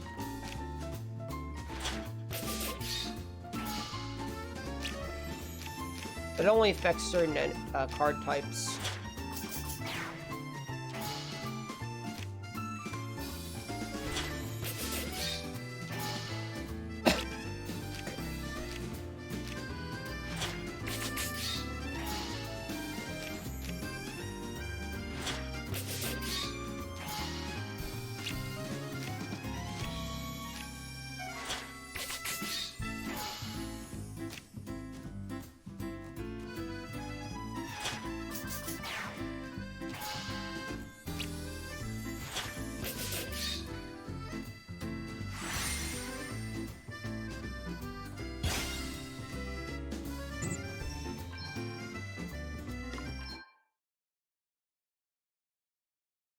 Alright, so in this next match, if you lose, you actually get a game over. But it doesn't really matter anyways, because the game is just gonna autosave after this cutscene.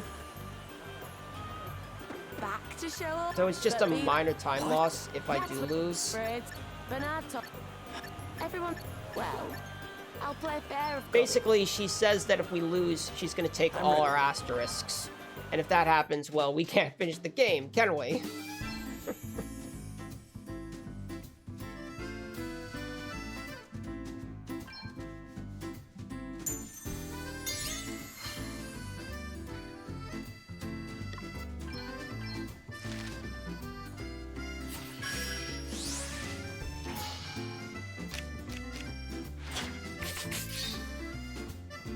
So I'm pretty sure she's gonna play her Shirley card on this turn. Usually she plays it immediately. Yep.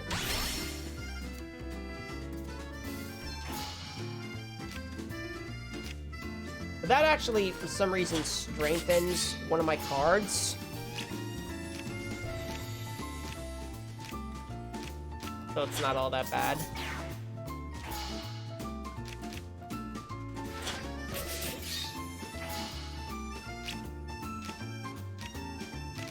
I think she also has a Gloria card, which will, like, shuffle a few things.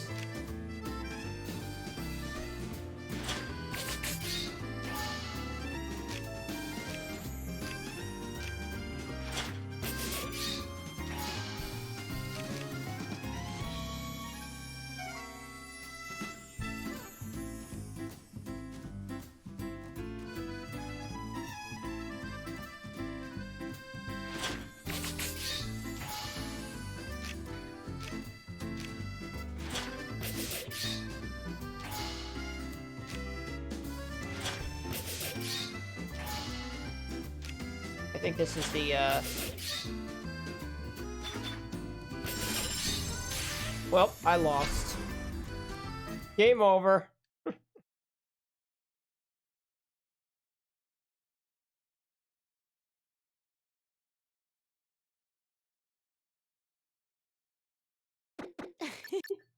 If I money, you lie.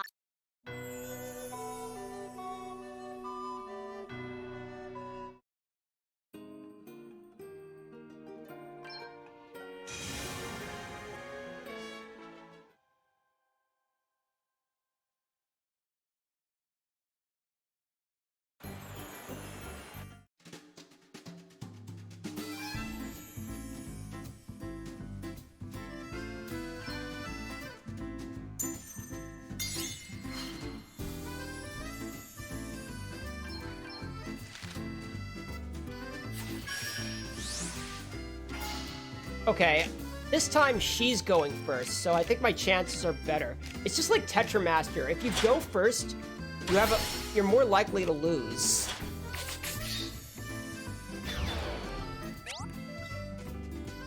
Because you have no way of preparing for your opponent's last move if they go after you.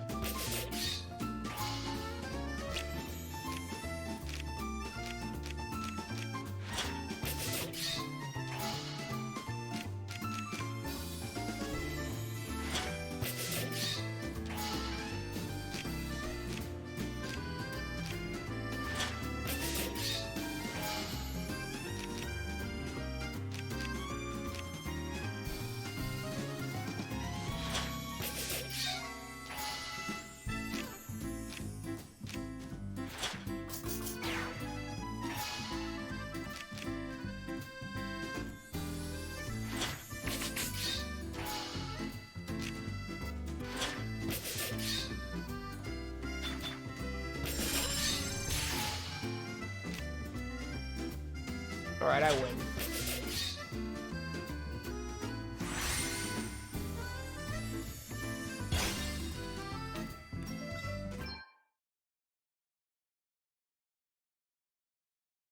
Well, so the agreement was we would win the asterisk in the card game, but Shirley's a sore loser, so we're gonna have to fight her anyway.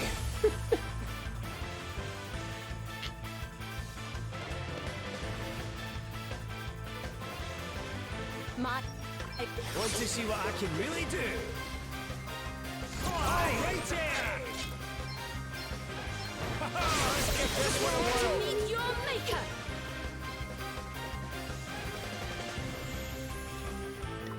Yeah, yeah, yeah.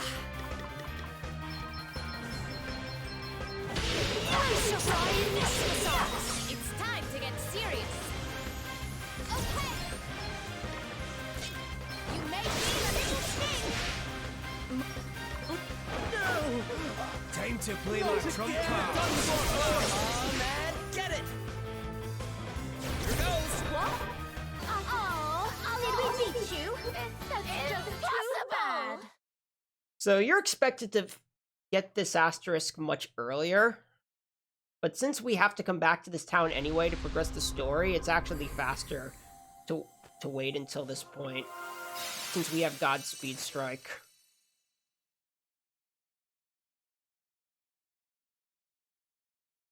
But I believe you can get this job as soon as you get the water crystal. Plus, we have to come into this very building in order to speak to one of the NPCs required to complete the mission here.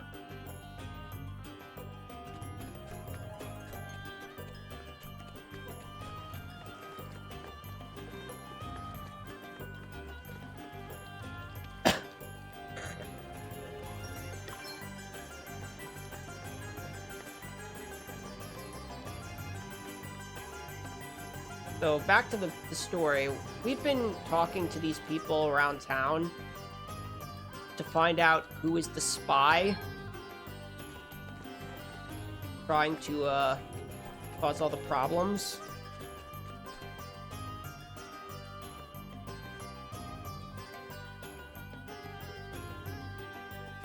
I think it's someone. I think Marla, the Phantom, is trying to kill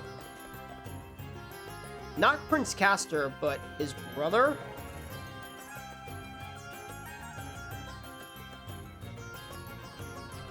The one who took over after we defeated Castor. But once again, there's a lot about the story I don't remember, so I'm not sure. Feel free to correct me if I'm wrong. First, we have this scripted fight against Marla, where we just have to get enough attacks in and then she just retreats.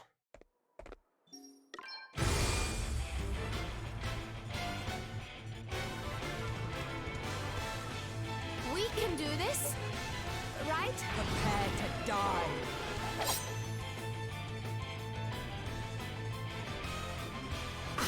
Yeah! It's time to get serious. Okay, I'm all set. You may feel a little scared. Let's see how the deal Prepare is. to meet your maker. Also, Marla has very high evasion, so unlike most bosses, it's pretty common for Godspeed Strike to miss on this fight. See how you like this? I've got a little something for you. How you like this?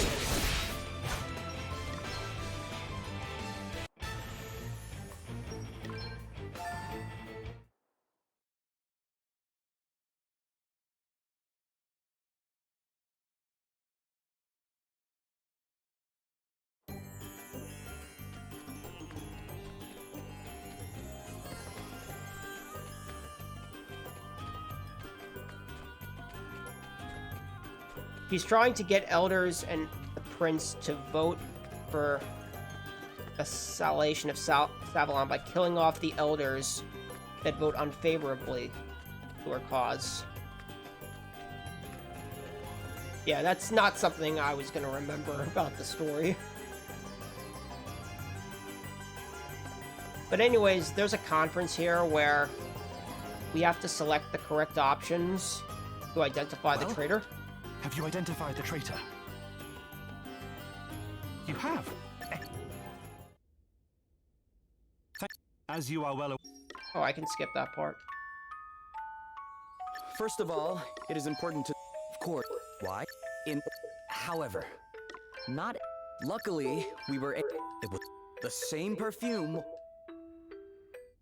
So that's one of the cutscenes I can't skip because I have to select options to advance. Our quest cannot end here. Prepare to die.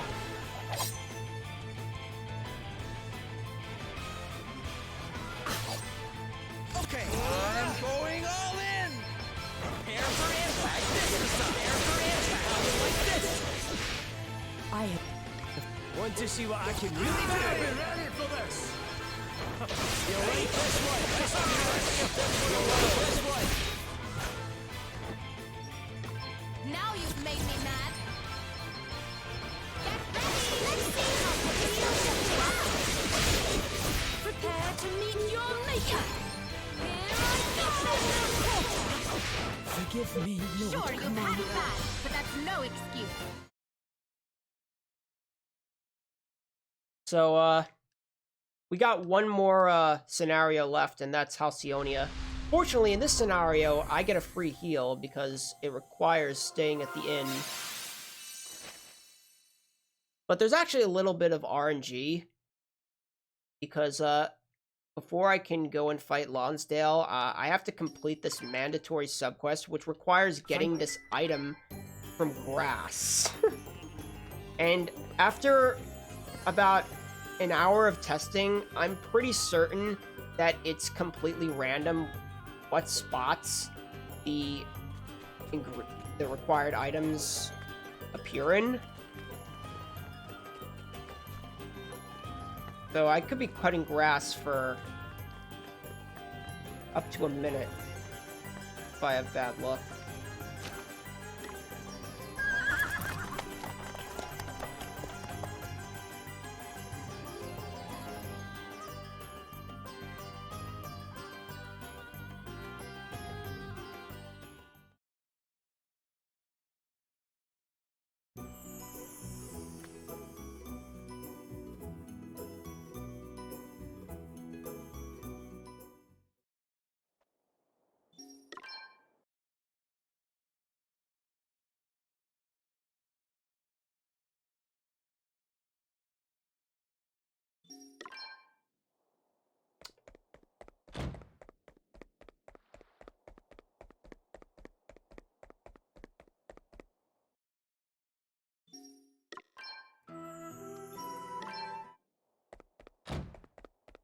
Another part of the story is that this Lonsdale person was actually a friend of Sir Sloan.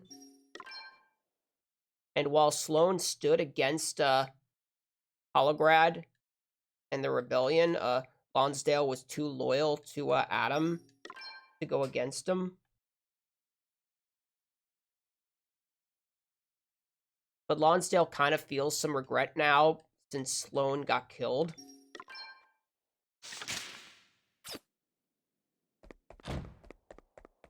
Alright, take your picks, chat. How many times am I going to have to cut grass to complete this subquest?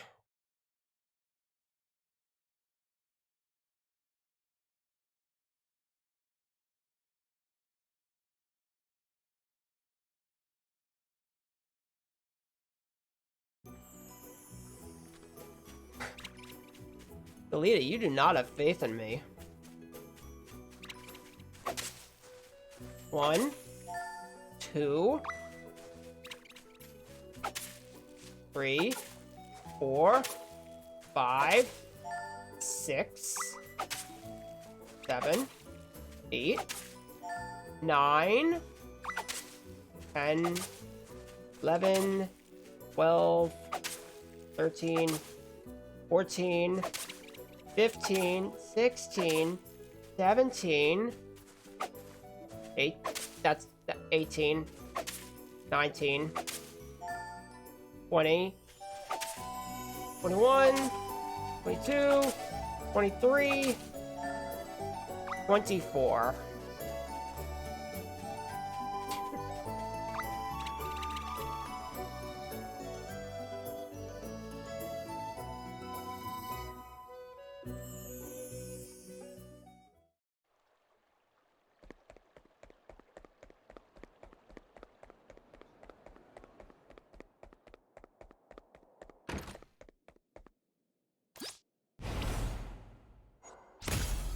So yeah, we're trying to make a glintstone for Gloria.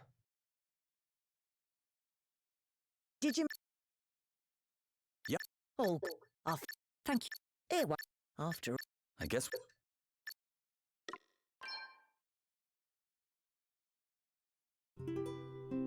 So yeah, we get a free heal from this inn. Also, the game doesn't autosave after this. It autosaves once when I enter the city. But from this point forward, it won't autosave again until after I beat the boss. Fortunately, the fights coming up and the boss are not going to be a problem, so it's pretty unlikely I'm going to die.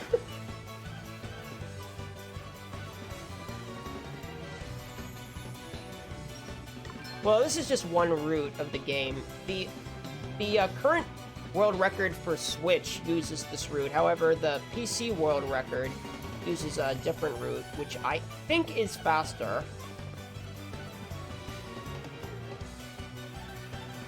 It just requires a lot more menuing, and there's more RNG involved.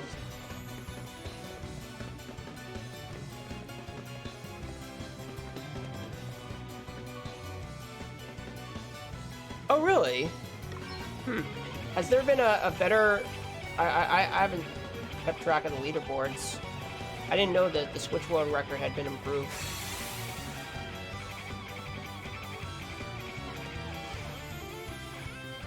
Oh, I like a challenge. No big deal. Prepare to meet your maker. Yeah, when I learned this game, the world record was this. Let me.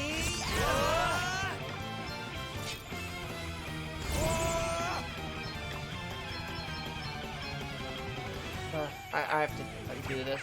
I think I have the targets wrong. Well, yeah.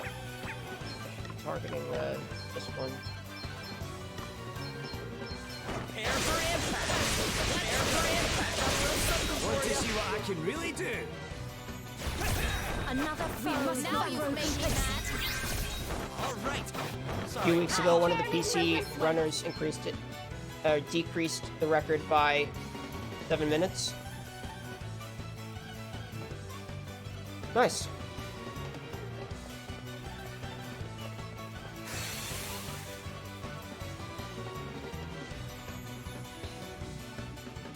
can do this, right?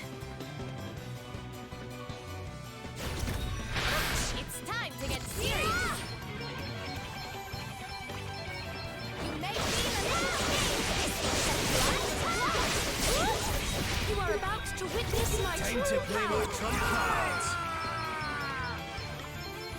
You're done for now. Brace yourselves. Let's give this one a whirl. This one. I've got another one. Oh man, get it.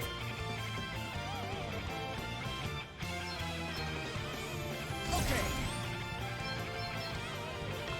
See how you like this. Let's go. Aye. We are That'll do killing it. nicely.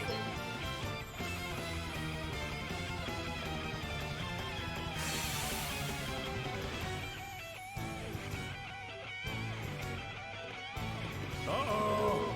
I've got a bad feeling about this. Take that hawk. Still standing. Get it. It's time to get serious. Okay.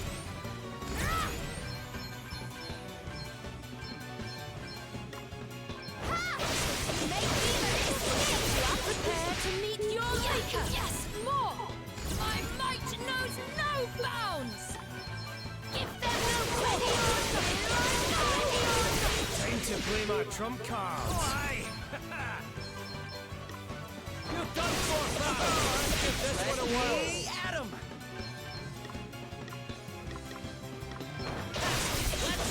All right, another one. There's more where that came from. Trying to be a bit conservative with my MP because I'd rather not have to use a tent before Adam.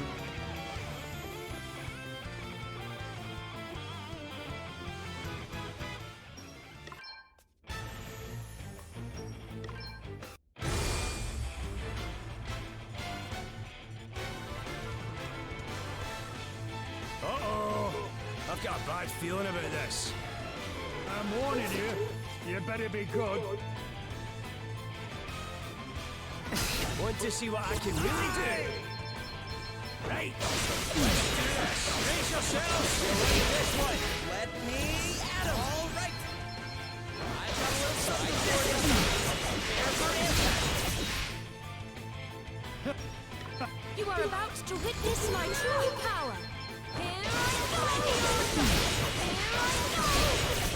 Now you've made me mad. Get ready. This will shut you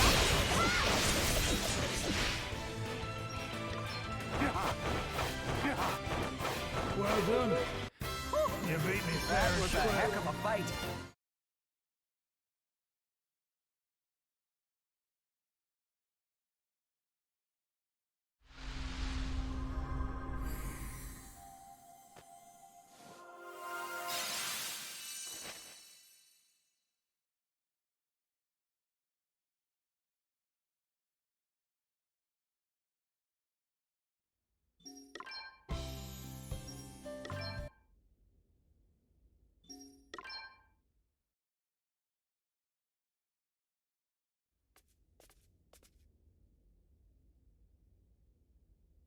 So now we get this cutscene where all the nations are rallying together to challenge Holograd.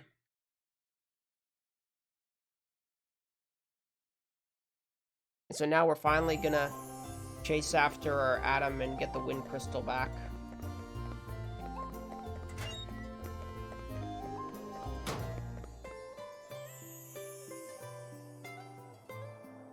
Your Highness, the Halcyon. Okay, so I was wrong. Not every NPC that has an exclamation mark is followed up by a cutscene where you have to select an option. Because that one was skippable. Also, since I was technically able to come here at the beginning of the game, these enemies are actually going to run away from me. Because we're considerably higher level than the level of this zone. But once I cross this bridge, which was not available at the beginning of the game, it's all going to change.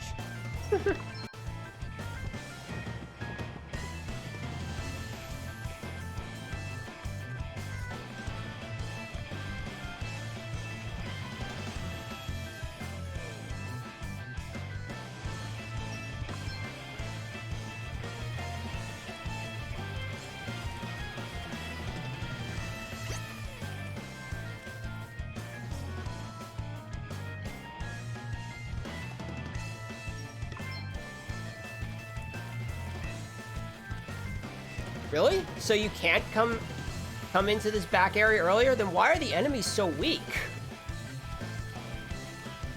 Kind of weird that the first few enemies you can encounter on that map are ridiculously low level.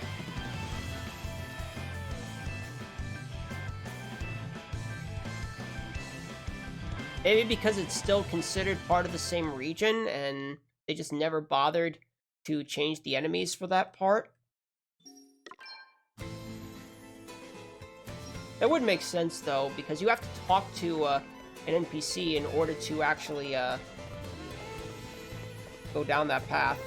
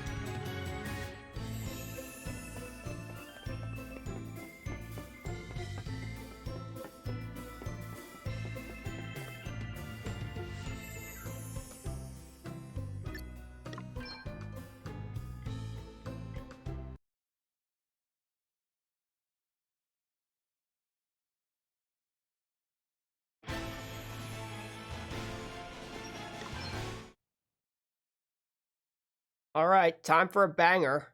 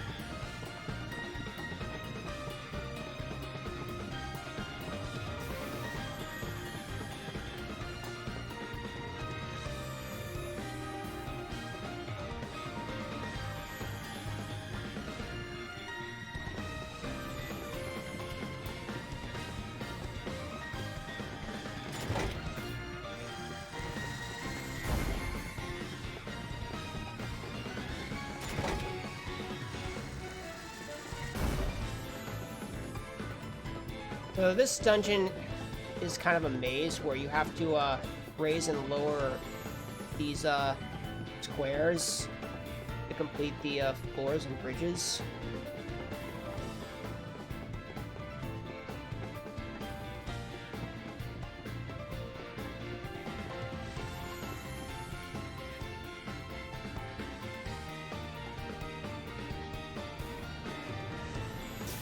Fortunately, there's not a lot you actually have to do in order to get to the end.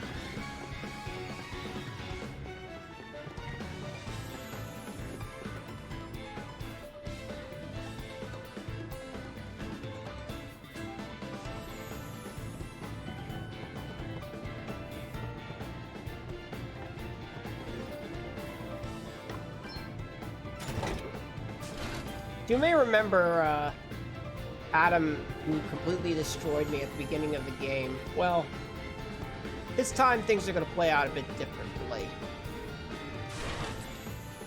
Yeah, it definitely feels like a long maze.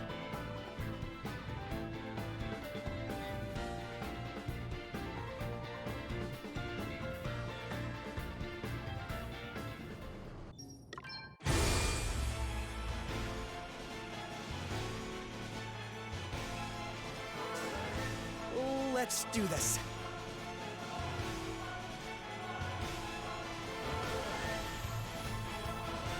All shall kneel before me. Prepare to meet your Want to see what I can really do? Brace yourselves. Let's do it like this one. Now you've made me mad. Let's see how you made me. Let's see how you feel this. Come and get it. Prepare for impact. Hope I got enough damage.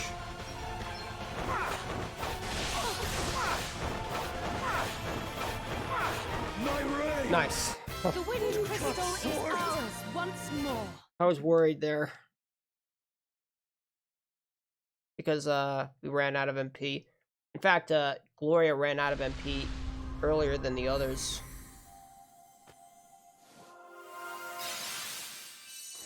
Yeah, we've been abusing Beastmaster, Cobalt.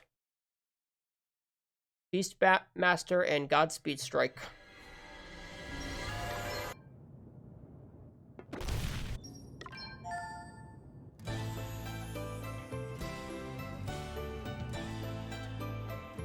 This is the part of the game where they try to redeem Adam when, what's her name?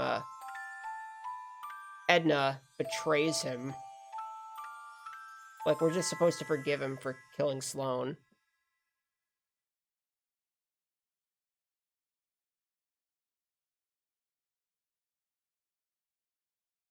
Well, it must have been a lot easier for you, Cobalt, than it was for me. Because I never would have imagined that the thief job would have the best ability in the game.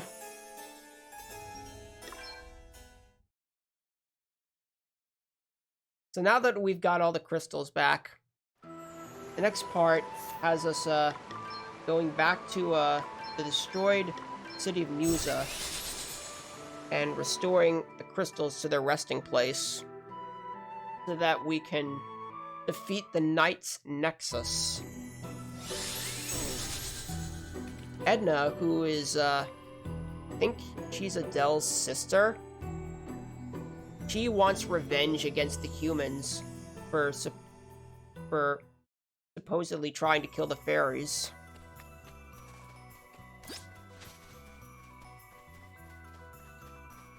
If you ask me, Adam looks more like Noctigal from Tales of Xillia, another game that I've speedrun on this channel.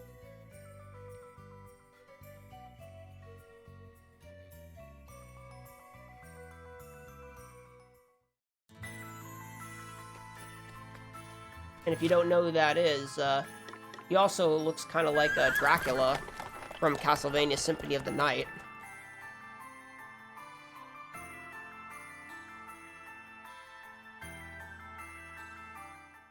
Oh, just how he talks? Kind of talks like Noctigal as well. Did I go to the right place? No, I didn't. I think I went to Holograd by accident. Yep. How did that happen? Must have missed an input or something.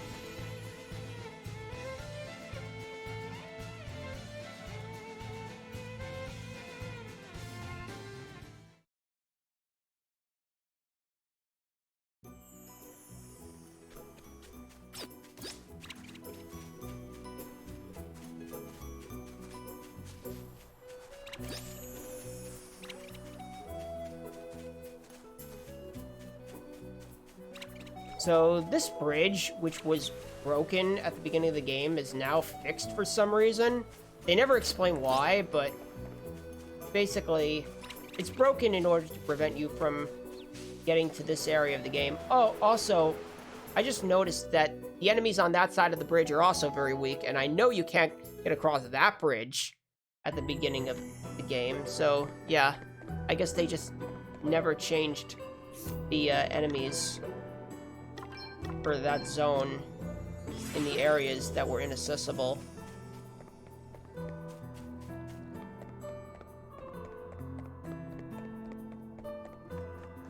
I'm gonna pick up one chest here for money because there is one more shop I have to do in Chapter 6. Well, that wasn't the bridge we took to invade Holograd. We took a different bridge.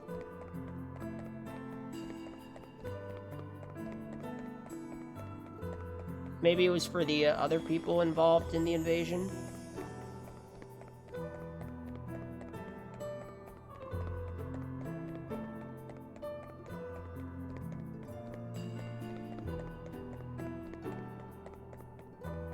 Yeah, that makes sense.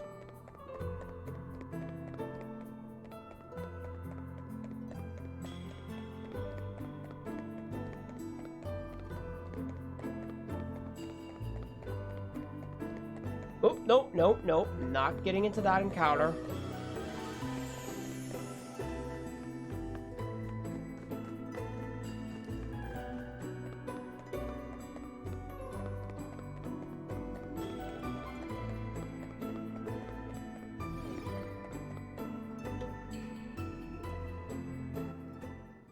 This.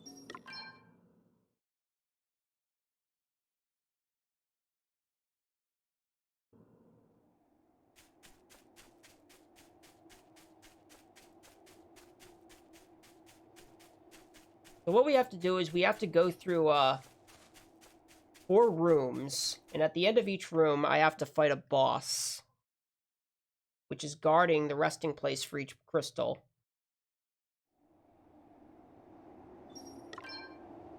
With the exception of one, the bosses are pretty much the same as what I've been doing for all the boss fights.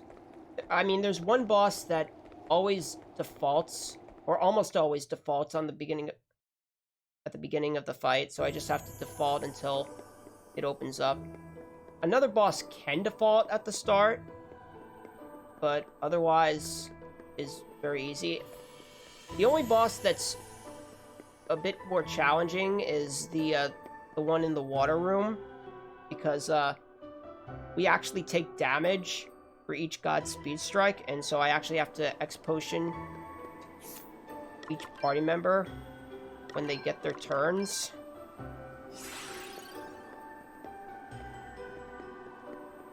It's kind of like a Bloody Minded, which is the Beastmaster skill I learned earlier, and one you'll see come into play later. Except Bloody Minded can't actually kill you. It can only reduce you down to 1 HP. I believe the taking damage from the shell on that boss can kill you.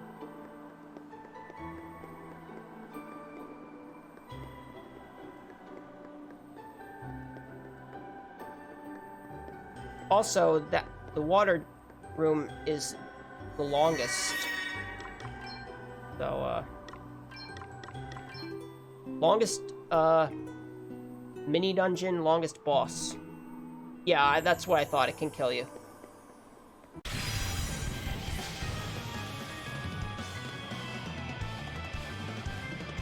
We're in for a right old scrap here.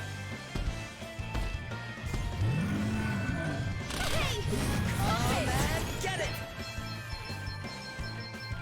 It's time to get serious. You may need an instant. Want to see what I can really do? You'll like this one. Prepare to meet your maker. If there no hope, this is going to hurt.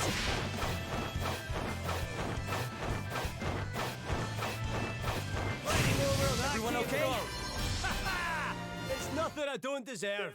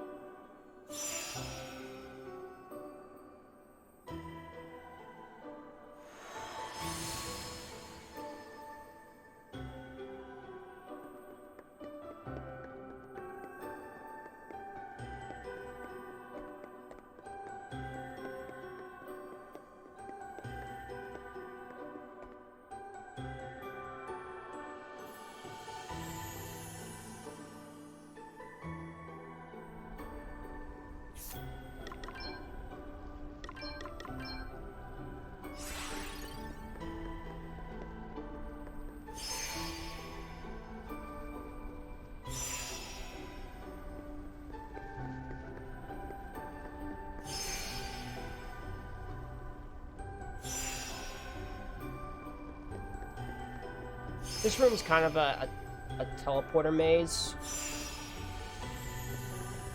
where you're just expected to figure out which path is correct. Like at the beginning, there are 3 different teleporters, and 1 is the right way, and 2 just will put you into... Well, actually, one of them is an exit teleporter, so you can't even go through it.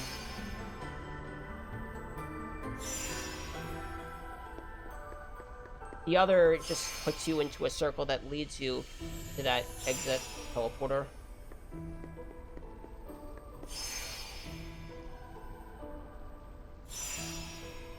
It only reflects physical attacks. Well, that's what we gotta use in order to, This won't be plain sailing. complete the speed run. We gotta use God's Speed Strike. Now you've made Yeah, this is the boss that just defaults start the fight. witness my true power. Want to see what I can really do? Oops. Come and get it! Right. I've got a little something for you. Prepare for impact. Like this. Prepare to meet your maker. Knows no bound. This is going to hurt.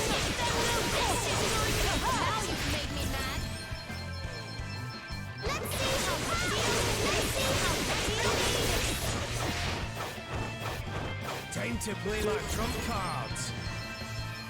Let's get this one a once. Relate this one. Let's do this. Another foe. Guess our journey's nearly at an end.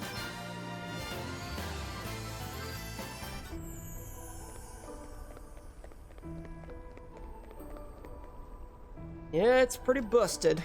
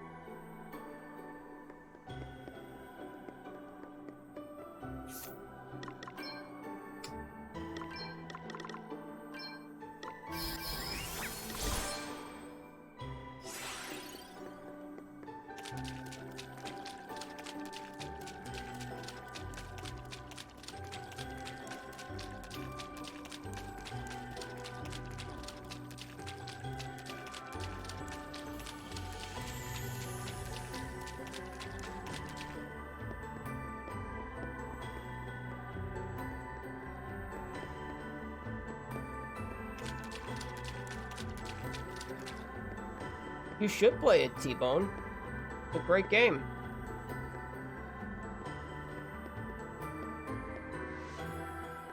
Although I should warn you, we're coming up towards the end, so you may want to leave in order to avoid spoilers.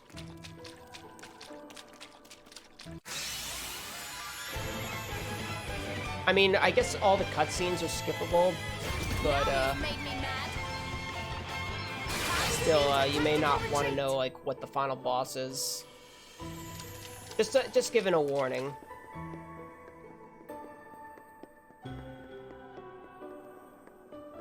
And as Cobalt said, this is not directly related to the 3DS games in terms of story. Like, it doesn't have any of the characters from those games. The story is not referenced.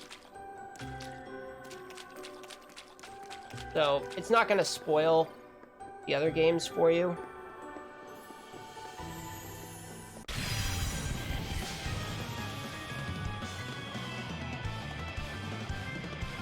We must give our all. Want to see what I can really do? Alrighty! You're done for, pal! Brace yourselves! Now you've made me mad. Ha!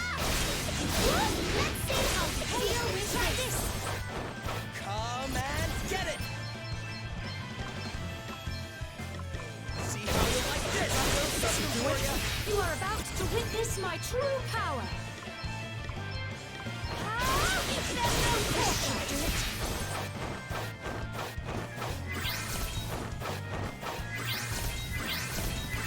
This is definitely the hardest of the 4 bosses here. Time to play my trump card. Brace yourselves! Easy! This'll help. it's time to get serious. Let's see now. Let me at 'em. See how you like this? Try this. Prepare to meet me. Perhaps this might help.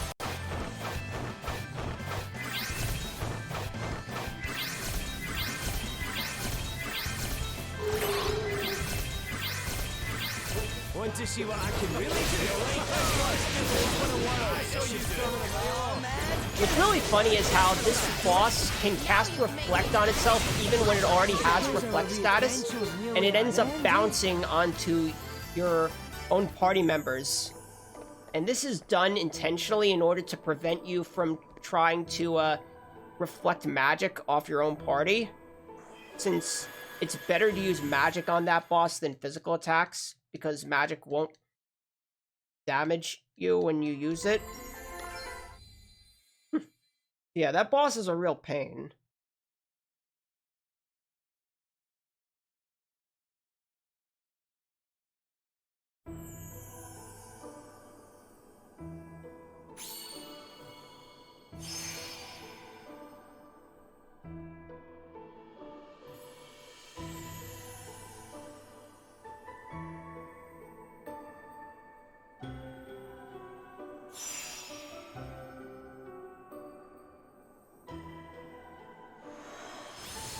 What's funny is that the final boss, well, I guess you can fight these 4 bosses in any order, but the last boss that I'm going to be fighting here is probably the easiest, because it's undead, and if you have, like, Red Mage mastered, you can do a lot of damage, because the healing damage that the heal spells from the Red Mage do is fixed, and it's also amplified when used against undead, because they're considered light elemental attacks, and undead bosses, or most of them rather, are weak to light elemental magic.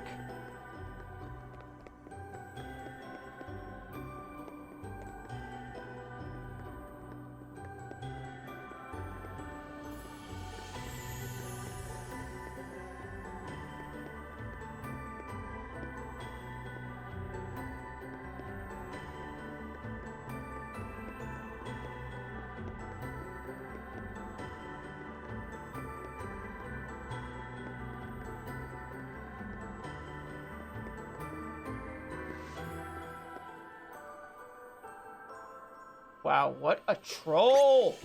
That troll! You passed it? No! What a troll that enemy was. We have been outflanked. Now you've made me mad. Better go back for now.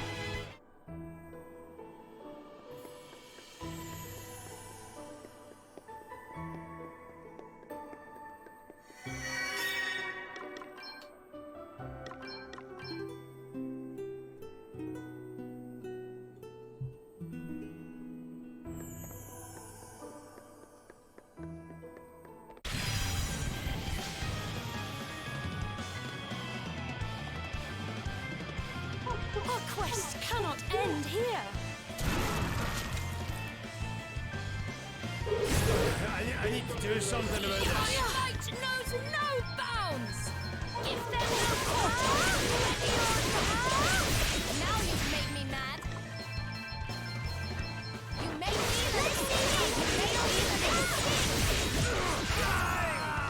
Fence are pretty good in this game. they not only fully heal party members, but they also revive dead party members. Man, get it! See how you like this? Try this for size. Let's go. Well, the Bravely series was actually considered a spiritual successor to Final Fantasy The Four Warriors of Light, which was released on the DS. So yeah, it kind of is like Final Fantasy.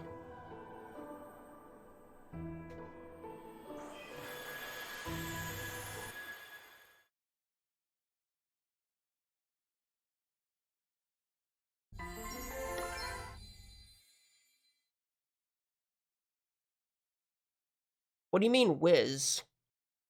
Do you mean wizardry?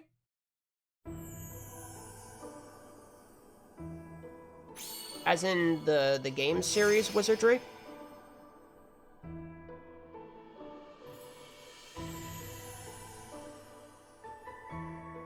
I always thought that, well, not always, but recently I started to think that Final Fantasy took inspiration from Dungeons and Dragons.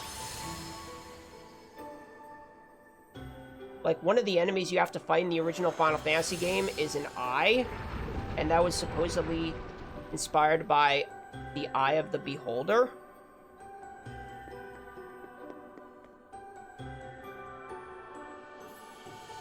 So, now we're about to fight Edna.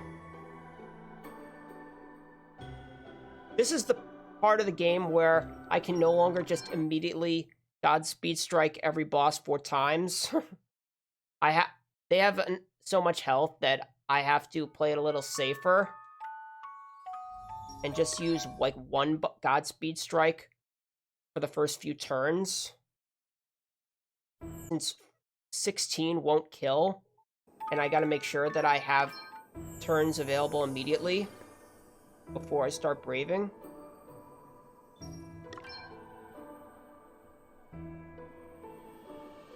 Have all the necessary preparations been made?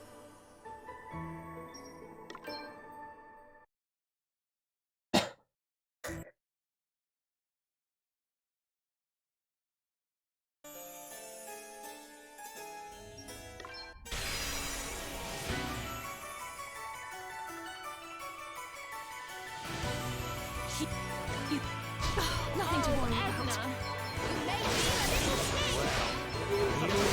The world is depending on us. Now you've made me mad. Time to play my trump cards.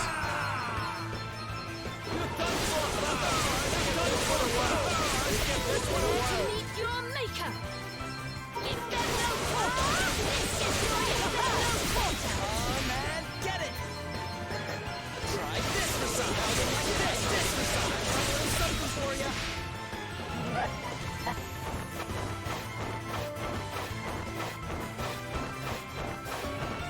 It's time to get serious. Let's see how that's ready. Pal. Is it? So, what's happening now in the story is, we defeated Edna, but the Knight's Nexus was still summoned, and the only way we could defeat it is if somebody sacrificed themselves. And,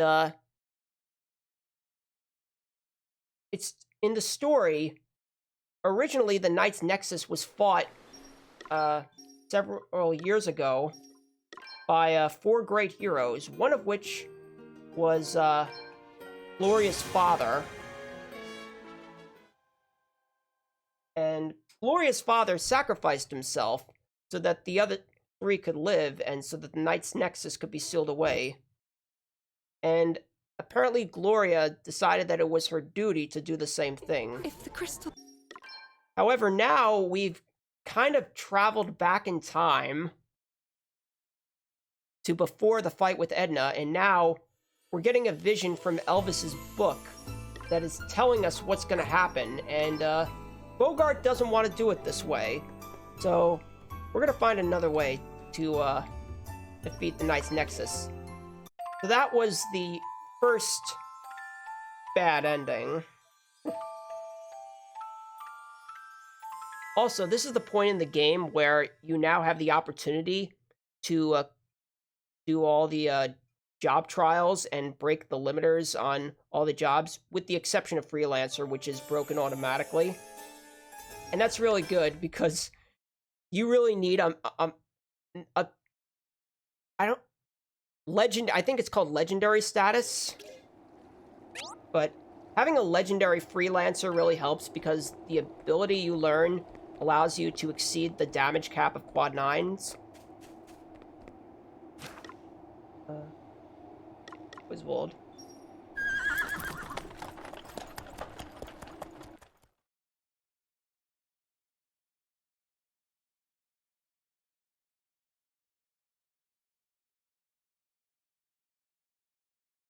But anyways, I remember that forest that seemed like it had no importance, which I had to get through in order to get to the Rheimdall region.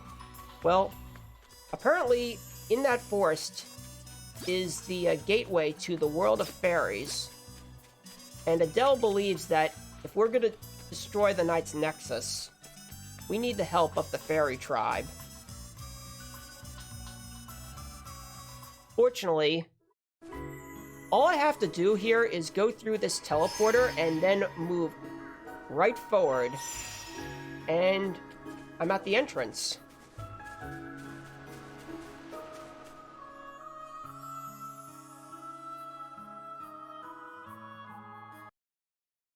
Was that the damage cap increase? Oh.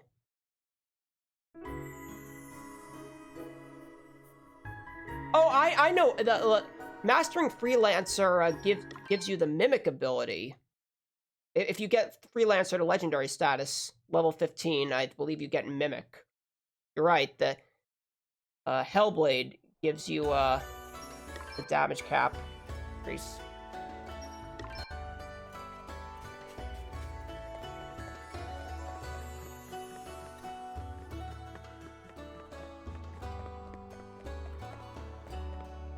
I think this is the part of the game where if you haven't gotten all the asterisks, you're forced to get them before you can progress. I mean, I never got to this point without having the salve maker and gambler jobs. But based on what you find out in the cutscene, I think you may need to get those jobs before you can go to the next dungeon.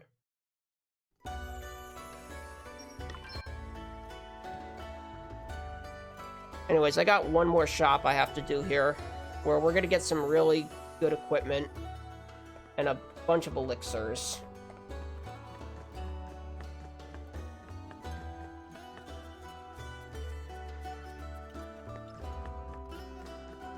Okay, so you don't need to have the optional jobs yet?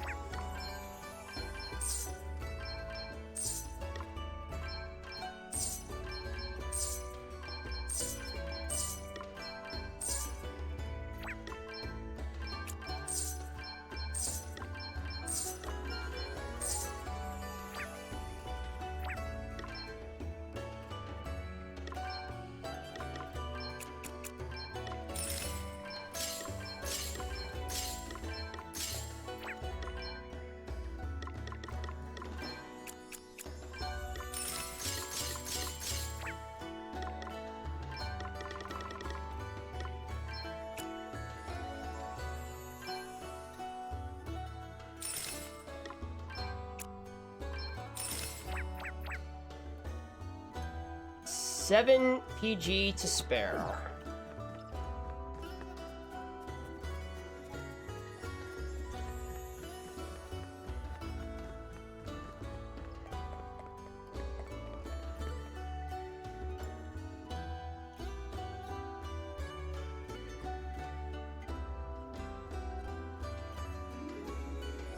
Yeah, that's what I was talking about, Milgrips.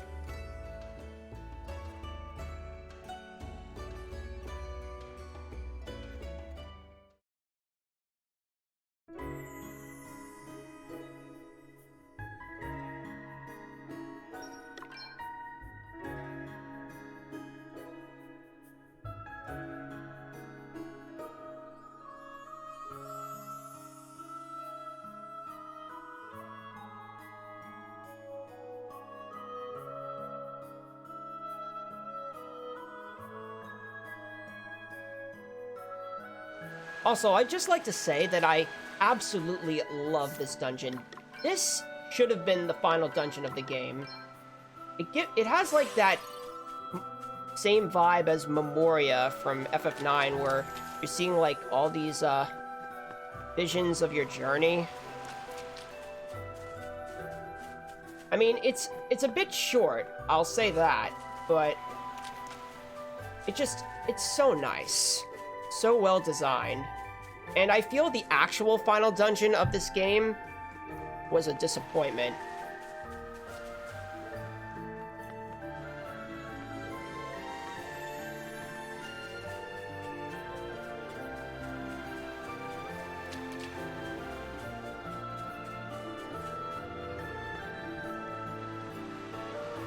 Like, I can't help but feel like they were running low on time towards the end of this game's development and had to meet a deadline, so the last few chapters kind of got rushed.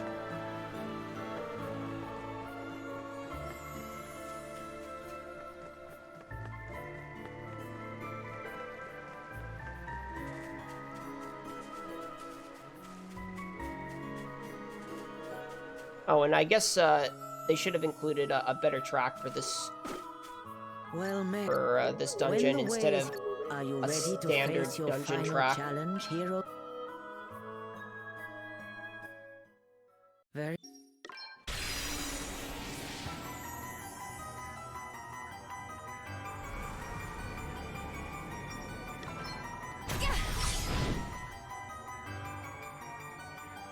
Okay. I've got a little something for you. Air for impact. Like this. Now you've made me mad. Okay,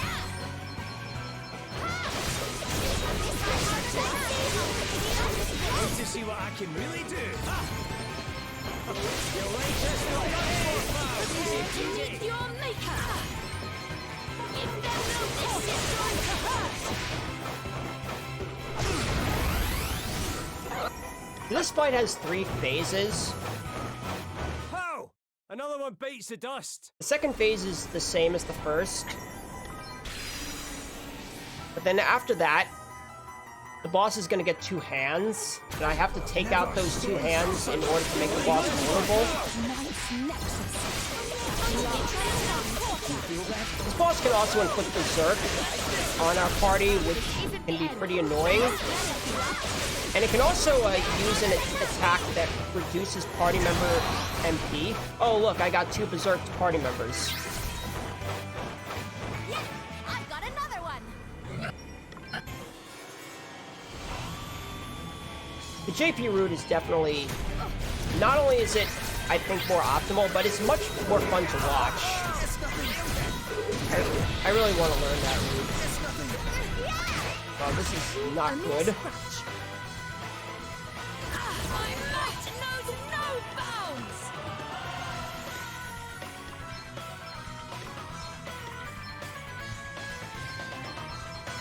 This should do it. This is going to hurt.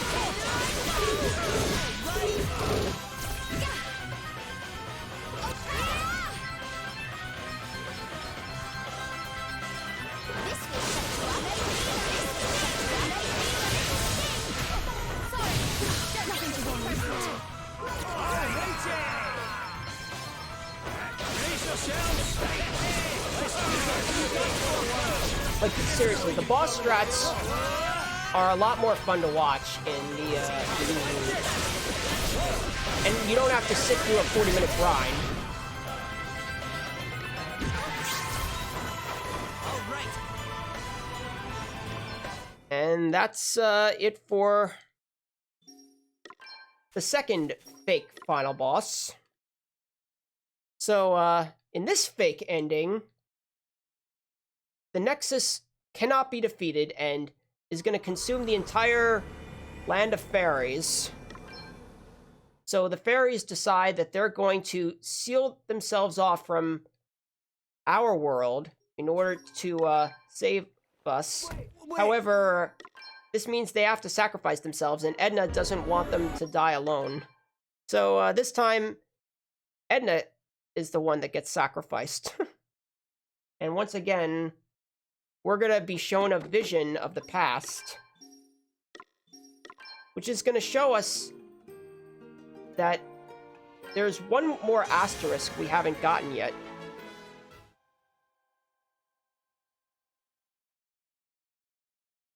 But anyways, many years before the story of this game, 4 heroes, Sloane, Gloria's father, Lady Emma, who is Elvis's teacher, and the Queen of Fairies, who we have not seen yet, failed to destroy the Knight's Nexus.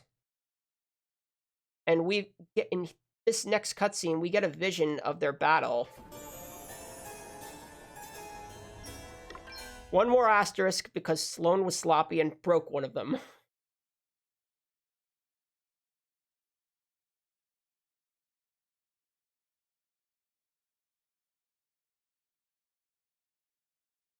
This next fight is complete RNG as to whether or not I am successful on this route. On the new route, the fight looks pretty free.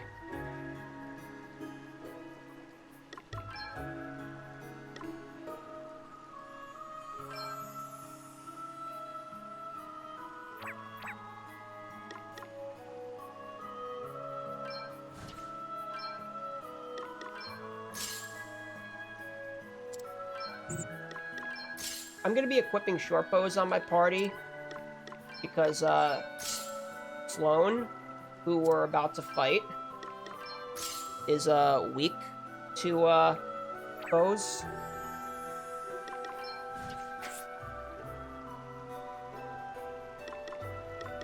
And I'm also going to be equipping the Bloody Minded ability that I learned from Berserker.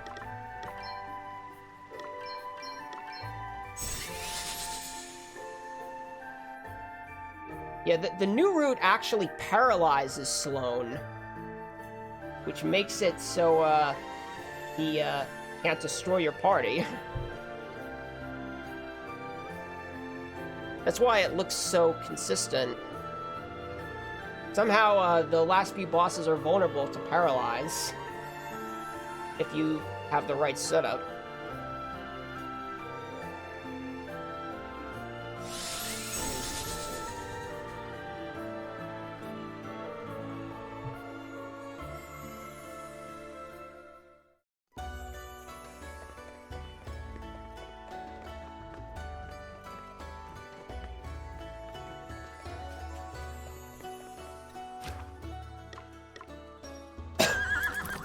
But anyways, what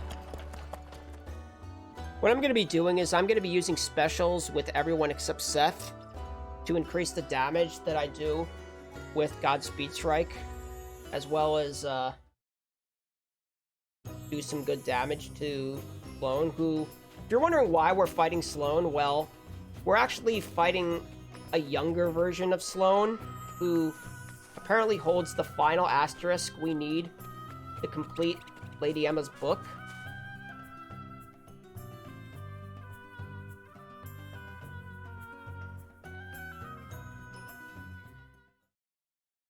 But he has the Brave Bearer asterisk, which makes him a pretty nasty boss. He gets a lot of Braves.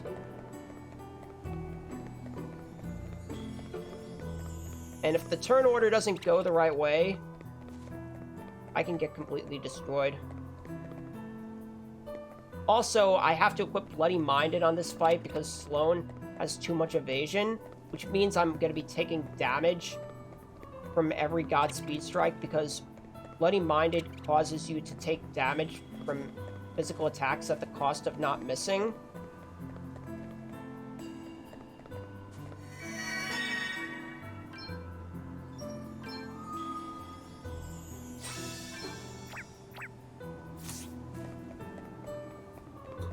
Fortunately, I can't be brought down lower than 1 HP, so I just have to use an elixir after the third Godspeed Strike, and we'll be back to full, but I can still die if RNG doesn't go in my favor.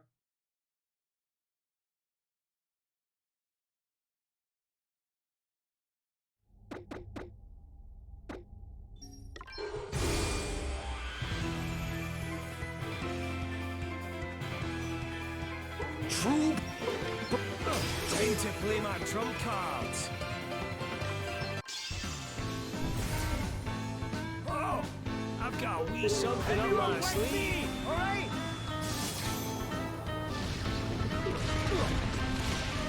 See, I've got my uses. Can't beat good old teamwork. Well, are you ready? Okay, guys. Looks like we're listening to Gloria's music today. I enjoyed that. Pretty good, right? Let us strike again. I shall take care of this. Follow my lead, everyone.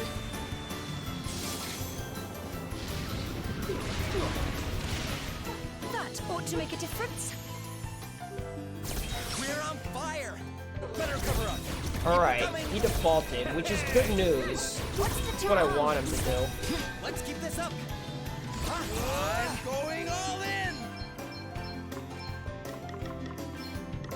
I've got a little something for you. Got a little something for you.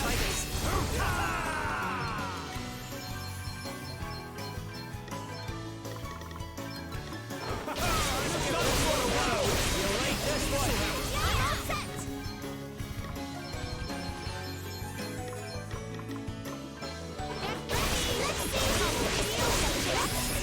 Allow me. Alright, I think I win. If the mid-boss cutscene happens after this, Might help. yeah, I can't lose now. Plus he one-shots every party member. This joint's not one. Can't miss. I hope this one was impressed. Missing experience on that fight doesn't matter.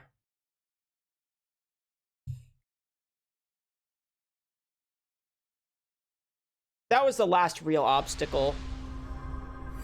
The final two bosses are pretty free. So I'm gonna be quite a bit ahead of estimate, and so I'm actually gonna let the ending play out as the next run gets set up.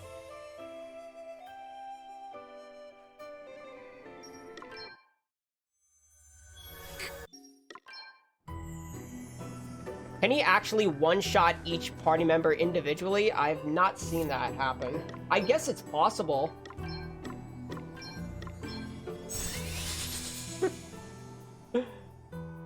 Usually he'll one-shot like 2 party members and use an AoE attack.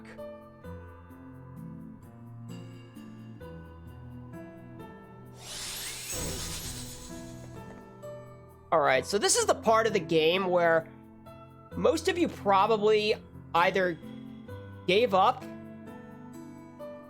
looked up the answer online, or were just or just wandering around the world for hours not knowing what to do.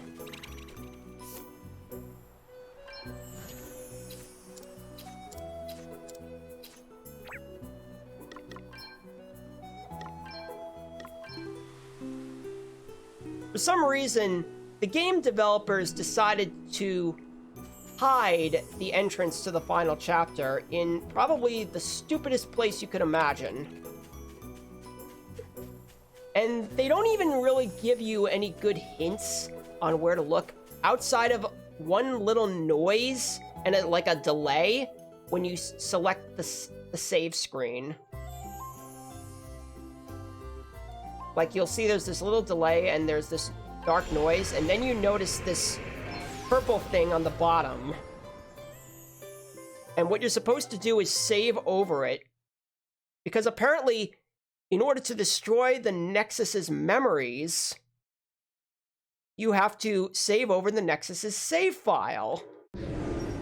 I guess that kind of makes sense. I mean, we store our memories of our playthrough when we save our progress, but is any player really going to think outside of the context of the game? It's like they're breaking the fourth wall. But anyways,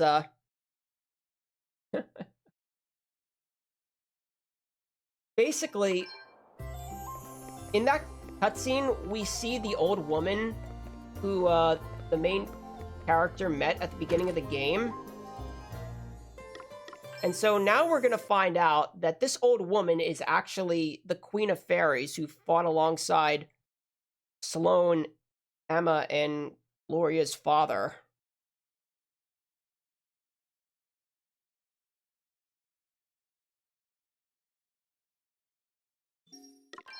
Well, congratulations, Cardus.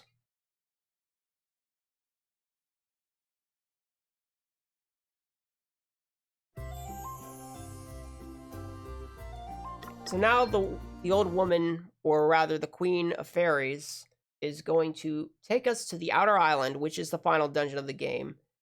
And as I mentioned earlier, I think that this final dungeon was kind of disappointing. Basically, it's just a combination of all the world maps in the game put together. I will say, though, that the enemies in this dungeon are very obnoxious. Like, there's this one enemy that can use a move, I think it's called Assault. And basically it allows every enemy on screen to attack without losing their turn. And even if you have a high-level party, you can just get destroyed by that.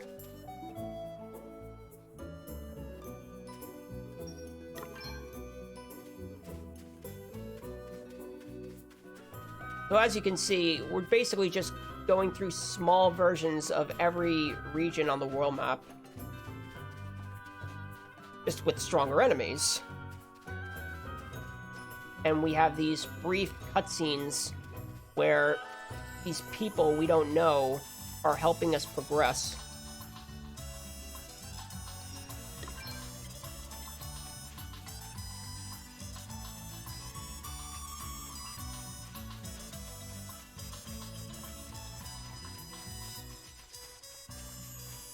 Wow, did I really go the wrong way? Oh, no, yeah, right. I was supposed to go around this rock. Oops. Now my ward light's probably gonna run out.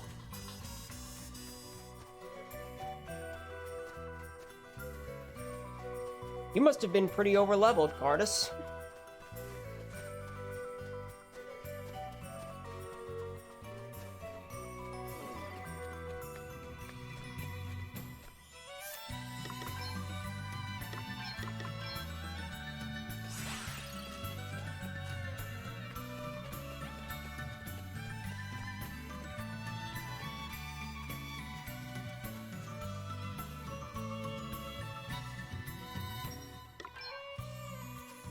So now we are coming up on the final bosses. The first fight is basically the same fight we've had at the end of Chapter 6.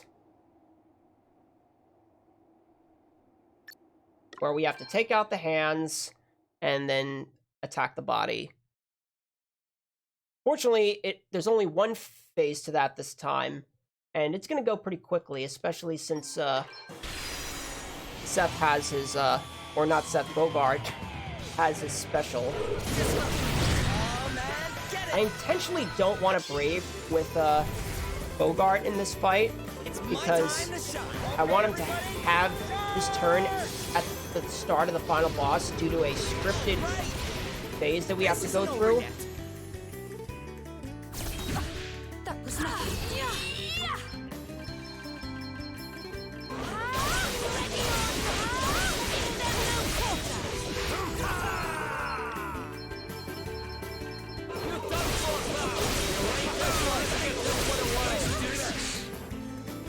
I'll sit this one out. We must not grow complacent. Guess it's my turn. Prepare for impact.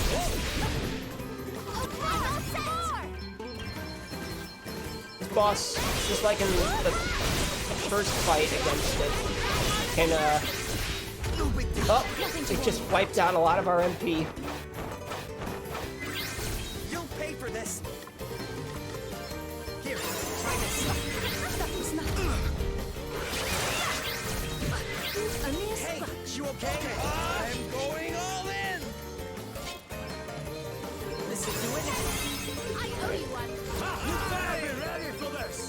fine now.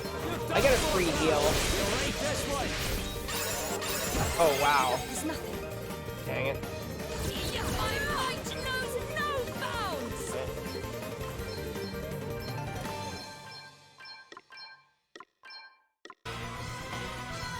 Perhaps this might help. Perhaps this might help. That was bad luck. That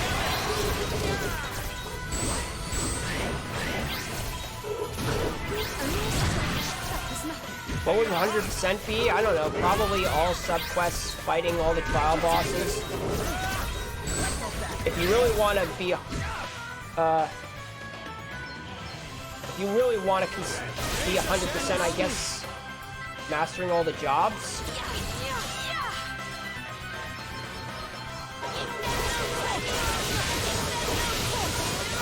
Wow, all I needed was one hit.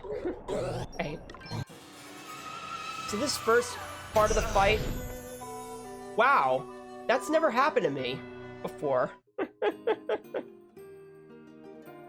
So apparently, if the main protagonist dies, you before you finish the first part of that final boss, you automatically lose. Because the other 3 party members have lost their memories. And the boss just got the first turn and instantly killed the main character.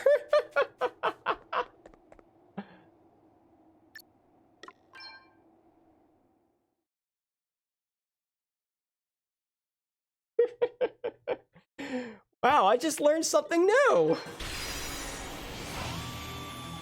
Makes sense because the other 3 party members can't act. Still standing. Allow me. Oh man, get it!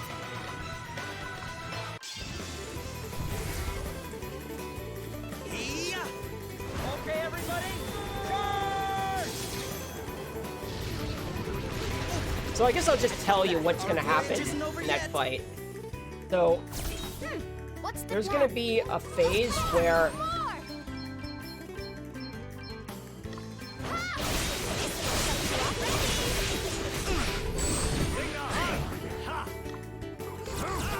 I've been ready for this. basically the main character is going to use the remember command in order to store the memories of all the party members. Guess it's my turn. Try this for size. And after that, the whole party is going to get fully healed, and we're going to get full braves. And what's going to happen is, each turn, our brave count is going to decrease. But Here I go. as long as I Godspeed strikes with every party member 4 times, I should be able to kill it. Got this, right?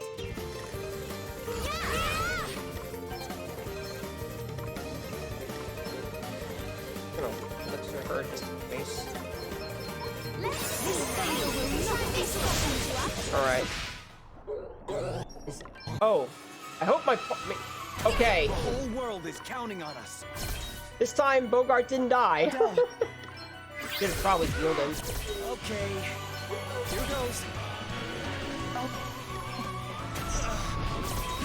Alright, well, I got living party members this time, so we're fine.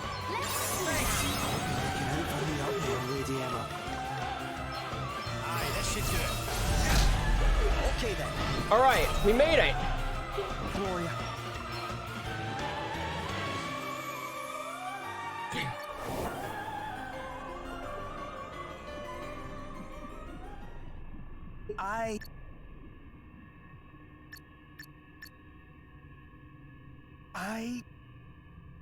I remember.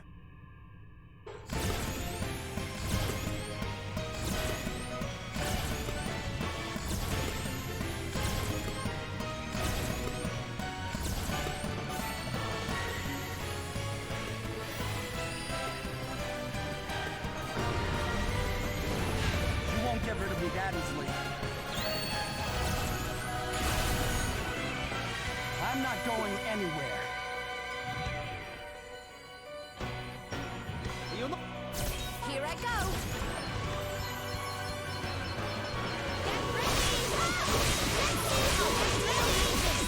So now I just Godspeed strike with everybody, and the boss will die. What's the plan? You know what I forgot to do? I forgot to remove Bloody Minded from my party members. No wonder we've been getting destroyed. Oh!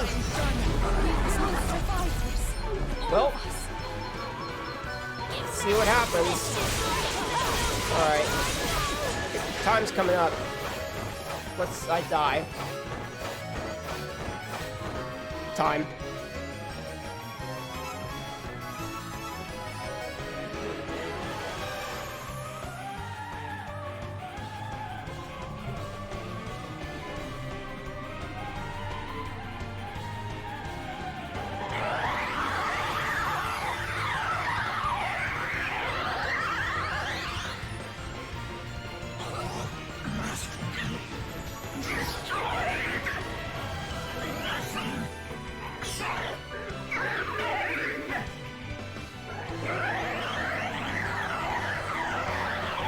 So that was partially my fault, because I forgot to take off Bloody Minded after the Sloan fight, which I didn't need.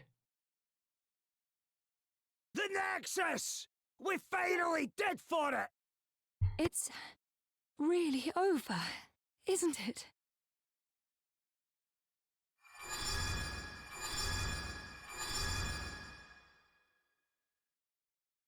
There's just the one page left. Let's see now. Maybe it's our memories. Thank you. All of you. What's happening? I think this island might have been relying on the Nexus to keep it whole.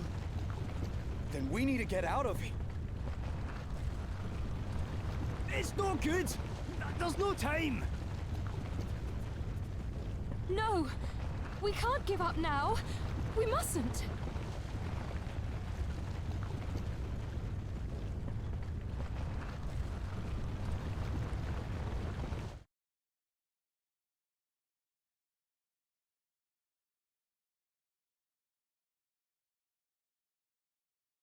What's happening? Look, everyone! You have done well, heroes of light. The Knight's Nexus is no more. Now we return to our true purpose, that of balancing the four great powers. The land shall be fertile once more, the seas calm and gentle. Peace shall return. But should your kind succumb once more to temptation, give in to anger, calamity shall soon befall you. But not now, not here. Thanks to your efforts, this chapter is at an end. The Knight's Nexus has fallen, and the wall between humanity and fairykind too shall fall. This being so, accept this, our final blessing. You shall be returned to the world from whence you came.